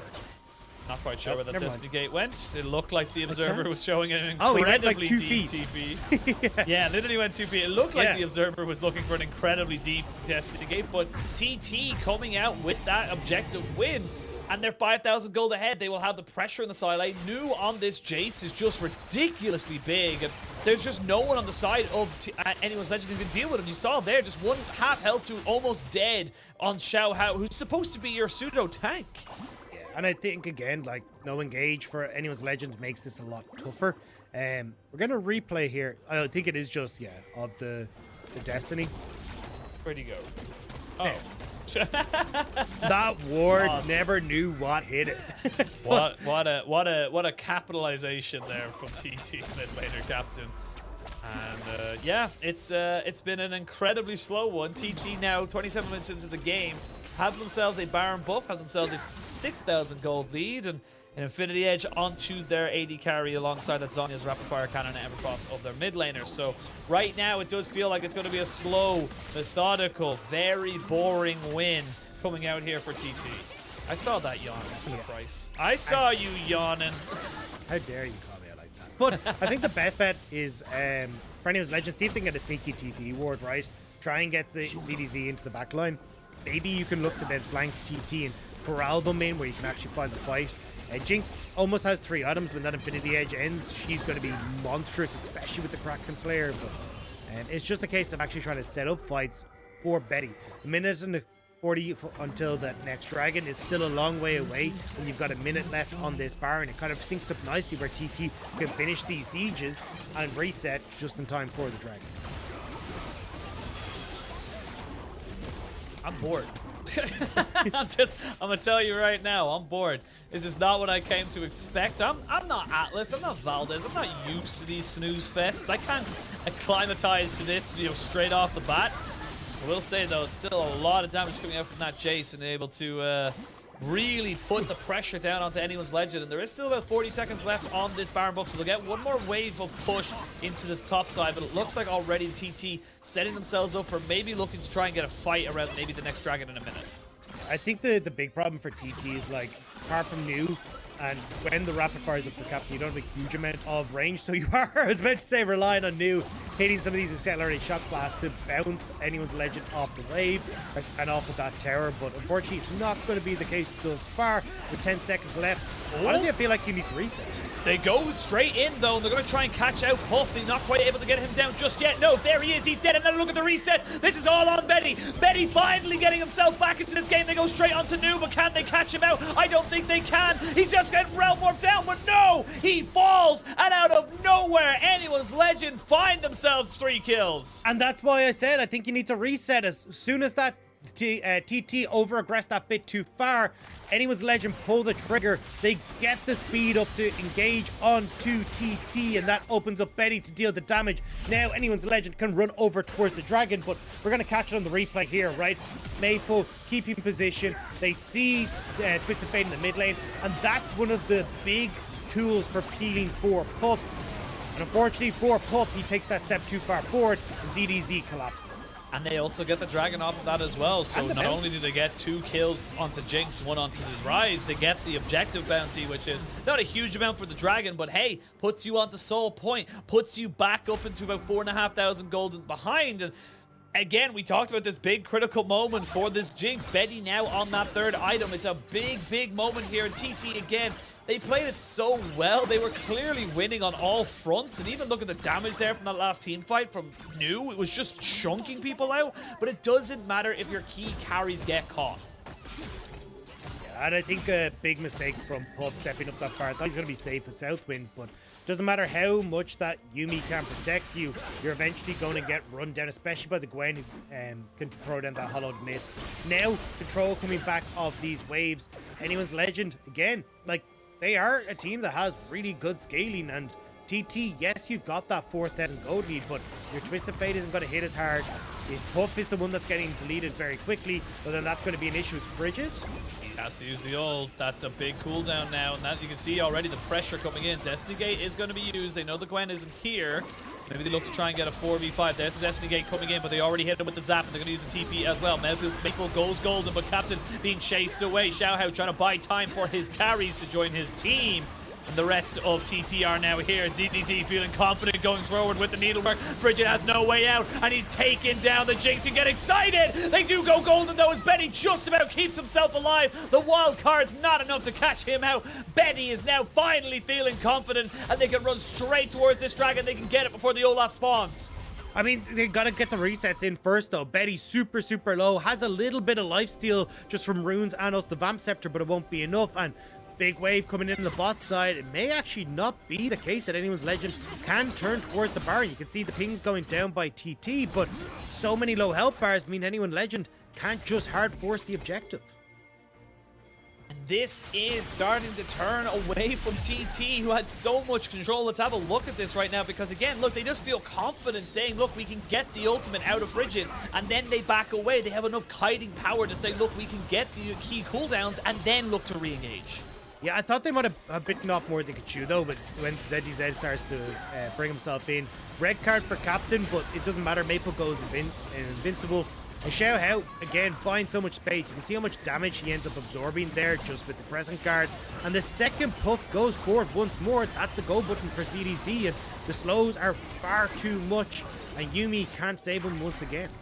Yeah, I think Puff actually saved himself. He had the stopwatch, or the broken stopwatch now, and literally as the last auto attack was coming in, he pops it, so able to keep himself alive and healthy. 2 minutes down until the next dragon spawns. That would be Soul for anyone's Legend. The Baron is live, and this poke is doing less and less. We talked about how crazy it was at the start of this game. It's not really doing the same level of damage as it was before, so now anyone's Legend find themselves in a unique opportunity to really push home how they want to try and dictate this game. They're already moving down towards this Baron. They've pushed in bot side. It looks like they may have push in top lane as well, and they're going to pull the trigger. Yeah, they've a ton of ways to deal with the poke. You've got the lifesteal, you've got the armor that's on Maple, and now Baron low. TT trying to move in. They're going to try and move in. They get off it, though, and they go straight back in on top of this. They're going to have to use the final chapter and the Ragnarok. The Mega, or Super Mega Death Rocket does come out, and the Baron resets. The Destiny Gate got to be used by Captain to try and put himself maybe if someone goes closer to that wall, but it's not going to be. They still have TP on Rise and Maple. They're going to go straight back towards this objective, but good poke here from New means they can't go for it on the side of anyone's Legend. Yeah, they can't get TT close enough, and now it's TT that are moving over towards the objective. Maple and Xiaohao still here. Captain playing keep away. They're gonna try and play keep away. There's the shock blast coming down. Don't think he can go for this. Frigid was still sticking onto it. They're going to jump onto him. He has no Ragnarok. He has no way of surviving, and he goes down, but that's both junglers dead. Now, we can see Captain forced to flash away. The Zap trying to keep New from getting this damage down. Doesn't get the accelerated shock blast. Feels like he should have. Predator being used. Both these teams posturing. Neither team gaining a huge advantage with both junglers down. I don't think either team can go for this Baron. I feel like I'm watching fencing. It's so back and forth. One team gets the attack, then they back away, and now anyone's Legend is their turn to move in, but it looks like both of them will tie in the end. Back away, jungler for jungler. But that was incredibly tense. You can see how crucial it is for anyone's Legend to have some of these summoner spells available, like the Ghost for ZDZ, Xiaohao having his ultimate up and available, because otherwise it's really difficult to close the gap. And same when you look across over Frigid, right? He needs to be able to keep himself safe with that Ragnarok. Otherwise, he'll end up falling to just how much damage Betty has right now, with the 4th item now complete for this June. Yeah, not only that, has a stopwatch in hand as well. So, doing a lot of damage and also a lot of self-peel on top of that as well. Dragon has been spawned. Destiny Gate has been used. So, New starts off the Dragon. They do know exactly what's being done to it. They're going to use the Realm up to bring about half the team. Actually, more. Betty's a little bit by himself. He needs to back himself away. That could be crucial as they try and just burn onto him. Dragon, 4,000 HP. ZDZ gets caught by the gold card, as we can see now. Frigid going to have to use the Lost Chapter and, of course, the Ragnarok to keep himself alive. Not quite going to land with the accelerated shock blast. Is now Xiaohao in a little bit of trouble. This Dragon is still very, very key for both these teams. Maybe they look to try and burst this one down. New still pushing, still fishing with these ultimates, or excuse me, not even the ultimates. He gets the stair gauge now out, as we can now see Maple being pushed away. They get a fantastic wild growth, knocks up 3. The Yumi is dead, and now the Gwen is as well. The Dragon being taken out, but New sees himself an opportunity to go straight in onto Benny. He flashes away, and he is dead. The Aphelios comboed in. It's a triple kill. It's a quadra kill, and he's not going to be able to get the penta. He knows he's going to have to go towards that mid lane, but 4 kills for the Aphelios as TT finally get themselves back in the game.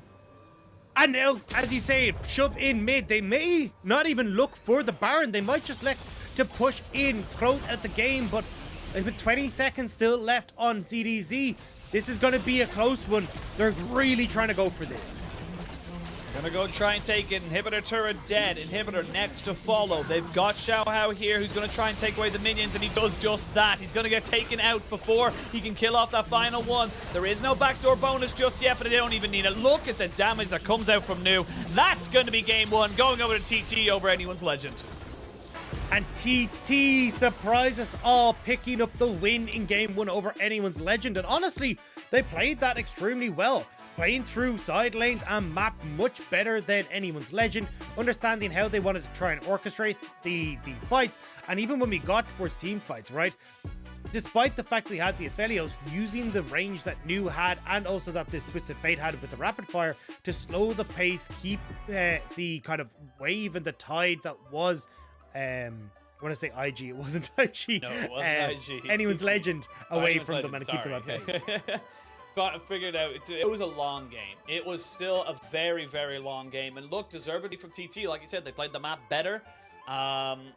It did feel a little bit of times they were losing control, but a bit panicked from anyone's legend. They felt like they didn't actually necessarily need to go for that Dragon. They had one in the bank. They could have just said, look, you go on soul point, we're on soul point, but we are still scaling stronger. We are still getting to a point where in a full 5v5 we should be stronger than you, but wasn't to be. And TT now with their second game win of the split, they are going to look to try and combo that out. And honestly, the way that one went, it feels like it's definitely a little bit more TT favored. Yeah, I think it's the biggest problem here for anyone's legend was just having that engage, right? Again, coming back to it, if ZDZ was on an Orin or a Gragas, something that could actually set up Betty, that would be a lot stronger. Anything that could kind of, I mean, even if you wanted to go back towards like something like the Camille, something that could just lock down and be that definitive go button, it felt like that was a big problem with anyone's legend, and why we saw this like back and forth consistently, where it was trying to play off of, hey, can we actually find a Wind Becomes Lightning to get on top of TT, but unfortunately it was not the case. TT again playing out the map well, trading reasonably well in the mid game, and then finding the advantages that they needed to take home the victory. Yeah, it really was well played by TT, and very big positive for them. Like we said, this is a 0-5 team. They just need to try and combo up 2 wins. You got one, you've got 2 opportunities to get 1 more, so that's what we're looking to see what they're doing. For anyone's legend, it just didn't seem to all click for them, unfortunately, for there. They need to try and deal with New in the next game. We'll see how the draft changes, but before we see that draft, we're going to send it to a quick break, and when we return, we will have that draft.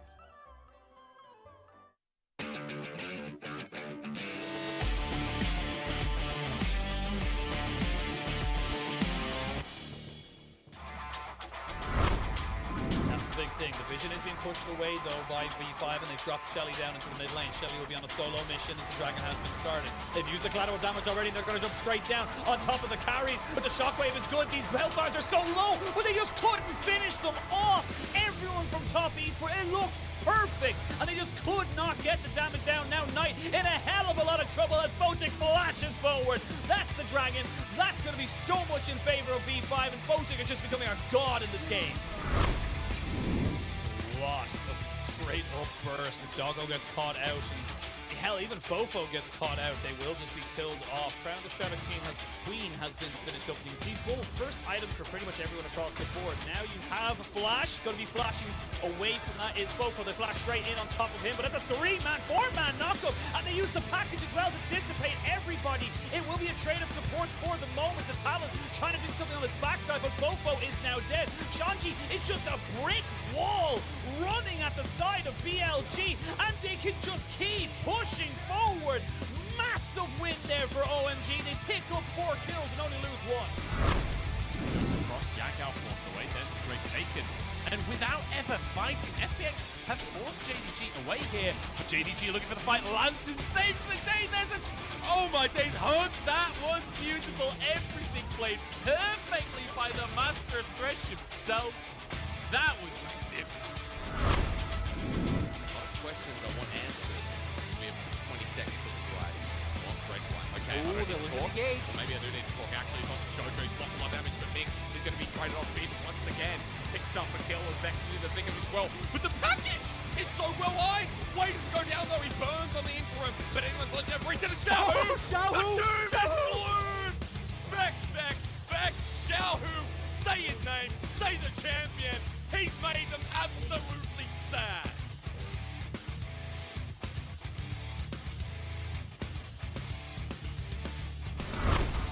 It's all about resets. Photic has to be the man. Photic has to be the guy to do this. You got Rich and PP God there to support him, but he has to be the carry. Trying to see if he can do it. They don't have minions right now, and it's very difficult to try and take these all down because Photic, like I said, is doing serious amounts of damage. They're going to push in now with a final wave. This is it. Photic, stand up or step out. He's going to get himself away, but he gets jumped on straight away. That's it. Game over. Nothing he can do. Nexus turrets fall. They will actually get 2 more kill on Rich, but they have the Chem Soul. He gets a triple kill. Can he end the game? He's going to spawn back up. They need to CC him immediately. They get him. Oh my god! What?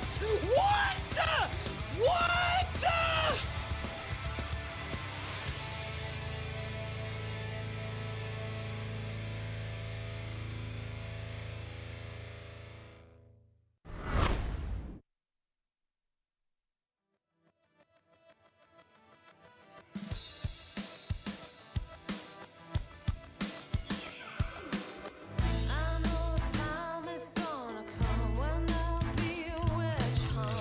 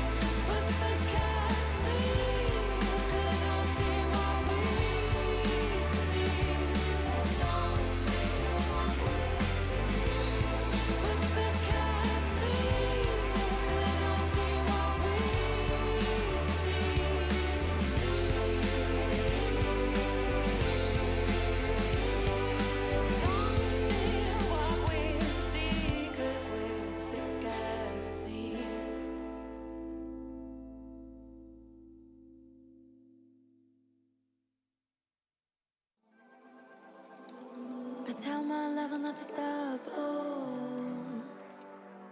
I don't wanna recover. Believe me, I know what I want. I can show you the way. Be tender to me, babe. I feel that you are here to stay. Can you focus on me this time? Even though you're back in line, I just need more time. Cause I wanna fly high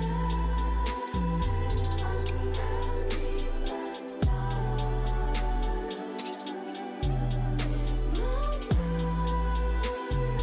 Till the sun goes so high. But baby, I was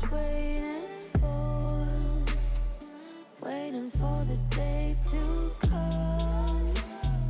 You and me together alone. I only have eyes for you. Yeah, tell me not to stop. Oh, show me how it's done. I'll show you how it's done, baby. Just listen to me. Believe me, I know what I want. I can show you the way. Be tender to me, babe. I feel that you are here to stay. You just need more time, cause I wanna fly high underneath the stars.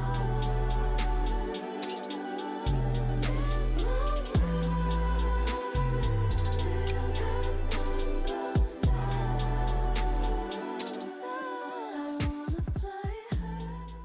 AL 下路的话，打法还是挺凶悍的吧，他们还是挺有进攻性的，也可以根据他们比赛啊，还有选人方式可以看得出来的。祝大家虎年大吉，新年快乐！祝新的一年大家都会好运连连。Happy New Year to you too. Hope you have a great time and a great Thank you, Southwind. great break. So far, it's been a great day as they are 1-0 up in this series. And I have totally forgotten who our director told me was the MVP, but maybe you remembered it. I couldn't quite hear it at the start. It was a little bit. I think was Puff there. I think was what I just heard in my ears. Puff. Yes, I believe it was Puff. Let's have a look anyway, and we'll see if we're right or wrong as we look at our MVP from game one. Honestly, with the way, there it is. The way Puff played those feed fights, everyone running into him, he did what he needed to do. The theme fights were definitely on point for Puff. Honestly, I think it was kind of insane how much damage this Aphelios could get off. You can see there, despite the fact that like it was a pretty short range comparatively to a lot of how these fights were operating, but still Puff looking really, really clean in these fights and managing to be the mainstay carry, which was what was needed. And once again, Puff standing up tall for TT. And standing up tall, being more than just a puff, more of a gust, more of a hurricane coming into these fights. And you can see now with those guns having the Infernum, just being able to put out all that AoE in that last team fight is just so valuable for them. And now for anyone's legend, you got to figure out what to do next, because it felt like they were getting control and then all of a sudden panic ensued and they just didn't really know what to do after that point. They went from Baron to all of a sudden trying to contest around that, to not really contesting and not dealing with new on this Jace. So I want to see them do something different to maybe bring themselves back into this series and get us up to a 1-1 scoreline. Just talk about Noob. I feel like he might have been cheated a little bit there, but he did really well. But either way, coming across, I think not our decision. I agree. I think the big one is I actually don't mind running it back. Just give me engage, right? And this is the problem that we see a lot when you're looking towards these Enchanter supports, is that they don't consider holistically how that Enchanter is going to kind of affect the rest of the map and affect these team fights. So although you had a really good team potential coming through, there wasn't a huge amount there that they could actually operate around. So I want to see now when we come in, if we end up with something like Leona or their Khans that can actually look for the engage, or if we're actually going to end up elsewhere where they do end up going for these super heavy kind of like play at range style once more. Yeah, it's hard to say. I think honestly, TT actually really impressed me that game. I was giving them a lot of flack coming into today, but they did play out that composition very well. I think they were very patient in how they did it. And although they didn't really get the ball rolling in the early stages as well as I would have liked, I think the way that they managed that mid-game was super strong. So honestly, I think for anyone's legend, now your backs are against the wall. And as Setwin said in that interview, they're a very aggressive team. So if you're able to avoid the team fights and play out through those sidelines again, because Captain ends up with the Twisted Fate, because New is popping off in this chase, why not just go back towards that style, play 1-3-1 and avoid actually facing off against what is a pretty fearsome team fighting squad? Yeah, I think that's the big thing now we want to see coming into the second game, this second series. Trains you up the draft just a little bit, give yourself that little bit of extra, as you say, guaranteed engage. Something like a Leona can work very well, of course. We saw the Leona and the Nautilus banned away, but I want to see a little bit more from them. Again, this is a team that we said looks good, but is losing. But this particular game so far, they haven't been looking too great. So I want to see a little bit more from anyone's lane. For TT, do it again. Just do it again. Pick the Aphelios, get yourself ready into a situation where you can just have people running into you and get yourself that all-elusive one in the W column of this league. So now we're going to jump straight into draft. We're already seeing a slightly different setup here for both these sides. We're going to see the Karma, the Jarvan, the Caitlyn, and the Renekton. But this time around, they're on the blue and red for TT and anyone's legend, respectively. Yeah, still have to see exactly what the priority is going to be, though. Still have the Xin Zhao that's open. Still got the Jinx that is there. And as we said, you can still try and pair this with something that can actually provide an engage to really set up yourself for team fights a little bit better. Cork going to be taken away from Maple once more, not going to be allowed to get his hands on that. And for anyone's legend, I'm curious to see if they do go towards that Twisted Fate ban. It felt like that was kind of the crux of a lot of their issues coming into that, or if they're just going to look towards that Jace ban where New did have a phenomenal game on that pick. Really did have a phenomenal time. Phenomenon. Sorry. As we come back to reality into this game, and we're taking a long time to this. They're obviously saying what they will. No, they're gonna go with the Aphelios. So leaving the Jinx first pick up here for TT. Do TT even want it? Yeah, I'm curious to see. I feel like the Jinx could be really good, or the Xin Zhao. I don't feel like. Actually, maybe Maple takes away the Twisted Fate, so maybe I'd take that statement I was about to say back. This could actually be, so Xin Zhao locked in, this could be a Jinx Twisted Fate angle if they want to for anyone's legend. ZDZ has been able to play some nice like team fighting styles as well. We've seen him go towards things like the Kennen, the Set, even if you want to go like TF Camille, that's a super strong combo as well. So that is always an option here if they want to go towards it. I think this is a bit of a mistake. I don't think you need to lock in your jungler here. I'd rather you secure like your mid lane or a strong bot lane rather than just kind of going, okay, well, we're going to go gung-ho. But it looks like, at least for this series, neither team really cares about the bottom lane. Neither team really cares about the Jinx because we got the Lee Sin locked in. It looks like we might get that top lane Graves for ZDZ. Pretty early on to be seeing solo lanes going in, and yeah, thought as much. They don't really want to go for it just side around. I don't have a problem with the Jinx. I do have a problem with the Lee Sin. I feel like you could have gone Jinx Thresh here and it would have been totally like a really good bot side. It puts a lot of pressure then on TT to figure out what they want to do. It does mitigate something like the Leona and the Nautilus as well. Very good into that particular pick, but not going to be happening. Now we wait to see what TT want to go for. They're hovering around this Victor for the moment. Maybe lock that one in for Captain, and feels again like the Twisted Fate was the big pick, but no, gonna go for the Victor this time around to get that guaranteed scaling pick in the mid lane. I'd really like to see the Leona locked in here for TT. I think putting pressure on towards the Jinx and the bot lane is going to be really good. And when you look at like a lot of the picks that you're looking at in the AD carry role, like the Ezreals, the Kaisas, these kind of things, that could work out. But we have New going back over, taking the Gwen side of the matchup this time. Does ZDZ just answer with the Jace of his own? And then it's actually anyone's legend that are going to be taking the more ranged composition here. So it's going to be on TT to find these engage tools. And again, you can see anyone's legend, ban away Leona, Nautilus, Rakan, take one of those supports straight off the bat as well, and deny TT the opportunity to actually play into them with those engage tools. Yeah, really is. And now you can ban away a couple of AD carries if you want on the side of anyone's legend. You can get rid of the Jhin, you can even get rid of the Xayah, which we saw earlier. Hell, or if you want to try and look at the Rakan. And no, they're going to go with the Yuumi this time around. So I don't know why they're going to ban this. Just ban Nautilus and just ban away Leona. Take Rakan and you're like, cool, we're totally fine now.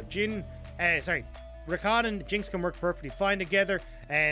means that you don't really have to worry about too much. You've got no engage tools in TT, and you just do to TT what they just did to Anyone's Legend. Instead, the Yumi comes through, not really going to do too much. It basically just means that Anyone's Legend's going to go towards the Lulu pick, but honestly, as you said, rightfully, right? You go Jin, Leona bot side, you've Xin Zhao there, you can play into that bot lane pretty easily, and now you've got Leona and Jin to set up as engage tools for TT. I think it's a big missed opportunity for Anyone's Legend.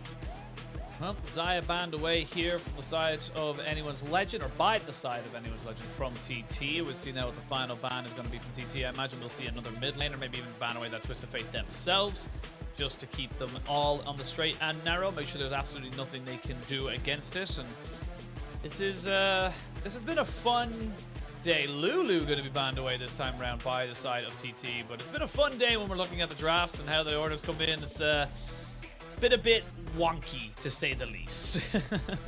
Yeah, I mean, the drafts have sometimes worked out, but yeah, it's been I think there's just, again, missed opportunities here coming through on either side.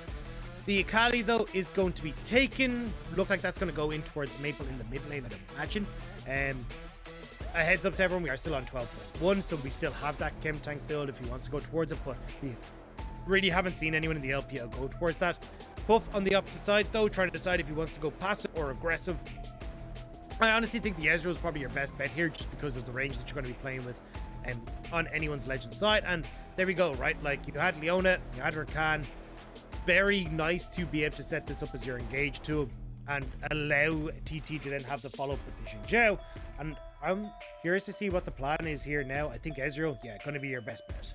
Yeah, best bet there, and they do get the counter pick into that support role, so the Nautilus looking like it's going to be the one to go with. They can go with Nautilus or Leona, both very, very good into something like the Rakan. I think I do prefer the extra little bit of extra CC you get with something like the Nautilus, able to lock down something like the Ezreal. So if that is locked in, we'll see now as we wait for that last one to go. But Anyone's Legend do have themselves a pretty decent composition, but they are very much see champion, kill champion. Their team fight doesn't really resonate for me unless they find someone caught out and catch them with a kick. Yeah, it's very much about trying to play that 1-3-1, right? You've got Jace, who can do reasonable with the Gwen. You've got the Akali, who definitely is more comfortable in the side lane than the Victor. So, going to be trying to see if they can play it through that. And you still got decent push in mid thanks to the Jinx. So, Anyone's Legend should be able to set themselves up reasonably well. On TT's side, though, definitely another team fighting squad, right? We talked about having that engage coming through from the support with the Rakan, and you've got a lot of long range damage coming through from both Captain and from Puff. Decent zone control coming through from the Victor, the Xin Zhao, and also that Gwen. So going to make it a little bit difficult when you get towards those team fights for the Jinx to operate. And it's also about trying to deny access to the Jinx to fights, especially when the rest of the dive goes through from the likes of the Akali and the Lee Sin and team fights. Well, comps are locked and loaded. TT 1-0 up in this series, looking to try and take their first win. That should be 1-0, not 0-0. Thank you, thank you, production. Just so you know, it should be TT 1-0 up. But can TT, I love that. Look at the top lane, 50%, 50%. Really nice synergy there. But as I said, big moment for TT, getting themselves onto the board. Can they make it happen? Or is it going to be Anyone's Legend prolonging this series and maybe getting themselves up to 2 wins themselves? It's all going to happen on the Rift. It's all going to be about how these teams play their compositions and how they're able to find those opportunities. Right now, it looking at the moment like it is going to be a pretty decent setup. I just want more kills, Doctor. I just want more action. I don't want to be sitting for 20 minutes with 2 kills like we did in Game 1. That's all I ask. That's all I pray. I do believe this is going to be a much more action-packed game, at least with the picks that we have, right? Like, you've the ability to set up pretty well. Akali also a pick that definitely wants to have a little bit more in the way of damage. So we'll have to see as we roll on into game number 2 who's going to be able to come out on top. Can TT pick up their first win in the LPL, or can Anyone's Legend push us towards that game number 3?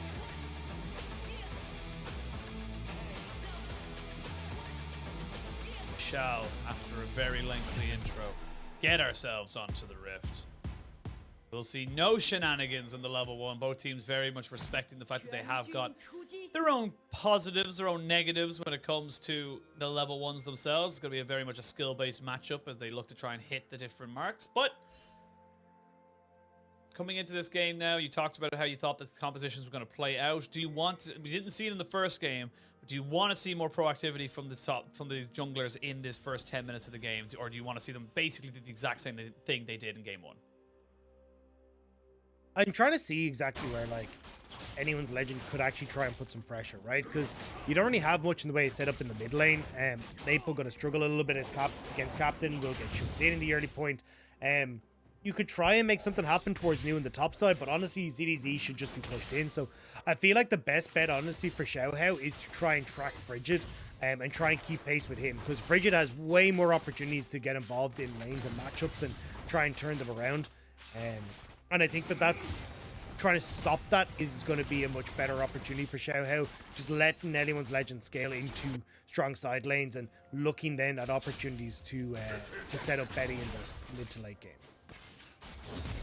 Looking at Betty right now, we are going to see the flash forward there. Dredgeline is still available, and they are going to be able to lock him down and get the traps off as well. So no flash, no heal, and no flash onto Southwind either. Again, we're seeing a very similar setup that we saw in game 1 with this bot lane. Or sorry, excuse me, in Series 1, but this time with the bot lane of anyone's legend get the advantage. Yeah, really nice job from Betty and Chocho. This is actually a lane that we talked about at the start of the day, right? Like, they've honestly been stepping up to, I think, a lot of people's surprises. Still not, like, crazy high caliber. Like, I'm not going to put them in the same level as, like, Viper and Mako, but certainly look a little bit more confident. Frigid, though, did start on top side, which is why he's now bot before Betty and Chocho get the push in. Yeah, we're going to just back away completely. I think Frigid recognizes now that he is not really in position. And, oh, no. Well, we got early action, but at what cost? Every flash that exists on TT. But, God, that was painful, man. Well, Frigid, no flash. You can ping that one to your heart's content in chat, as Xiaohao's going to be pretty happy that one went astray, right? Because not only does he now realize where Frigid started, he can now try and resync with Frigid, because Frigid will clear out his bot side jungle, look for the reset, and you know Xiaohao, look, reset faster because you just have got a less time spent trying to get invested in the bot side, and then look to get deep wards in, especially on top side where you've got full pressure for ZDZ. Get some deep wards, and not only give the help towards ZDZ to have control over that lane and get the vision that he needs to continue pushing in against this Gwen, but also just allowing yourselves to know exactly where Frigid is going to be positioned. Xiaohao now recognizing that he's got a little bit of time in this top side as the Krugs are probably going to be taken. Recognizes there's no camps, just pops down the Scryer's Bloom and then gets himself all the way back into a reset. So nothing too untoward to be talking about from either side. It is still all flashes down from the bottom half of the map. For the side of TT, of course. Anyone's legend now, maybe looking to try and make this one work. He got to be a bit careful there, Southwind. Yes, you have Frigid there, but he has no flash, so it's going to be a very difficult gank to make it. The way he's pushing against you. Yeah, I mean, this wave is going to just be picked up pretty easily by Betty, and Southwind takes a little bit of the brunt of the trade, and although he will get the quicker reset, like, again, you're kind of leaving yourself a little bit vulnerable here as Puff with no flash to the bot side and knowing that Xiaohao will be in this bottom lane, but Frigid now entering back into the top half of the map. That's where you can see ZDZ playing a little bit more honest and safe in this top lane. Gotta be kept honest. This is going to be a Hex Drake for the first dragon. We haven't had a Chem Soul just yet. It's becoming more of a novelty. I know everyone hated it, but... Yeah, I mean, that's why I'm like, just stop. We don't need a Chem Soul. No, but it's fun now because it's going away. it's now a novelty. It's now rare. It's a collectible. Exactly. Now, you know? It's an NFT. No, I'm joking. I'm not gonna open up that can of worms. We see getting a nice little roam here from Southwind as Chocho now gets himself back into the mid lane to say, look, my mid laner can do this, should be fine. But now Dragon might be started off here by the side of anyone's legend, and good ward here from Southwind, recognizing that he probably would have been dead had he walked up any further. TP from Captain back into the mid lane, and Maple hasn't shoved mid. He's actually kind of sitting here for a little bit, so it means Maple a bit behind when it comes towards control over that lane. ZDZ now taking a reasonably alright trade against Mew in the top side, but I wanted to see, you know, Maple reset, look for a dragon, but instead with Frigid potentially being on top side, maybe that's the go button for Xiaohao, but he's run the whole way up towards this top lane to try and keep ZDZ safe. I think the big reason why I want a Ken Soul Rift is because this is my last cast before Chinese New Year, and then it's gone. So I want it to happen. I know. Everyone, look at Pat. I don't know. There's always something. I don't get me wrong. I don't think it's a good dragon or rift. I think it's incredibly frustrating. But That's I think not what you it's just a said. You novelty. said it was the best thing that ever happened to League of Legends. I've got No, the what I Discord said, receipts. I said that Chocho was the best thing that ever happened to League of Legends. Oh, That was the right. actual thing I said. He just happens to do well in Ken Rift. You know, I don't know if that's true. I'm just trying to. I'm talking. Such I'm an elaborate workaround. I'm talking through my ass right now. I'm sorry. It is a much more subdued and slower game, and probably a much more subdued and slower series. Despite all the flashes being burnt on the bot side of the map, all the teams are going to have them all back. No one's really going to gain any major advantages, and now Chocho is going to clear out the vision around this dragon. We are still yet to see where they're really going to be able to make their mark. And both these teams, I will say, we got action in the early game, but we didn't get kills. So I guess you were correct, but you're also wrong, and I hate that we didn't get any more kills. Same difference. Oh, Chocho. Okay. The note from Southwind. There's a giant anchor in that bush. I would not like to go there. It was it was literally like a Jurassic Park movement from like Chocho. He's just like his vision is based on movement. Don't make a sound. Yeah. We got But since you're saying you're disappointed in me, I've got a call out for all you play that plays. I feel like you've been missing the boat here on Chocho. You got Chocho is only so-so. You went the way of the dodo. Like, there's so many lines that can be used on Chocho, and I feel like it's just never happened before. It's very fair, but I would have went with the obvious one of Choo Choo. You know, it's like, you know, the Chocho. Well, I mean, you chain. haven't done that either. So. Yeah, I know. I was holding it. I was waiting. You know, you gotta keep it in the bank until he pops off, and then you bring it out. I have one potentially opportunity now for to use that if Chocho pops off. So now you've called me out, and I'm gonna say it. Maybe it's a little bit of Choo Choo right here. No, see, I've ruined it. You set put me up under to pressure fail. and you ruined it. Set me up to fail.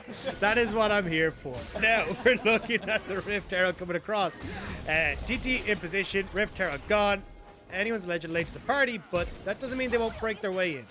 Yep, well, Frigid did see everyone congregating in on top of him and then decided he was going to go and flash over the wall. So, successful objective trade, a dragon for a Rift Herald. Gold basically even, no kills as we crest up to the 9-minute mark. And both AD carries very happy just to keep on farming. Frigid, he's as cold as ice and willing to sacrifice his flash for that play. He picks up the Rift Herald. Then moving back in, I'm pretty sure he's going to end up using this over towards New. I think the best bet for him is to try and like crack open this top side, get a little bit more control for New in that matchup. Is always the opportunity as well, which is how much Captain has been pushing in mid though, to just go, hey look, we want to get this mid lane turret open. Actually, honestly, probably mid lane's better now that I say it. Just to deny opportunities later on, because if you can't get pushed mid, it becomes really difficult for ZDZ and Maple to play through sides, because you can push mid, rotate off, and like cut off the solo laners for Well, Solo Laner is going to be helping out the side of anyone's legend here as they take away the red buffs. That's going to be a nice little steal there, and this is what you can do with the Lee Sin and Nautilus combination. Actually looking for a little bit more as Chocho walks up, recognizes that the Xin Zhao is in fact there. There is no smite here for the Lee Sin, but he's just trying to deny as many camps as possible, and he'll get it. So good little excursion here from the jungle support combination, as they know that there's not really much else for them to do. See, the thing is though, since a few changes a while back, most of the golden experience is on the Little Grubs. So the fact that he didn't get them means that he's only fooling himself. Time wasted. Congratulations, sure. you played yourself. And now, Frigid, actually down in the spotlight. This might be the worst spot to post this, to be perfectly honest. I mean, without leaving, yes. Yeah, I mean, Frigid now coming back down, but you're not going to get the charge. Puff getting gold is not really your big win con. So yeah, surprised to see TT using this here, but I mean, as we said, Puff has been the mainstay carry for TT, so could just be a case of, you know, old habits die hard. So I'm working on the theory right now. So this is very LCK-esque gameplay. And let's not beat around the bush. The LCK English gets more viewership than the LPL English. Why does it get more viewership? That's my question now. I'm theory crafting, you know? I thought you were going a completely different direction. I thought you were like, TT are prepping for the 2 Koreans coming over, you know, Yukal and Chieftain trying to get the game set up so it's at their pace. I'm just bored. I'm just I mean, look, I'm just being chaotic evil right now. I can see it a little bit, right? Like, legacy of LCK, it's not like they were by far the strongest. I am 100% memeing. Like I know why people watch LCK. There was about 6 years of pure dominance from the Koreans for a good while, and they're still very much the second best region in the world. And look, I'm not gonna lie, I appreciate myself some LCK. We don't need to go to war with the LCK. I like my boys Atlas and Chronicler, Valdez, both. Kiss They're all ass awesome all people. you like. I'm going to war. Atlas went at me on Twitter, and I need to get some kind of vindication. I think Atlas just Atlas on Twitter is just ruthless. It's ruthless, man. It's ruthless. hilarious, but it's just like, oh, I don't even have an answer for this. You've completely destroyed me here. I'll go check myself into the oven because I've just been roasted. It's like I tried to like bounce back against him, and I was like, haha, and then he just like absolutely destroyed me. I was like, Jesus, and then he literally was just like, great, don't go in half-hearted. Have some ammunition in the bank if you're going up against the LCK boys. But I digress. We're gonna see if we might have some action now, as we still have 0 kills at 12 minutes. But Puff having that ward means he's very, very safe.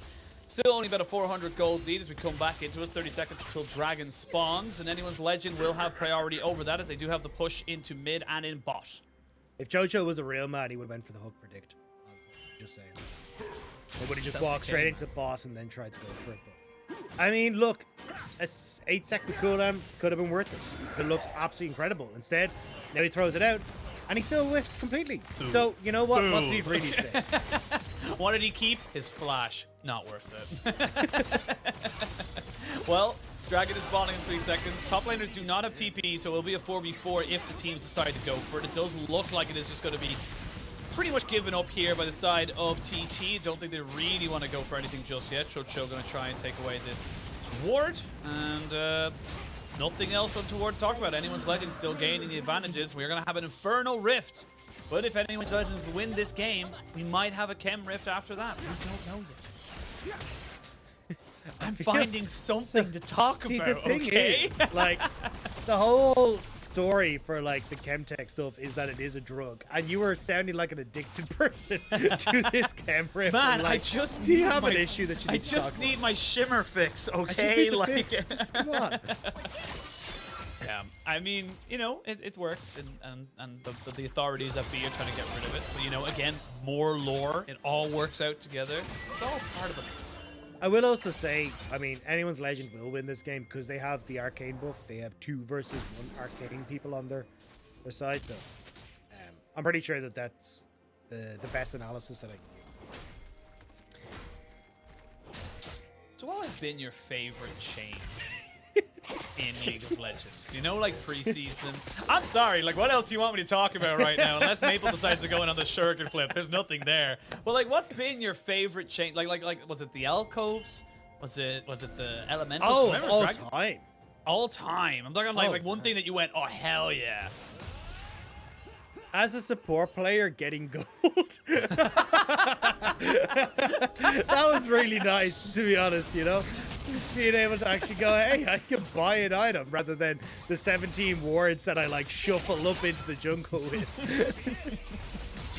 This is, yeah, we're losing our minds a little bit. CDZ is not going to get caught out. Why would you flash out of that bridge? And never mind, we're going to see the quickness going to be used in with the Gravity Storm, or excuse me, the Chaos Storm on top of the Gravity Field. There's going to be First Blood going over to, not onto Maple. It's going to counter park onto the side of Captain, and now we can see the resets coming in here for Betty's. He's going to keep pushing forward. 2 kills for the Lee Sin as they try to go in now with New with the needlework, trying to do some work. He will use his heal, but land the shuriken flip in. Does he have the damage to take anybody out? I don't think he does. ZDZ helps him clean up 4 for 1, and we went from nothing to everything in the blink of an eye.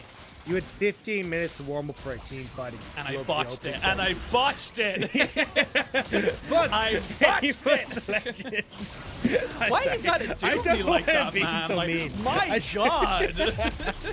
All right, replay, go. Jesus.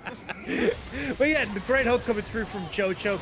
The quickness have to be used to try and defend him, but you can see just so much damage coming through from Anyone's Legend, and when you're already on the back foot, you don't really have your escape tools available. It's very easy with the Jinx getting excited to chase down alongside Maple, and just the mobility that you've got with so many members of Anyone's Legend.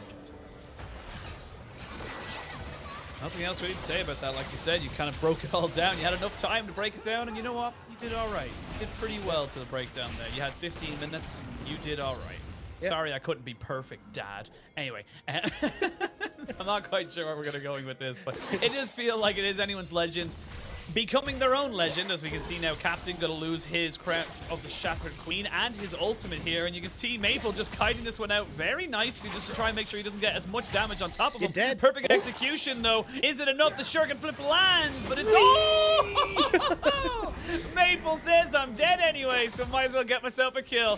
He's going to see the true shot barrage come over. He's not going to give it over to the Ezreal. They're going to try and give this one over to Frigid, and they will get it, but I love that play coming out from Maple. Thank you. A little bit of aggression coming out from the mid laner.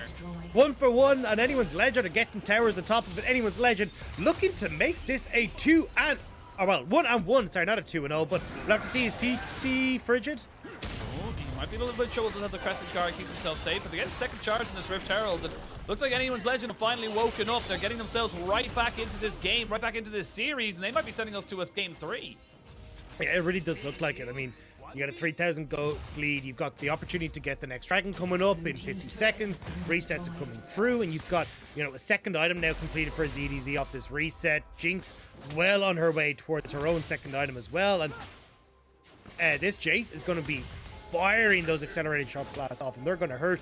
And that's not even including the fact that Maple is already, as you can see, like able to assassinate pretty much any of the backline on TT. So coming into this, TT have no control of River, which does give, a huge amount of space over towards anyone's legend to actually get in here and start putting the pressure on. Yeah, well, they got back onto the map as well. You got Kraken Slayer for the 004 Jinx. Betty going to be trying to be doing his best support cosplay, as we can now see Maple go maybe look to try and make something happen here. Frigid goes back in. They have the gravity field, but they weren't able to lock down Chocho, who is still pretty damn tanky and pretty damn healthy. We'll have the Aftershock available for the next engage. Dragon has been started, as we can now see the side of anyone's legend looking to put themselves on soul point. Maple, though, you're on top of a ward, and Nu knows you are as well, so now he recognizes this. He's going to try and jump onto the Gwen. Now, separated away from the fight, the top laner and mid laner from TT and anyone's legend respectively are going to try and have to make themselves known in this fight. Dragon down, taken, nothing they can do. Great hook there on the Southwind. As we can see now, Maple goes into the Shroud as he tries to make himself a nuisance onto the backside. Gets quickness in, not quite able to land the shuriken flip. Nobody dies, but it's soul point for anyone's legend. Yeah, and I mean, just a nice setup for anyone's legend there, right? Able to get control fully over the river. We talked about being able to move in, and TT, unfortunately, just don't have anything in the tank to go against what anyone's legend is offering. The range that they got coming through with ZDZ, the engage that Chocho's able to offer, and TT, they're still waiting for a lot of their carries to come online. Pup still only at an item and a half. Captain went crown to the Shattered Queen, so yes, he's more durable, but doesn't really have the poke and damage that really needs to bring to these team fights. And it does feel bit by bit, small advantage by small advantage. Anyone's legend are just getting themselves more. 4,000 gold, 3 dragons. They're pushing into the mid lane. They got both Rift Heralds as well. Excuse me, they only got one of the Rift Heralds, but the first Rift Herald was so unimpactful from the side of TT that I felt like it didn't really do a lot. So again, lots of advantages here. They're scaling up very, very nicely. They're going to be very confident coming into these later game team fights. And honestly, Maple on something like the Akali is just wreaking havoc. They have to respect him, and they can't just walk into him. Yeah, it's one of the nice parts of Akali, but Xiao Hao sitting here does land the Sonic Wave onto Southwind, but not going to look for too much. They're just trying to posture here, get some vision control so that then Maple can push inside. As ZDZ, you can see links up in this mid lane to start sieging onto the mid lane structure. Yeah, Jace with a Jinx, it's going to be very difficult for them to really keep this one up. You can see only with 3 minions, they're putting in so much damage, and Puff down to about 1/3 of his HP. He needs to go back to base. He can no longer stay, and that means this dragon is as good as dead. Your solo laners are in the solo lanes. Yeah, and again, look at Maple, right? He's totally fine to be able to shove in. He knows that there's going to be no harassment coming his direction. ZDZ landing shots, and this is where it becomes very, very difficult. And I like the way that we have anyone's legend playing this, right? This kind of seesaw style. Xiao Hao fishing for the kick. Yeah, I've seen plenty of Lee Sin in the history of the game get that all-important kick right behind the first tier 1 turret. But side of TT recognize that even if they do have the capabilities, they do not have the manpower to defend that turret, so they have to back themselves away. It's 4 turrets to none, 5 kills to 2, and 3 dragons to none, all in favor of anyone's legend. It's a 5,000 gold lead, and feels like it's just getting bigger and bigger by the minute. TT running out of options pretty fast. They gotta hope for a big stall. Yeah, you can even see Southwind scratching his head there on the camera. He's trying to figure out what the hell do we do. You at least down on this bottom side, gonna shove in ZDZ here though to keep him in check. And this is the big problem, right? Like, in theory, TT would like to try and collapse these side lanes, but Betty, so much stronger in the mid lane, is able to get that push in. It opens up Chocho to look for roams. And you can see Maple pretty much instantly like shoving out that top side, disappearing into Fog of War. It means that if you ever try and collapse the side lane, you have to be so careful of multiple members for anyone's legend being there. And that's not even including the fact that in 2 minutes, we've got the potential Infernal Soul coming through, but ZDZ in trouble. He's in a lot of trouble. They are going to get the flash out of him, though, as Setwin tries to finally get the quickness on. The TP coming in here from Maple, and the rest of anyone's legend are here. And you can see ZDZ still standing strong, still standing proud, as the dredge line misses, but it was only just to get him into position. They will finally take down the Jace, the victor onto Jace. Arcane matchup that we had in that particular one there, but ends up still being a favorable trade in favor of anyone's legend. They take down 2. You had to burn a lot on the side of TT to really make that one work for you. Yeah, and I mean, that was everything committed to that play, but you do get the TP out from Maple, so I wouldn't be surprised to see ZDZ moving up towards that top side. Double TP still available for TT. It's just unfortunate that there's no real way for them to try and make a play with that, and you see it here, right? Had push in mid already for anyone's legend, so they're already rotating down to this play as it kicks off for TT. And you get the TP coming through from Maple as well, so best reaction from anyone's legend to turn this play back around. It is TT getting kill onto ZDZ, which is nice, but everything else is just going awry. I think for TT, there was actually a minion MVP there. There was an accelerated shock blast going right into the face of Setwin, and the minion just did the very stereotypical 80s no and ran in front of the bullet. So didn't run in front of that one though, and you can see already buffed down to about just above half his HP. And dragon spawning in 30 seconds. You have to fight this as TT with a Jace and a Kali and an Infernal Soul. You just won't be able to do anything, so you have to contest this. It's so difficult, though, to try and hold on to the position. Look at where Gwen is as well. She's so far from this, trying to see if she can get a flank, but TT are fighting in this close corridor, which just gives anyone's legend the opportunity to get into River, and now you've lost that position of the Gwen.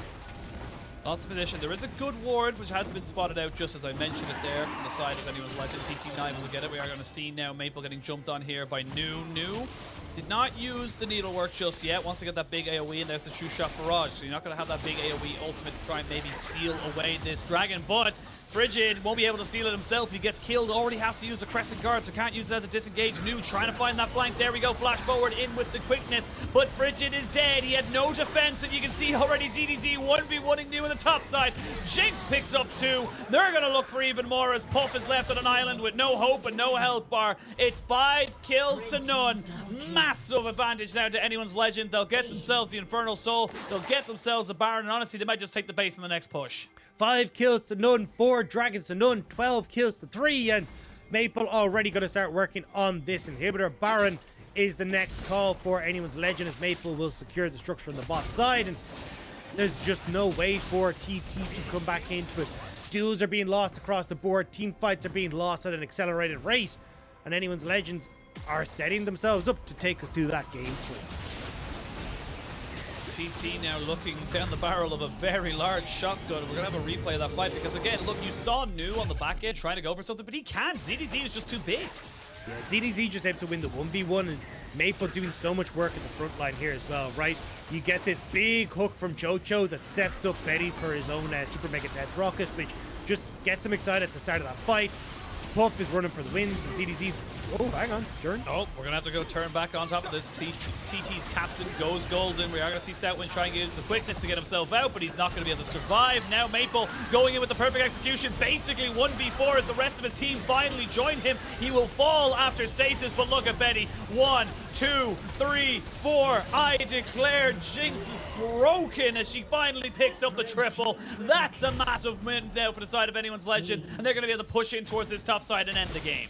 And it looks so simple. Anyone's legend pick up that win. Now there's a minion wave that they prepped earlier, and with that Baron buff, that'll survive long enough for them to take this mid lane, or sorry, this top lane. Mid lane is even being pushed in by ZDZ as well at the moment, so you're just slowly closing that coffin on towards TT and pushing us into that game number 3. Anyone's legend looking so much better in this game too.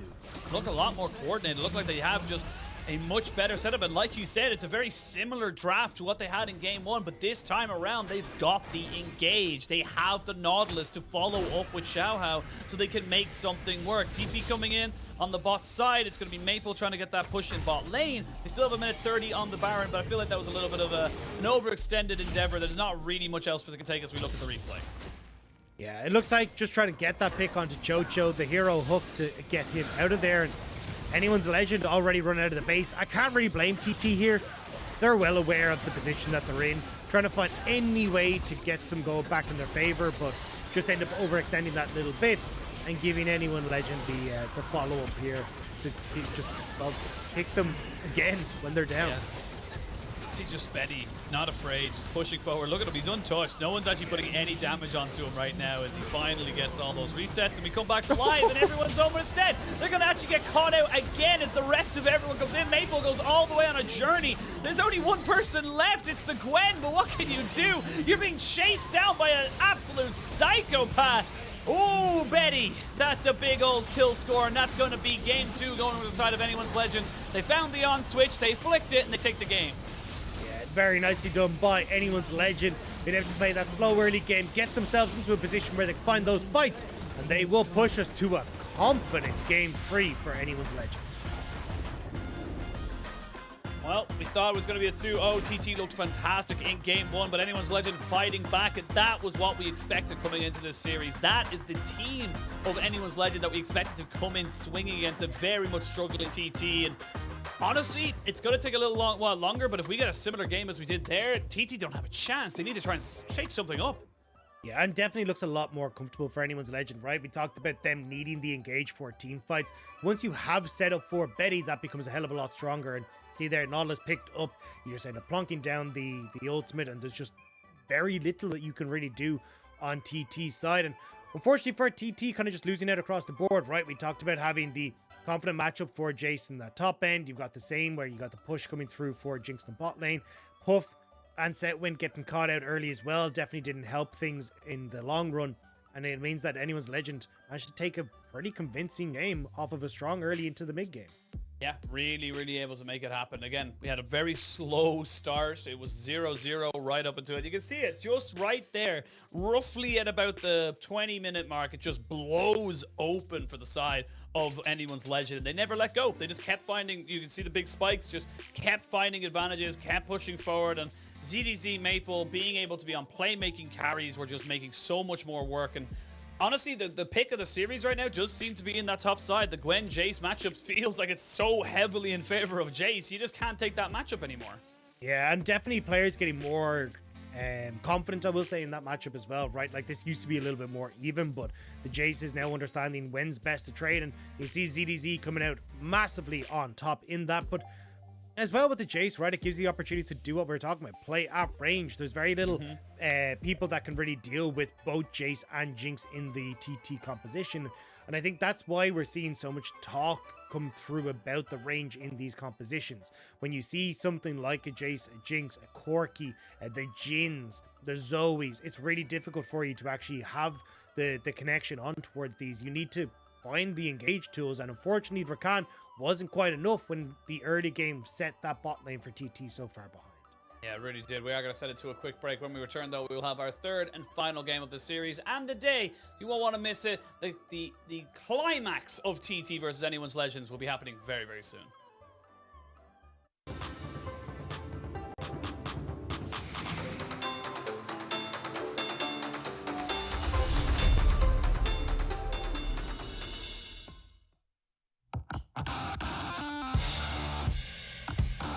Looking back on 2021, it was a year of honor for RNG. They claimed the crown Kings of Spring and also became the year's MSI champion. RNG, take down the world champs to become your MSI champions of 2021. However, for BLG, 2021 would not be remembered so fondly. From the heartbreak of the previous year rises a new champion. BLG have revitalized themselves with an influx of insane talent, demonstrating just so since the start of the split. Here we go, it's a little scary. Aki goes straight in though, and they're going to try and take this fight. They will get free to go into stasis as this all happens. Cream got locked up and will be taken down. Doggo! The 8-year veteran leader of RNG, Xiaohu, helped secure the Spring Championship last year through his excellent play in the top lane. But this year, the little tiger returns home to the mid lane, and he's making sure everyone knows he's back in town. It is the year of the tiger, after all. He burns on the interim, but anyone's let it reset a Xiaohu! Xiaohu! Jet Bloom! Vex, Xiaohu! Say his name, say the champion! He's made them absolutely sad! It feels as if Fofo has been training for this his entire career. The presence of the legendary mid Xiaohu will not be tolerated. Fofo has grown and grown. This is his kingdom now. He will be ready for this deadly duel. It's just that, never mind. Shanji is massive, and they're fighting with the package. I'm not quite sure why. Shadow Surge, though, from Fofo turns it right back around. There's a funny thing, though. RNG hasn't beaten BLG in a long time. Even at their highest point last year, they still lost to their own personal nightmare in BLG. Will they continue to be haunted, or will they break through their past? Down the Chaos Storm, right in the middle, the gravity field, but a great hook again onto the enemy jungler. Xiao Hao gets bursted down. Now there's no snipe, but right out, back at you with Wei, get the same, the dragon helps it out. RNG win the fight as Gala returns to the rift, howdly doodly. So, as the most important festival in China is just over the horizon, fireworks are sure to fly when BLG take on RNG in the new Esports Spring Gala. Let the festivities begin!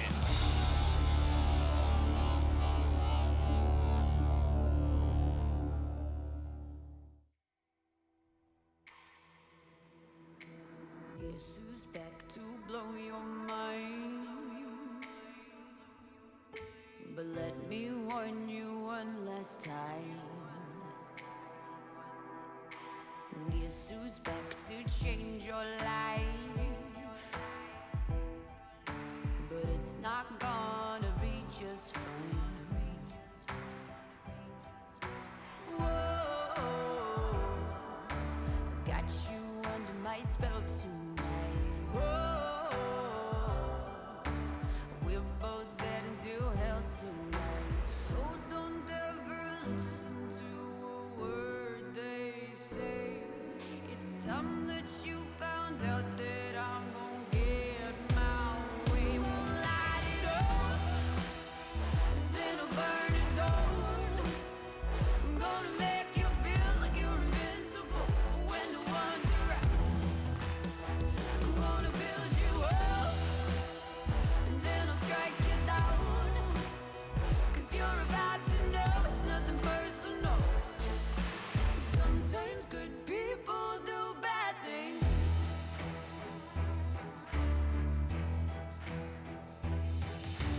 I have always tried to be nice.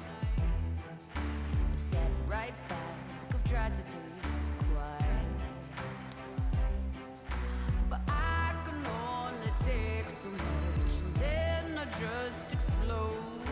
To feel it building inside, then I just need to let go. So don't ever listen to a word they say. It's time that you found out that I'm gonna get my way, okay?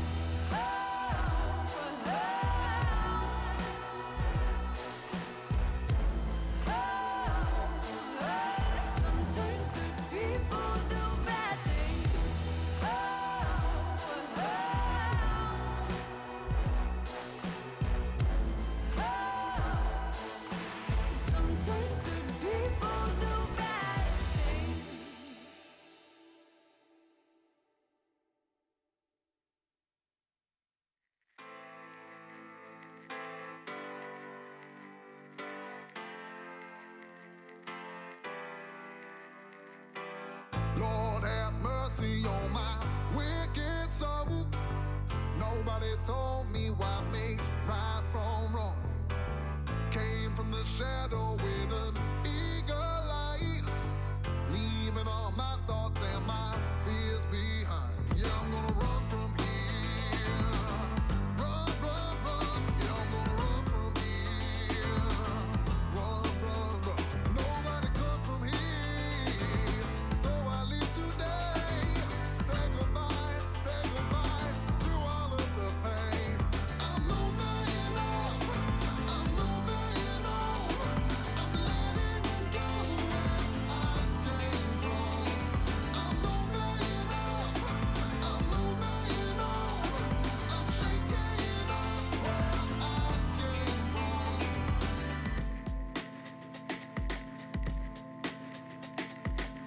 Riding with freedom and I found my way. Ain't nobody gonna lead my mind astray. I'm gonna move the ground beneath my feet. I'm gonna lose the feeling at defeat. Yeah, I'm gonna run from here. Run, run, run. Yeah, I'm gonna run from here. Run, run, run. Nobody come from here. So I leave today. Say goodbye to all of the pain. I'm moving on. I'm moving on. I'm letting go where I came from. I'm moving on. I'm moving on. I'm shaking off where I came from.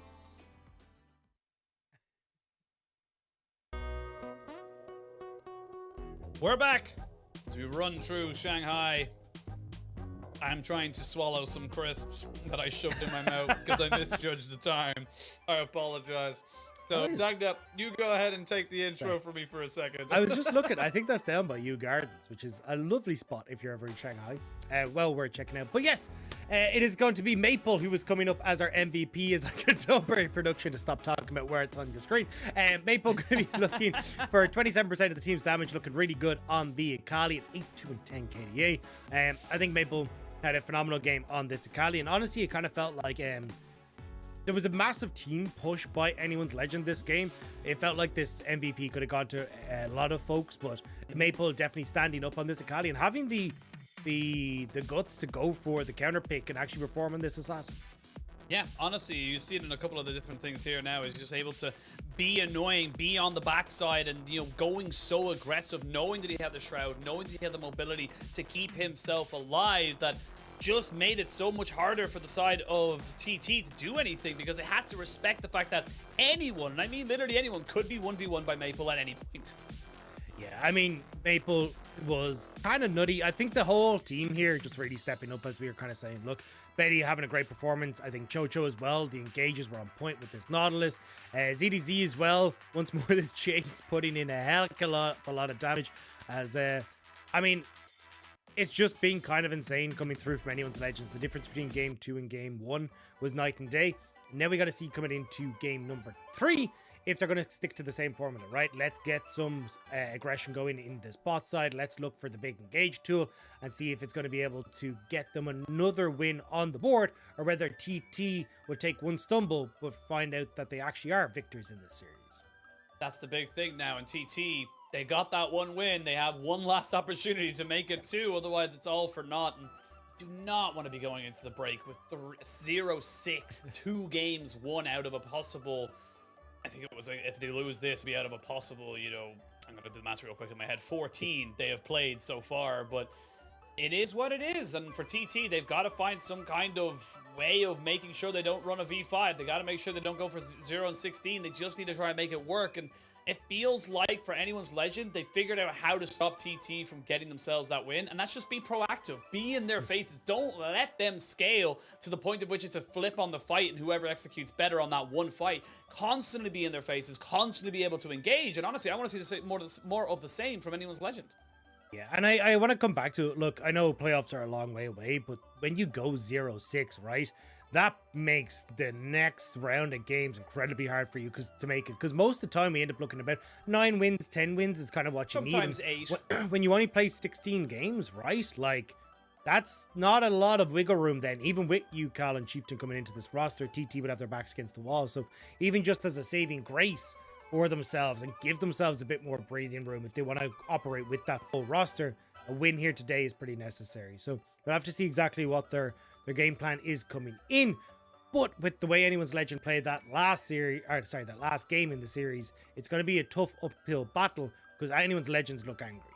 They really do. They look like they came in with a bit more vigor for them. And again, you mentioned the kind of cutoff point that you need for the playoffs. You know, you look at previous seasons, summer, it was 8-8 with LNG. And, you know, once they got into playoffs, they were able to get themselves an opportunity within the regional gauntlet and got themselves to Worlds. It's all about just getting yourself into that knockout stages. The split before that in spring, it was 9-7. So 9 wins. If you're already looking at 6 losses, you basically can't drop a series. You have to win every single one if that's what you're going to be aiming for. And with UCAL and Chieftain coming in, it cannot come any sooner. They will hopefully be in and on the roster for after Chinese New Year, because that is about 2.5 weeks away from now. So maybe there is an opportunity here for the side of TT to make that miracle one. But it is starting to look, if they lose today, like it was going to be a miracle.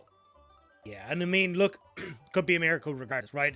You only get yourself one more series if you win this, but for TT, it could be necessary as we get ourselves into pick and ban. Gwen going to be banned away. No more Jason Gwen trading back and forth. But it will mean that the Caitlyn is still going to be banned away. We saw the Aphelios banned away in the last one, which left Jinx as the big 3 last one remaining. We'll have to see if that is still going to be the same game plan as Corki taken away from Maple for the 3rd time this series.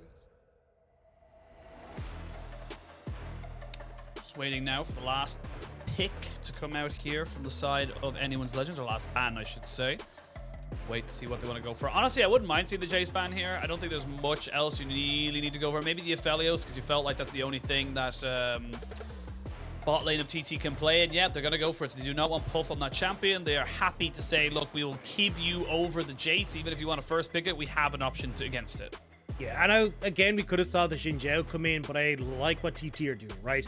Get Puff onto this pick. He has been the main carry for the team, so prioritizing that makes a lot of sense. Xiao Hao, though, will get his hands back on the Xin Zhao, which is honestly where he feels most comfortable. When we see him most active on the map, it is on this pick. And as I say that, he hovers the Lee Sin, but I think anyway, as an answer as well, you could go back towards like something like the Twisted Fate for Maple if they really wanted to. You can also go towards like the Jin Leona if you want to in that bot side of the map as well. That's kind of what we've seen as quite a traditional counter coming out towards the Jinx. And it looks like that might be the plan here for Anyone's Legend. Ooh, going with the Jin this time around, like you mentioned. But I do actually like the Lee Sin. I think Frigid looked very, for lack of a better term, frigid on the Xin Zhao. Didn't look very strong or very confident in his play. Was using his crescent guard very ineffectively, in my opinion. So maybe it's just a situation of Anyone's Legend saying, look, we know that Xiao Hao can beat Frigid in this matchup regardless if they take the Xin Zhao or not. We're happy to take the Lee Sin. So now, TT, where do they want to pick their last Thresh. one going? I was going to say Thresh. It's got to be. Yeah, I mean, Thresh is your best bet, right? Gives you that safety in the bot side of the map, and especially if Anyone's Legend go towards the Leona, right? You've got an insanely strong bot half of the map that you can look to play around. Thresh is a good answer to the Leona if she comes through. It looks like Southwind will eventually find his way over towards that pick. Now, Thresh locked and loaded. They finally listened to what we were saying and might have gotten into the comms of the coaches and just kept spamming Thresh into their ears. But now, where do you want to go from here? I would like to see Anyone's Legend pick up their support. I don't really feel like you need to go for your AD or your mid lane here, but they might go for it and just try and get some decent matchups for Maple, because like we said, he had a great time on the Akali and might just want to have a similar one going into the next game. Yeah, if you go towards the LeBlanc, though, it does open up Captain to like go towards a Galio pick.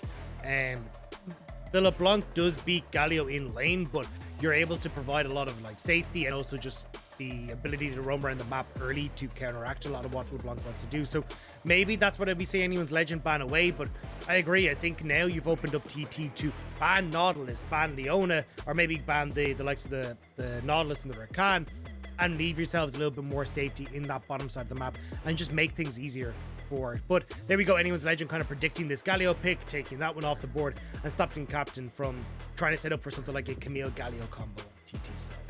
Yeah, they're going to try and take that away. Like you mentioned, it does open up a couple of different options. They ban away the Rakan, so you will get either the Nautilus or the Leona here for the side of anyone's legend. Maybe they did recognize that. They said, look, they can't ban all 3 of the engaged champions we feel comfortable with. Big globals being taken off the board, though, this time around. No Twisted Fate, no Galio. And it's going to be a bit of a tough matchup here now for TT. They're going to have to try and figure out what way they can do it. And honestly, I think Jojo's going to be totally fine to go back into the Nautilus. Yes, I feel like the Thresh does a lot better, but maybe not at all. Maybe we're all incorrect. I think the Nautilus should be the best bet, but we'll see what happens. TT, I think you can bring Captain's Vex into play here. I think it'll go really, really well. Stops a lot of the movements that you have on the LeBlanc and the Lee Sin, and as well providing like the dive tool that can sometimes be necessary when you're playing with the Jhin, because you can always go towards like the Jhin Jace here for anyone's legend, but that is super surprising to me. Wow. I mean, yeah, you've got like the ability to just kind of play safe and have the cat roam with Lee Sin, but it's not like you're with like a Xinjiao or an Olaf in the jungle. The Jhin doesn't really benefit from it, and when when Nautilus was still up on the table, it would have maybe worked out a little bit better. Either way, though, we're gonna have to see what the cat can do. Looking across the TT, though, that's going to be the Camille locked in, and there's that Vex that we were talking about. I think Vex is going to be a super strong pick for Captain mid lane. Great matchup, works really well with what TT are trying to do in this dive composition, and can really cause issues for anyone's legend. See what they want to lock in as the last one. I would like the Vex. It would be a very similar style. Not quite the same as the Galio-Camille combination, but you do get that big AoE fear. You do have the resets on your ultimate as well, the Shadow Surge. And now anyone's legend, you have to pick into the Camille. They're going to go with the Jax. I really like this for ZDZ. We have said in the previous 2 games, it has been whichever top laner has been able to get that advantage that really shines through throughout that mid game. And if you're able to get the kills onto this Jax, if you're able to keep that Camille down, huge for anyone's legend. Yeah, the big thing here, though, is like, you've got a very back and forth matchup that can be influenced by junglers. Frigid, stronger jungler in this matchup, so might be able to try and influence that in the Camille's favor, at least for the early to mid game, before Jax kind of scales into it. And the big thing as well is like, usually when you see a Jinx in the bot side, you want a Nautilus or a Thresh, or sorry, Nautilus or Leon or something to play aggressive to keep the enemy bot support in the lane, allowing you to shove in the wave and then move elsewhere. But because we don't have that, it actually opens up Southwind to move around the map quite a bit, with Puff not really having to worry about, you know, having too many dive potentials coming through from the likes of a Yumi or a Jhin. So I think there's a lot to work with here on TT side in the early stages, and anyone's legend may be on the back foot just off of the lane matchups that they have. Well, we'll have to wait and see. It is going to come down to this. TT versus anyone's legends. 1-1 in the series. Winner takes all and goes into the Chinese New Year break. A very happy team. The loser going to be very, very much counting up the situations and how they can make their season back on track. Both these teams desperate for a win. I would say arguably TT more than anyone's legend. But it is all going to have to end here. We'll see what way it ends up all working out for. And we didn't actually really get to have a chance to talk about it, but of course the Jinx going to be absolutely massive. We talk about it all the time. With the Thresh, should be curious to see how Puff and Southwind play this bot side. Yeah, I mean, you got like a decent amount of push that can come through from the Jhin and the Yumi. It's just a case of like not really being under much threat. There's a bit of poke, but you start off with a couple of biscuits, maybe a Time Warp Tonic, you'll be fine here for Puff. So you'll be able to scale reasonably well. You got good engage in the late game to enable them. Like, coming up towards the later portion of the game, I still favor TT. I mean, honestly, TT's draft kind of coming out trumps here in this last game of the series. Yep, last game of the series, last game of the day, and we are finally jumping onto the Rift. TT versus anyone's legend, the match of the week that you all wanted to watch here on Twitch and YouTube. And we already see TT coming in with a bit of an aggressive move, but Betty wise to the tricks and has himself a pair of boots as well, so very easy for him just to walk away.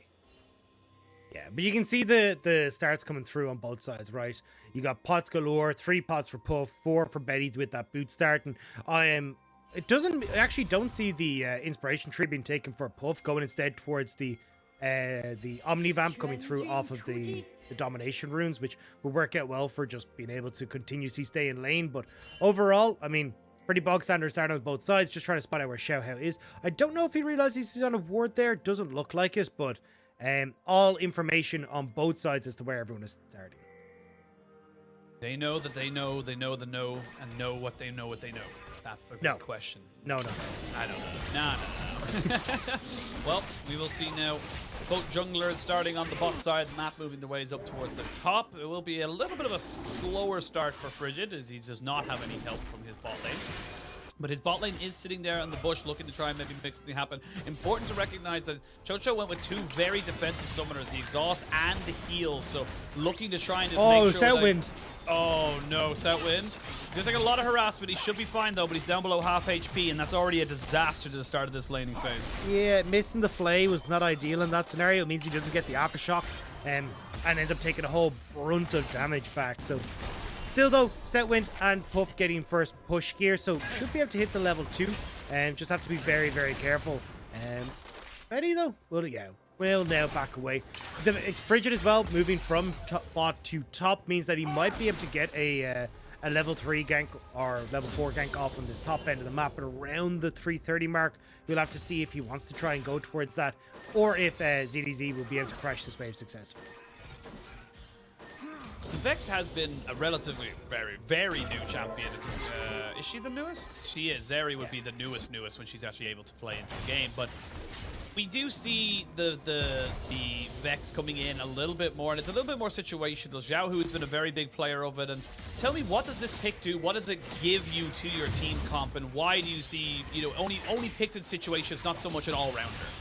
So one of the big things is obviously the dashes. She's able to get past her Doom and Gloom up, which gives her extra damage, but also procs her fear a lot quicker when there's a lot of dashes around her. So for matchups like the LeBlanc, who want to try and go in with the distortion, it works out perfectly because you end up being able to get that more often. As Frigid and Xiaohu just going to be ships passing in the night, it looks like, with Vex having pushed the mid. But yeah, it also acts as like a really good dive potential because you've got the opportunity to go in with the ult, get this big AoE fear off. She's also just a pain to deal with in the lane because her Q is on an incredibly short cooldown and hits super hard. But Captain now might be in trouble. He's in a lot of trouble. Will still get rooted down. He's already used his flash. He has the fear, though, to keep him alive. But the flash forward there from Maple keeps the kills equal out. Gets first blood, but a nice response here from Frigid means they are able to continue with that equal score line. More action than we've seen in the first 2 games in the first 5 minutes. Both teams coming out on top. Yeah, I mean, you should get the reset coming through here from Maple. Just about able to escape, but will be Captain falling down. Unfortunately, the Captain couldn't get that ignite off. Felt like maybe that could have been the ticking time bomb that took them down, but doesn't matter anyway. Nice job. 1 for 1 coming through, and Maple getting a little bit of it better there thanks to Xiaohu's help. Nah, that was not the hook shot, wall shot you want to be seeing coming out from New. Very lucky that the counter-strike was already down, as we could have seen another summoner Brown at minimum. But let's have a look at the replay here. And this is just smart here from the side of Xiaohu. He recognizes that the bot lane scuttle was taken, so they're not expecting him to be there. But just goes a little bit too far forward. That fear coming up just the right time. Yeah, that's also the big one, right? The fear, that was what they're waiting on to be used. Maple having to flash forward to secure that, but it's just a bit unfortunate, right, that Frigid didn't have the damage to take down Lee Sin faster and start chasing after the LeBlanc. But either way, still going to be the 1 for 1 trade. Jungle on TT getting the kill. Mid laner for Maple getting the kill there instead. But we'll still see that, like, overall, you're still going to be relatively okay. I think the big question here is if Maple can kind of snowball this into something.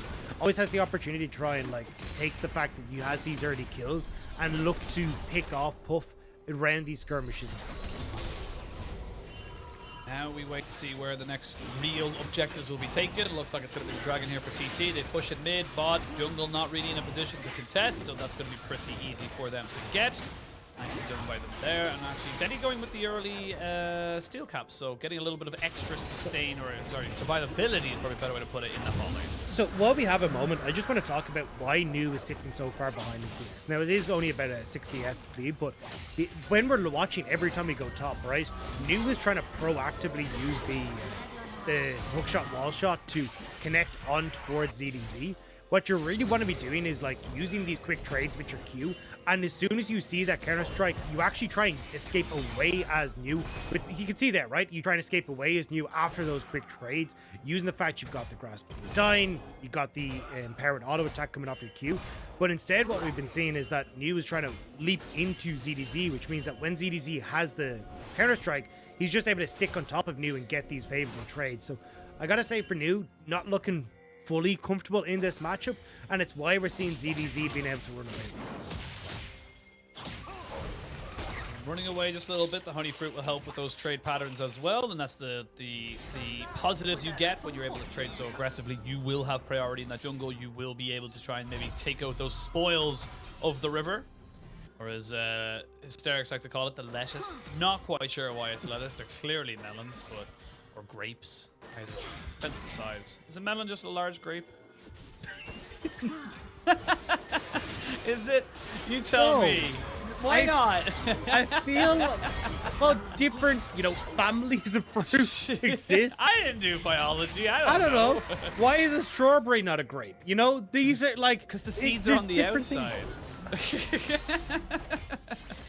You know what, Gang Top, get out of here. Yeah, get us out of this weird rabbit hole that I've brought us down into. We will see Xiaohao just helping out his top laner to push that one back. It is just resets coming out from everyone on the side of TT. They don't really have a pushing wave, and anyone's legend, I was going to call them Al there for a second, are just very happy to keep pushing, forward, keep looking, keep fishing to see if they can make something work. I just realized Xiaohao would make an amazing addition to anyone's legends, because then it's Al Xiaohao. Oh. AL show AL, but yeah, but I was gonna ask you, what have you been drinking with that question about the grape? But you don't really drink, so No. I Only know with you're you. Only with you. That's my superpower. That's your super. The funny thing is, together, your superpower is getting other people to drink. My superpower, and Dagda, you can confirm this, is that I will get free drinks when I meet up with new people. It's not from the actually new kind of people, insane. just like randomly from like the bar and stuff like that. It's incredible.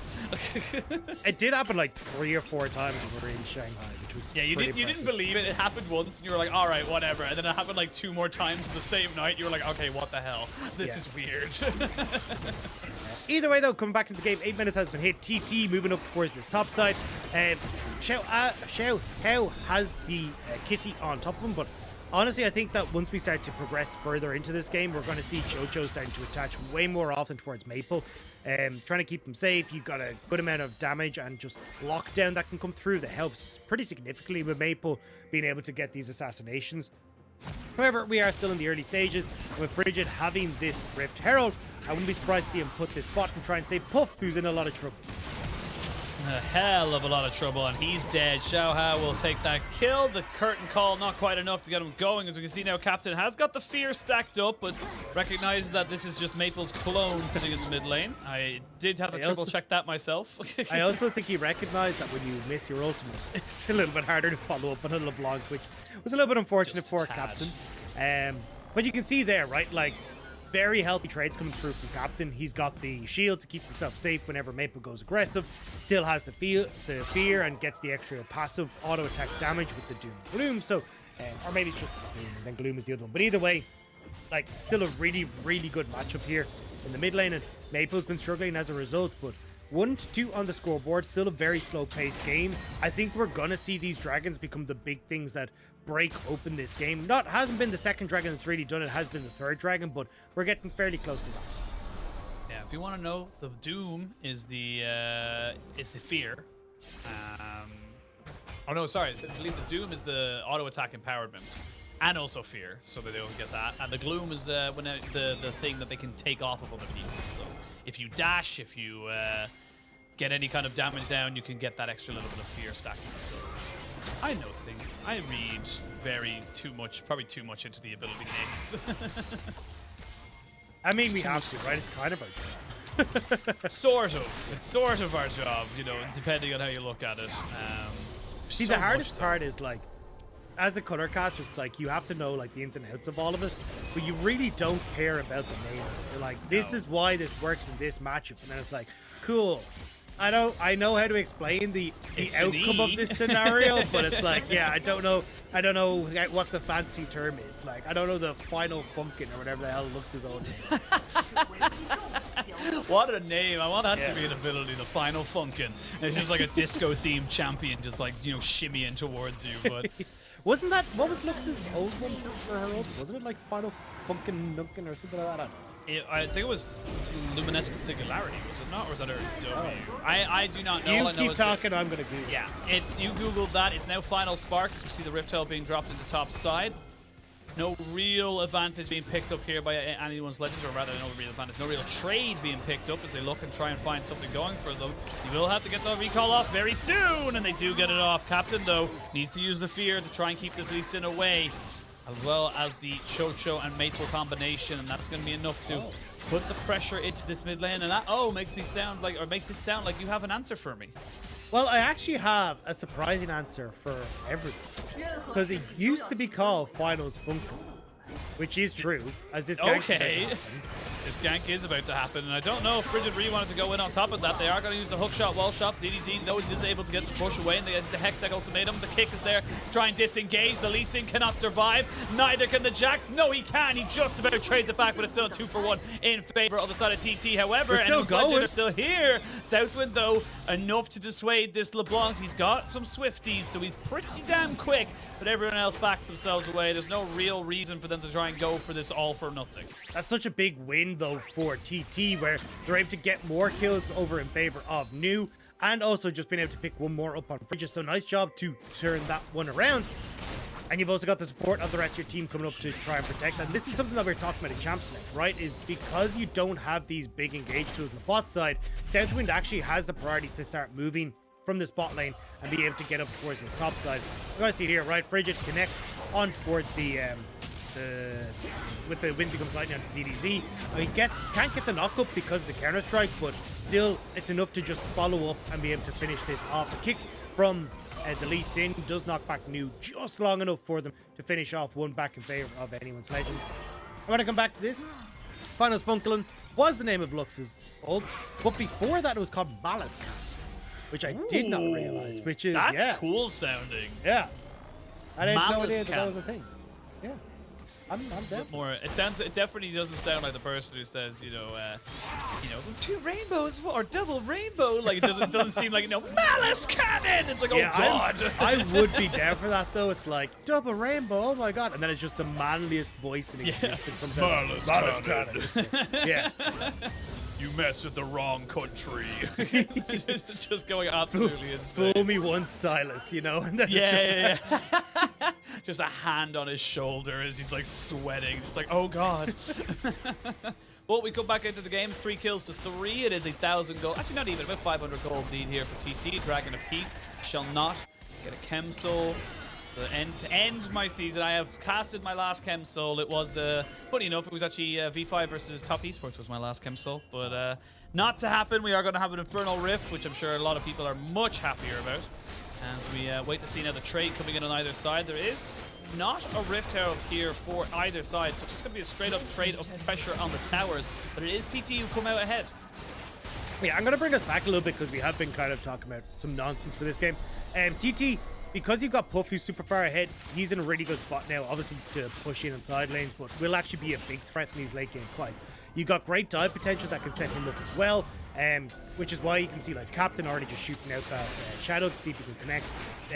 The fear and the lockup that you and Captain offer is phenomenal for Puff. That's exactly what he needs in these fights. Even going the Kraken Slayer is going to offer a huge amount. So TT's team fight is in a really good spot. Also in a pretty good spot for their side lane push as well, because we've got the Divine Sunder, which means we're still going to be seeing. We'll just talk over this, but see the Divine Sunder basically going to even up that top lane matchup. The big issue for anyone's Legend is like, how do you actually try and operate effectively here? Because you can actually have Captain match reasonably well on side lanes. So I feel like for anyone's Legend, their best bet is to try and draw the TP out for New, and then look to try and make double lane plays using Maple and ZDZ to catch TT unaware. See if they are able to make it. We did see a lot of ultimates blown in the bot side there for the side of anyone's Legend, but just the curtain call and the final chapter, so not really going to be that big of a cooldown, as 30 seconds does happen to be the timer on the next dragon, which would have been second for either of these sides. It looks like TT are going to be in the vicinity a lot earlier, and you have a TP advantage as well for New over ZDZ. So honestly, I feel like TT are just going to be getting this one for free. There's not really a lot the side of anyone's Legend can do after they wasted their ultimates and don't have the cooldowns. TP top though. They're trying to see if they can make a play. TP coming through for Maple. This is what we're talking about, right? Like, try and use the fact that you have that teleport advantage to make plays elsewhere. Rift Herald going to go down. Should give ZDZ more control in the top lane. And oh my god, there you go, Maple. That's the pick combo that we're talking about. The kitty attached to the LeBlanc. can do so much for Maple. Oh my god, and he also blew his flash as well. So what happened? Southwind just sitting there waiting to try and see if he can help somebody out, but we'll have to get a replay on that. And that's a big swing of pressure now going in favor of the side of Anyone's Legend. We also see the Hextech ultimatum coming down now into the top side. He's going to use the leap strike to keep himself alive as the Ignite is ticking down. The hook shot, wall shot will be there in a second as ZDZ is just being chased down. Won't land it, but another auto attack is enough. Never mind, he's going to have the counter strike. Oh, that's all for naught. It ends up being, and watch you while that happened, Vex found the LeBlanc as well. What happened here? We just don't care about mid lane, apparently. We're all in on the top laners and the top side of the map, but yeah, it does mean that Maple goes down. 2 kills for TT. No Baron, unfortunately, for them to try and look towards that objective. But yeah, we're going to get a replay here. I imagine this is, yeah, the pick onto Puff. So you can see here, right, Maple, you've got a ton of damage. The slow comes through to help set up for the chains, and you just have to pick him and then tries to do the same once again, but the CC is there, and he's got Bridget in the back pocket as well to help him out. That was just very much unfortunate timing there from Maple. Goes in just as the Doom and Gloom was stacked, able to get that Doom onto him, and that's just going to be a nice trade-off here for TT. They come out the better of it. They do get top lane tier 1 as well, so still scaling up as we go later and later into this game. It's about 1,500 gold lead in favor of TT, and they have a dragon as well. 3 minutes 30 until that next one spawns, and both teams just happy to start stacking up their AD carries. I will say, I'm far more scared of a Jinx in the late game than I am a Jhin, as we do see the Jinx starting to pick up that second item, looking towards possibly a rapid fire cannon to keep them safe and keep harassing from a distance. It's 2 different styles for them, right? Like, we talk about TT wanting to play this very heavy, like, team fight style dive or operating composition, but for Anyone's Legend, it's much more about pick. Like, we saw what Maple can do with Chocho trying to pick off some of these low health members, and Betty is going to facilitate that with long-range damage from the Deadly Flourish, potential Curtain Call to follow up if anyone tries to flash away. And that's the way that Anyone's Legend is operating, which is why we're seeing them now moving into the jungle, getting this control and making sure that for ZDZ, he can just stick down in the side lane and continue keeping this pressure up. It's kind of a 2-for-1 special where you get to give that vision to Jax, but also get to look for picks at the same time. All right, 19 minutes on the clock. We are going to see the tier 1 and bot side traded back, so it is a delayed trade back for Anyone's Legend. They are ahead on turrets just by the 1, as we can now see Frigid going to have to use that blast cone to get himself back up to safety. Not going to land the Deadly first, so nothing really to be writing home about from Anyone's Legend as they start to try and gain control over this Camille. And I do say gain control over the Camille because the Camille is starting to get a little bit out of sorts for them right now. They're not really able to kind of do for something. Xiao Hao needs to be very careful. There is a shadow surge here for Captain. He could just go straight in, and he's all by himself. But now that with Chocho and Betty coming in, I feel like Captain recognized it wasn't really an opportunity there for him to get the kill. Again, though, Anyone's Legend will get to move out, start to push out these waves, and again, this is how they can create pressure. They know they have the TP advantage. You want to draw members of TT to side lanes, and then use the fact you've got that pick to look for those moments and those opportunities to get kills. Maple now pushing in top. ZDZ in the bot, and with that Blade of the Rune King completed, ZDZ does have more pressure than new. So overall, it's definitely going to be Anyone's Legend in favor as long as they can play at this composition correctly. It's all about execution, like you mentioned, playing it out correctly, doing the right that you possibly can. And oh, Captain! He's getting outplayed right now by Maple, but Maple hasn't realized that he's just about going to be able to keep himself alive. ZDZ will pick up that kill. Very nicely played there by Maple, and knowing that he had the support of his top laner to TP in to guarantee that they were going to come out on top. And that's the advantage we talked about, right? Being able to join in. Now Anyone's Legend on the chase. Not quite able to connect with the Prowling Claw. So now we're going to move back. It's still got the TP for Maple if he wants to join. And honestly, could maybe look for this Baron with Jax in the area, but not wanting to do so. Instead, it looks like they're just going to take it slow, set up vision, and potentially look for the dragon in 40 seconds. Yeah, let's have a look at the replay here as well, because it just looks like it is just Maple. Looks like Captain finds him and tries to go in on top of him. Does actually use a great Shadow Surge. Nearly predicts it. Very nicely, nearly played. But Frigid not quite able to get him with the flash. Maple playing so well around his distortions. Yeah, I mean, just about able to survive that. Kind of nuts that even with the Q and the ult missing, that Captain is still nearly able to delete. Sorry, that was... Hang on. Nearly able to delete. Oh, Nu has no flash. and has no hook shot anymore. They are not going to be able to chase him down, as he does eventually get that cooldown back. Just have a death stance to keep him relatively healthy against the AD attackers. As ZDZ now moves into this Dragon Pit. They did not go back for Betty, so he's sitting on a lot of gold, probably sitting on at least in Lord Dominic's regard to try and just keep him going. You have got the rapid fire cannon here for the side of the Jigs. Puff is going to be pretty big if he can get those resets. Yeah, Puff just needs to be careful of his positioning here, right? Because you don't actually have vision control over this area, so always the potential for Maple to pop over the wall and delete Puff. You see here, just playing off of the pink wards that Anyone's Legend have set up, and TT playing very slow coming into this. Now that they've actually managed to get some vision control, they forced their way through.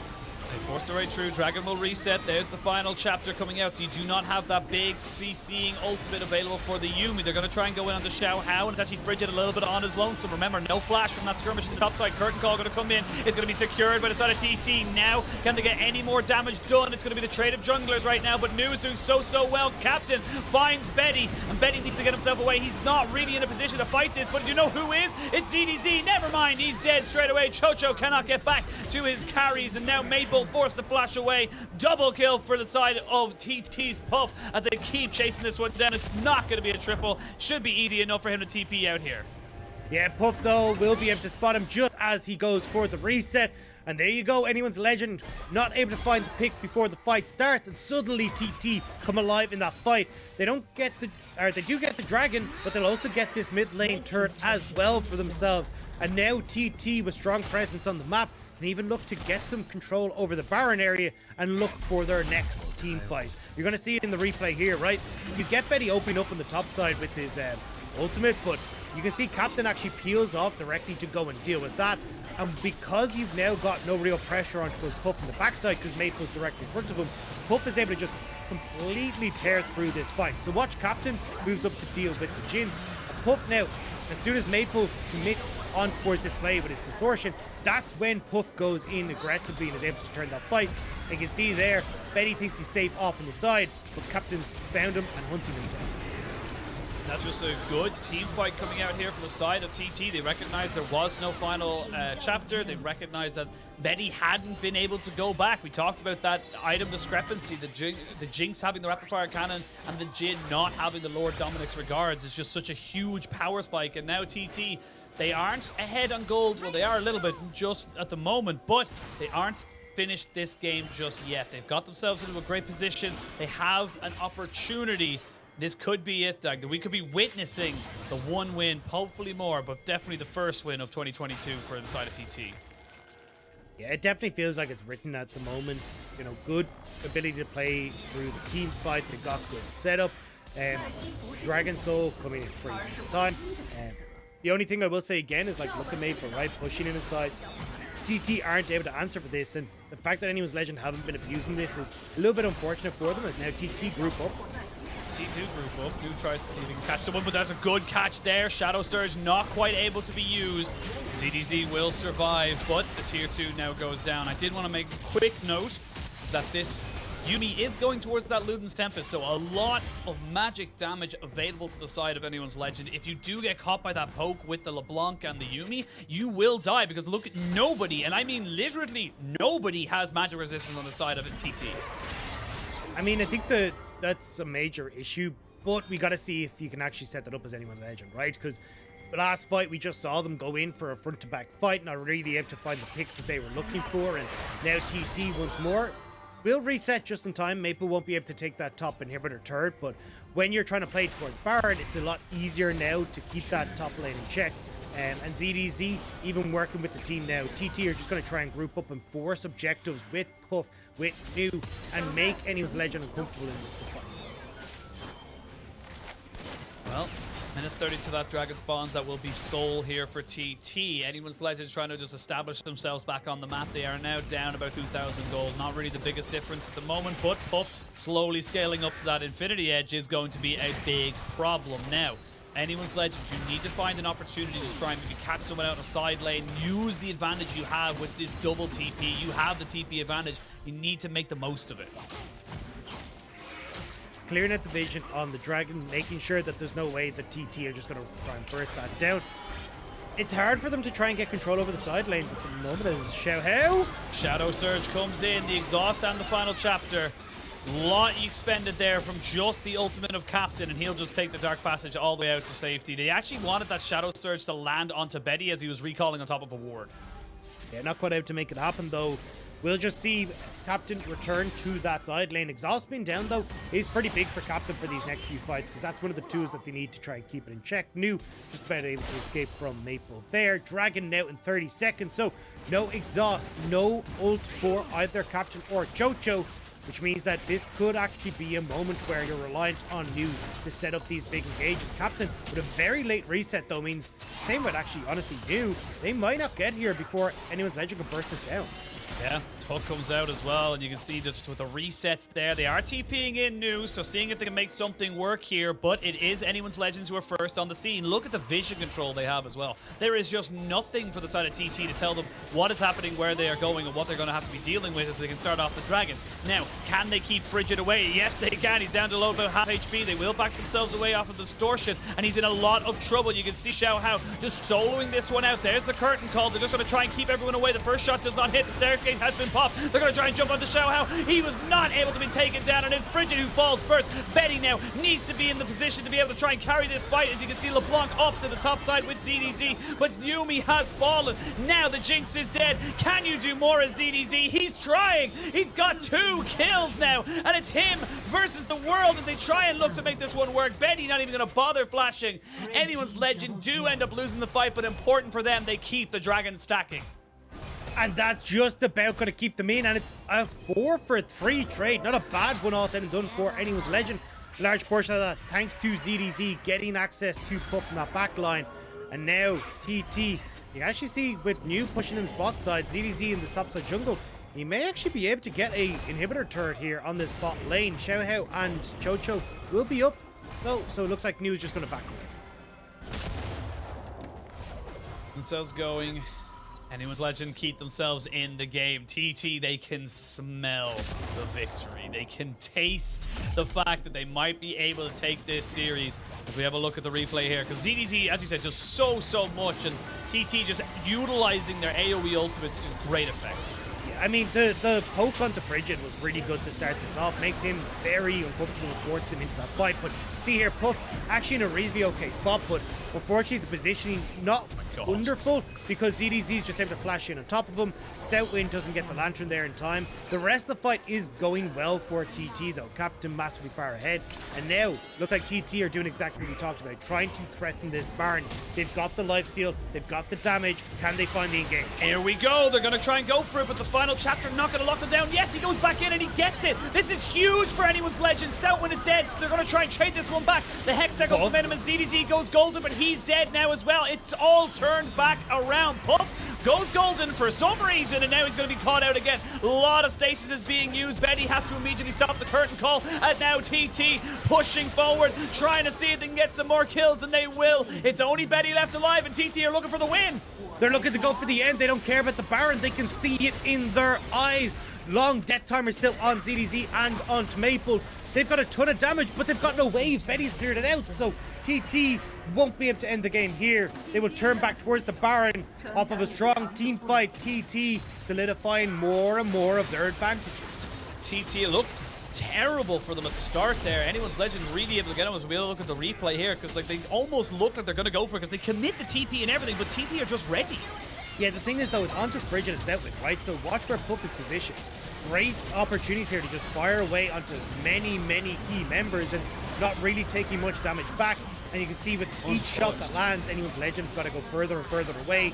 New also just tearing through people now in this late game. Camille, don't know what that was. I don't know if he thought maybe Maple was going to try and come back over the wall, but it you know what doesn't the funny matter. thing is? It was a bait. Maple was out. Maple was out with Chocho, and Puff going into stasis baited him back in to try and go for a distortion assassination. So I don't think it was intentional, but it definitely worked because they almost got out with 3 people, which wouldn't have been at the Baron taken away. And because they lost those 2 extra carries in the Yumi and the LeBlanc, it meant that the side of TT could capitalize even further. Yeah, I mean, it may well have been like predicting that Maple's going to come back. Also, it's not turned into a GA, so it could have been a case of, look, this is going to get used up anyway, so it doesn't really matter if I end up burying this now. But either way, right, TT now with Baron. All they need to do is kind of just group up and look to push in on 2 waves. You've got you who's shoving in the spot side. Puff can easily take pop shots. And as long as you keep vision control on your sides, Maple can't really look for that assassination. Saw ZDZ as well. When he's stunned up, when he's not able to get onto this Jinx, it's just not really the pick he wants. Living on 4 items, he is huge right now. And speaking of huge, that's a lot of damage. The fear comes in as Captain. You're going to use the Stark Passage to try and keep himself alive. We will see Frigid just trying to defend his mid laner, but look on the top side. You can see there's a bit of a trade back as Camille gets taken down. Frigid now in a lot of trouble. He gets hit by the Deadly Flourish. And while this is all happening, we're seeing everybody just running around. What happened, TT? You had it all. I don't know why TT couldn't get Puff involved. It looked like they tried to take the fight too far away from Jinx, and now, with 25 seconds left on that dragon, anyone's legend can deny soul once more. And look at the wave in top, right? That's a pretty sizable one.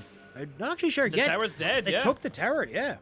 Tower is dead, so they lost the tower. They're going to have to constantly be watching that because there are 2 TPs available for anyone's legend, and now the dragon is spawning. There is still Scuttle Vision here available for the side of TT, and they are running over with Southwind and Puff. They don't have a jungler, but they may have the damage as everyone just jumps straight back in. They land the hook, they land the traps. Can they get the ultimate down? I don't think it's going to be enough. Didn't actually use the smite at all there, so ZDZ claiming that one, and now anyone's legend equal up the dragon score. And TT, yes, you have that advantage. Yes, you've got the gold lead. Yes, you have the composition that wants to go into these fights, but if you're not setting up correctly, you can see anyone's legend have the mobility to really cause you issues. Everyone except for Betty is able to jump over walls, and Betty doesn't care because he just shoots over them. We see it here in the replay, right? Captain trying to hide, doesn't realize he's on a ward. Maple goes in, nearly gets the one shot on himself, but also back. But now this is a super spread out fight, right? Puff can't come into this team fight. It's taking place too far away from the wall. Setwind isn't involved either. So ZDZ has hit that late game scaling where he beats out the Camille, but it just means that then you kind of got to run for the hills as TT. And now moving back up towards this top side, wave is here, and TT looking to see if they can siege down. I mean, we've got to set up stakes right now, TT. This is probably the best opportunity you're going to have to get yourself a W this season. You need to take the win. You cannot allow this to slip through your fingers. They're still in a good position. There's a 5,000 gold lead. It doesn't mean that much when you're hitting full items on the Jax, full items on the Jinx. 3 items only onto the mid laners, though, and that's where the big difference is going to be. So Maple, if he can get on top of this Vex or vice versa, it could be huge for both these sides, and the AD carries have got to play this smart. Vision control established for TT in this top side, though. They're trying to bait in this bush, but honestly, there's no real Baron or anything like that, so anyone's legends don't really need to, but they have. Oh, they might have. There's the Hexacle momentum coming out on the Xiao Hao, but can they even kill him off? They are going to put him into stasis, as we can see ZDZ trying his very best. TT, have you found the opportunity? They are going to take down the GA of ZDZ and the Yuumi, so they will get 1, they will get 2. Curtain Call comes out to try and pepper around this damage. Shadow Surge, does he take it? No, I don't think he does. He'd be by himself, but that was a good start for TT. They now have about a minute of 2 people dead. They need to make the most of this. No Lee Syndrome for Captain, and as you say it, right, 5 strong versus 3 on anyone's legend. They're just going to look to walk this in. Only a single minion, though, with that cleared out fairly quickly by Betty. They'll have to wait for the next round, but this could be it. Anyone's legend needs to put up a hero play to stop TT from ending the game. Gonna try it. They see now what they want to go for. There's not a lot of flashes available, as you can see now. Nexus turret number 1 goes down. Great hook there by Southwind, and that's it. Game over. There's nothing you can do. The Jinx is excited. Betty's not gonna be able to go for it. The triple kill coming out right at the end for Puff, and that's going to be enough for TT to get their first victory of 2022. And look at those screams at their PCs as well. That is a happy TT. 1 win on the board for them, and rightly well deserved, right? Team fighting was on point. Their position was on point. The way that they managed to play the map in a lot of situations was great. Phenomenal stuff from TT. It wasn't easy. It looked like they were going to lose it. It was 3 very tough games, but TT finally get themselves on the board. They will not be another V5. They will not. Look at the elation there. They're so happy. Look at the smiles. Yeah, there we go. That's what I'm talking about. It's all about the little victories. That's so wholesome. What a way to start your Chinese New Year, eh? And I gotta say, we kind of saw the exact same game plan coming through from TT, right? Very much a case of let's get Puff up and rolling. He could be the big carry. Captain providing not only a bit of damage, but the utility side of things, right? We saw him on the Gallios and the Twisted Fates. Vex still kind of fitting that style, providing the opportunities to heal and also set up the team fights well. And overall, it was a really well orchestrated game from TT, and the draft with that late game jinx coming in their favor, they were able to carry it through. You may beat TT 5 times, but no one beats TT 6 times in a row, and that's a big win for the side of TT, and it's something to work off of. You're going into the Chinese New Year break. You don't play for at least 3 weeks. That's a big moment for anyone's legend. That's just heartbreaking. You're now equal with TT. You're now down on the bottom of the table looking at a 1-5 scoreline. It's a bit of a sour note to end the year on in terms of that, but props to TT. Cannot take anything away from them. They finally found something that's working for them, and they were able to make it stick, and that's the important thing. Yeah, and I think that's the big one as well. Like we were kind of highlighting, look, if you go onto 6 losses off your first 6, it ain't looking so hot. And especially when they still have a lot of those really, really tough teams to play. Like, I'm pretty sure they still have to play, like... They play BLG literally as soon as I was they about to say BLG as they come back off, right? They've still got, like, top esports in there. LNG, V5 still to play. Like, yeah, there's a lot FBX. of tough teams that are still in there. So the fact that you can at least put one in the W column should help out just a smidge as we start to come in towards, well, the new year in the Chinese calendar. Yeah, absolutely. And you can see just the team effort that was required. New doing his job, Frigid, Captain Puff, everyone. And then right at the end, Southwind getting that clutch hook. And again, we see a lot of teams in the LPL. They're not prioritizing this Thresh very highly, but it just feels like it can just be that clutch factor for you. You need that one hook. You need that one little lantern to save your carries. It does make the difference, and I want to see a lot more. Well, depending on how the patch goes over the break, I want to see a lot more teams prioritizing it. Yeah, I think the big thing is like things like the Lulu can do well when you've got this composition just wants to go for it. You've got like Orange, you got these things that are just like, hey, we're going to team fight you and go directly towards you, and enabling the Jinx to step forward with shields and speed ups and attack speed buffs and everything like that. In compositions that don't quite have that, where you do end up in, you know, a Camille as your front line that may not have the opportunity to keep a bunch of these dive potentials off you or provide the CC that you need to buy space for this Jinx, that's where I really prefer the Thresh, because the Thresh can just sit on top of you, the box, the plays, lanterns, everything that you need alongside the hook, just to either play that offensive or defensive style, which can work super well. So yeah, I think Thresh, great pick here for Setwind, and enabled Puff massively, because by far Puff was the main damage dealer in this game. Yes, Puff was the man to look at in this team, and in this series, he was very much someone who constantly was able to make things work for his team. Game 1, very slow, but he kept his composure.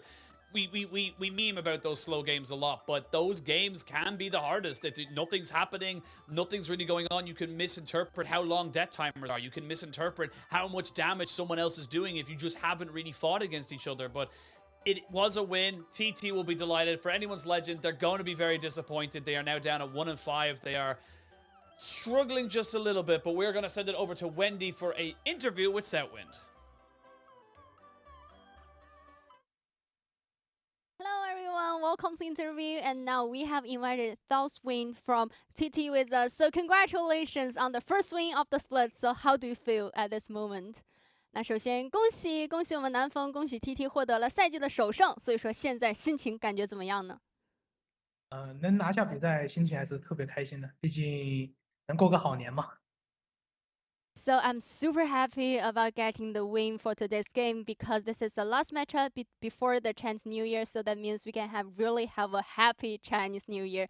Yeah, definitely. Congratulations again. And now let's move on to today's game. In game 1, you picked Yuumi, this champion again. Normally we have seen you pick this champion a couple of times together with Aphelios or Jinx. So tell us more about your thoughts towards Yuumi, this champion in the current meta. 那其实说到今天的比赛，我们的南方也在第一局再次选出了优米这个英雄。那感觉你最近有拿出他，然后往往都是和像厄斐琉斯啊、金克斯，然后一起来搭配。所以说你怎么评价优米在当前版本的一个强度，或者对这个英雄怎么样的评价呢？优米这个英雄呢，他在这个版本是属于很强势的。如果他是能过渡到，能把前期那个困难期给过渡的话，他这个版本的会很强势嘛，因为他是主 E 的，他对于保护核心的话特别的强。对。So I really feel Yumi, this champion, is a very strong support champion in the current meta. If she can just scale up so well to the late game, because Yumi is not that strong in the early game. So if she can move to the late game, she can be a very good champion to choose. Because we normally use E skills on Yumi, but E skills in Yumi can really have a very good protection to the AD players or the carry champions in our team. Yeah, thank you for the sharing. And my next question is about the Puff's quadra kill in game 1. Around the Dragon Pit, he was able to get a perfect, a gorgeous quadra kill. So tell us more about that scene. 那其实说到第一局，另外一个非常高光的点就是泡芙拿到了4杀嘛，所以说能问一下当时是怎么样的一个情况呢？当时就是正常打团操作吧，反正他拿了5杀，拿4杀之后就特别开心。就疯狂嘴里喊着5杀5杀，但是当时大家都拉住了他，你别5杀了，先去拿点别的东西吧。对，是的。So there's nothing special about the quadra kill. We're just focusing on our own mechanics. But after getting a quadra kill, Pop just shouted, "I want a penta! I want a penta!" But we just let him to calm down. Please don't focus on that penta. Let's try to get more resources to win the game. So that's all for this. It's a very interesting episode, I must say. And my very last question is about game 3, because I want to talk a bit more about the team fight before you were able to get the Baron, because we feel like that team fight is quite crucial. It's a turning point in the whole game. So tell us more about the team's communication around there. 那其实说到第3局，我们感觉在前期你们一直拉扯之后，其实你们龙坑前的一波团战是非常非常重要的，因为在那之后你们拿下了大龙，感觉也是整个局势的一个转折点。所以说能问一下当时队内有进行什么样的一个沟通和布置呢？当时队内的话，我们的沟通就是觉得那个时间点我们是比对方强势的，然后我们就可以通过压制视野或者是蹲人，然后来制造一些他们的困难，之后我们就可以成功拿下游戏了。当然我们也做到了。So it feels like at that time point, we're stronger than the opponent's team in terms of our draft, especially in terms of our performance in the team fights. So we would like to make super good use of the vision, pressure, and also to find some opportunities to make the hard engage on the opponent's team. And with that, it's very easy for us to get a team fight and also get the game. And also, luckily, we were able to do that. Definitely is a gorgeous team fight and a perfect best of 3. So thank you for the sharing and congratulations again. 那再次的恭喜你们，也希望你们能过个好年。And back to you guys. Bye bye. 拜拜。Wendy, and of course, thank you. Congrats to TT. Very wholesome. I love the idea of, I need the pentakill. Shut up. We need to win a game. Calm down, Puff. Back in your Calm spot. down, Come on. right? We need to be one thing. When we get a win, then we can start looking for pentakills. But let's have a look at the MVP as we can see now coming into this one here. Honestly, it could have gone to anybody. I felt like everybody did their job, but New on this Camille was doing so much just disengaging. A 31% or 31.6% damage share in that game is huge for something in the top lane. Yeah, it was absolutely insane. The empowered Q's doing so much work in these fights, and you can see right every time there was like a team fight that's about to kick off, New was the main engage tool, being able to lock down some of the big folks that were causing issues for TT and just decimating them so often in these fights. Yeah, really doing well. And you can see here, this one I feel was a little bit of a mistake there from Xiaohao. Didn't need to go in with the safeguard to try and protect ZDC, but they made it work on the side of TT. And it's about that style of play coming out from a lot of these players. You need to be opportunistic. You need to be able to turn these things around. Similar to here, look at New on this fight right now. He waits until they go straight in, and then he jumps straight onto ZDZ, recognizing that he is the only threat to their backline. Yeah, and I think it's a good call from New in this game as well, right? He was very aware of the point in time where the tides turned in the Jackson Camille matchup, and very quickly was like, cool, I'm just going to group and we can force objectives. Like, we don't have the TP advantage, so it becomes a little bit difficult to try and play out that style. But you can see New very much understanding, hey, look, as long as I can lock people up and get these fights started, that's when we are going to win. And that's exactly what happened. I think it was a really strong performance from New, and honestly, it gives a lot of hope towards, well, TT fans and TT as a whole. Yeah, no, Hope's on a different lineup. He's on RA, so we'll get to him later. Actually, I don't think he plays anymore for the rest of the split. Well, say split before the Chinese New Year. I hope he plays for the rest of the split. That wasn't a weird kind of setup, but again, great win for TT. A little bit unfortunate there for the side of Anyone's Legend, and the bot side of the table has been shaken up quite a bit as we have a look at today's results. If you're only just joining us, I'm sorry you missed all of the action from the bottom end of the LPL, but we did have a 2-0 for Ultra Prime going to 2-3, pushing themselves further away from that bottom pack, and then TT in historic fashion getting themselves their first win of the split. Yeah, and now you're kind of looking at like 1-4 for IG, 1-5 for TT, 1-5 for Anyone's Legend, and Ultra Prime just starting to break away that little bit with their own win there. But yeah, I mean, as you're saying, like, messes up a lot of stuff on our bottom side of the table as every team tries to figure out where exactly they land in the grand scheme of things. Well, let's have a look at the table, the standings. As we said, it was very much a shuffle in the bottom half of the table. Nothing really changing in the top 10, but Ultra Prime now only one win behind the likes of JDG, OMG, TES. These are big teams that we do not expect to be getting challenged, but Ultra Prime may find themselves in an opportunity to maybe sneak away a spot if they're able to keep up the momentum. Yeah, especially you can see Elk, now that he's left WE, looking pretty strong with that team able to play around him, but as we say that, right, TT 1-5, and at least they keep themselves above WE, who are on 0-4, and honestly, I feel bad for WE. I feel like that's a team that deserves a better placement than they have. It does. Again, similar to Anyone's Legend, they are a team that we expect to be a little bit higher. They will not play, though, until after Chinese New Year, but we got 2 more days of matches this week. Tomorrow, we got Weibo versus V5, Rookie versus The Shy, massive banger, and then the big one on tomorrow, LNG Doonby versus his old organization with FPX. We saw this game against them in the Demacia Championship. Those 2 games are bangers. Yeah, this is going to be such a good day tomorrow. And honestly, we have several good series that are coming up throughout the week. Even BLG and RNG round us out. So, yeah, these next took a 2 days bullet of today. LPL, We took a bullet today. Yeah, we took a bullet today so that we could bring you the much more hype series, the later 2 series or later 2 days of the week. But I think that is all we have time for on this particular broadcast. If you stayed with us throughout the entire thing, thank you so much. Dagda, thank you for dealing with thank you for dealing with my ramblings. It is very much a skill I think a lot of color casters need to learn when dealing with me. And of course, thank you to everyone behind the scenes, our producers, our video guys, our audio, and our graphics, and everyone else included. Without them, none of this would be possible. And we will see you guys on the same channel, same time tomorrow.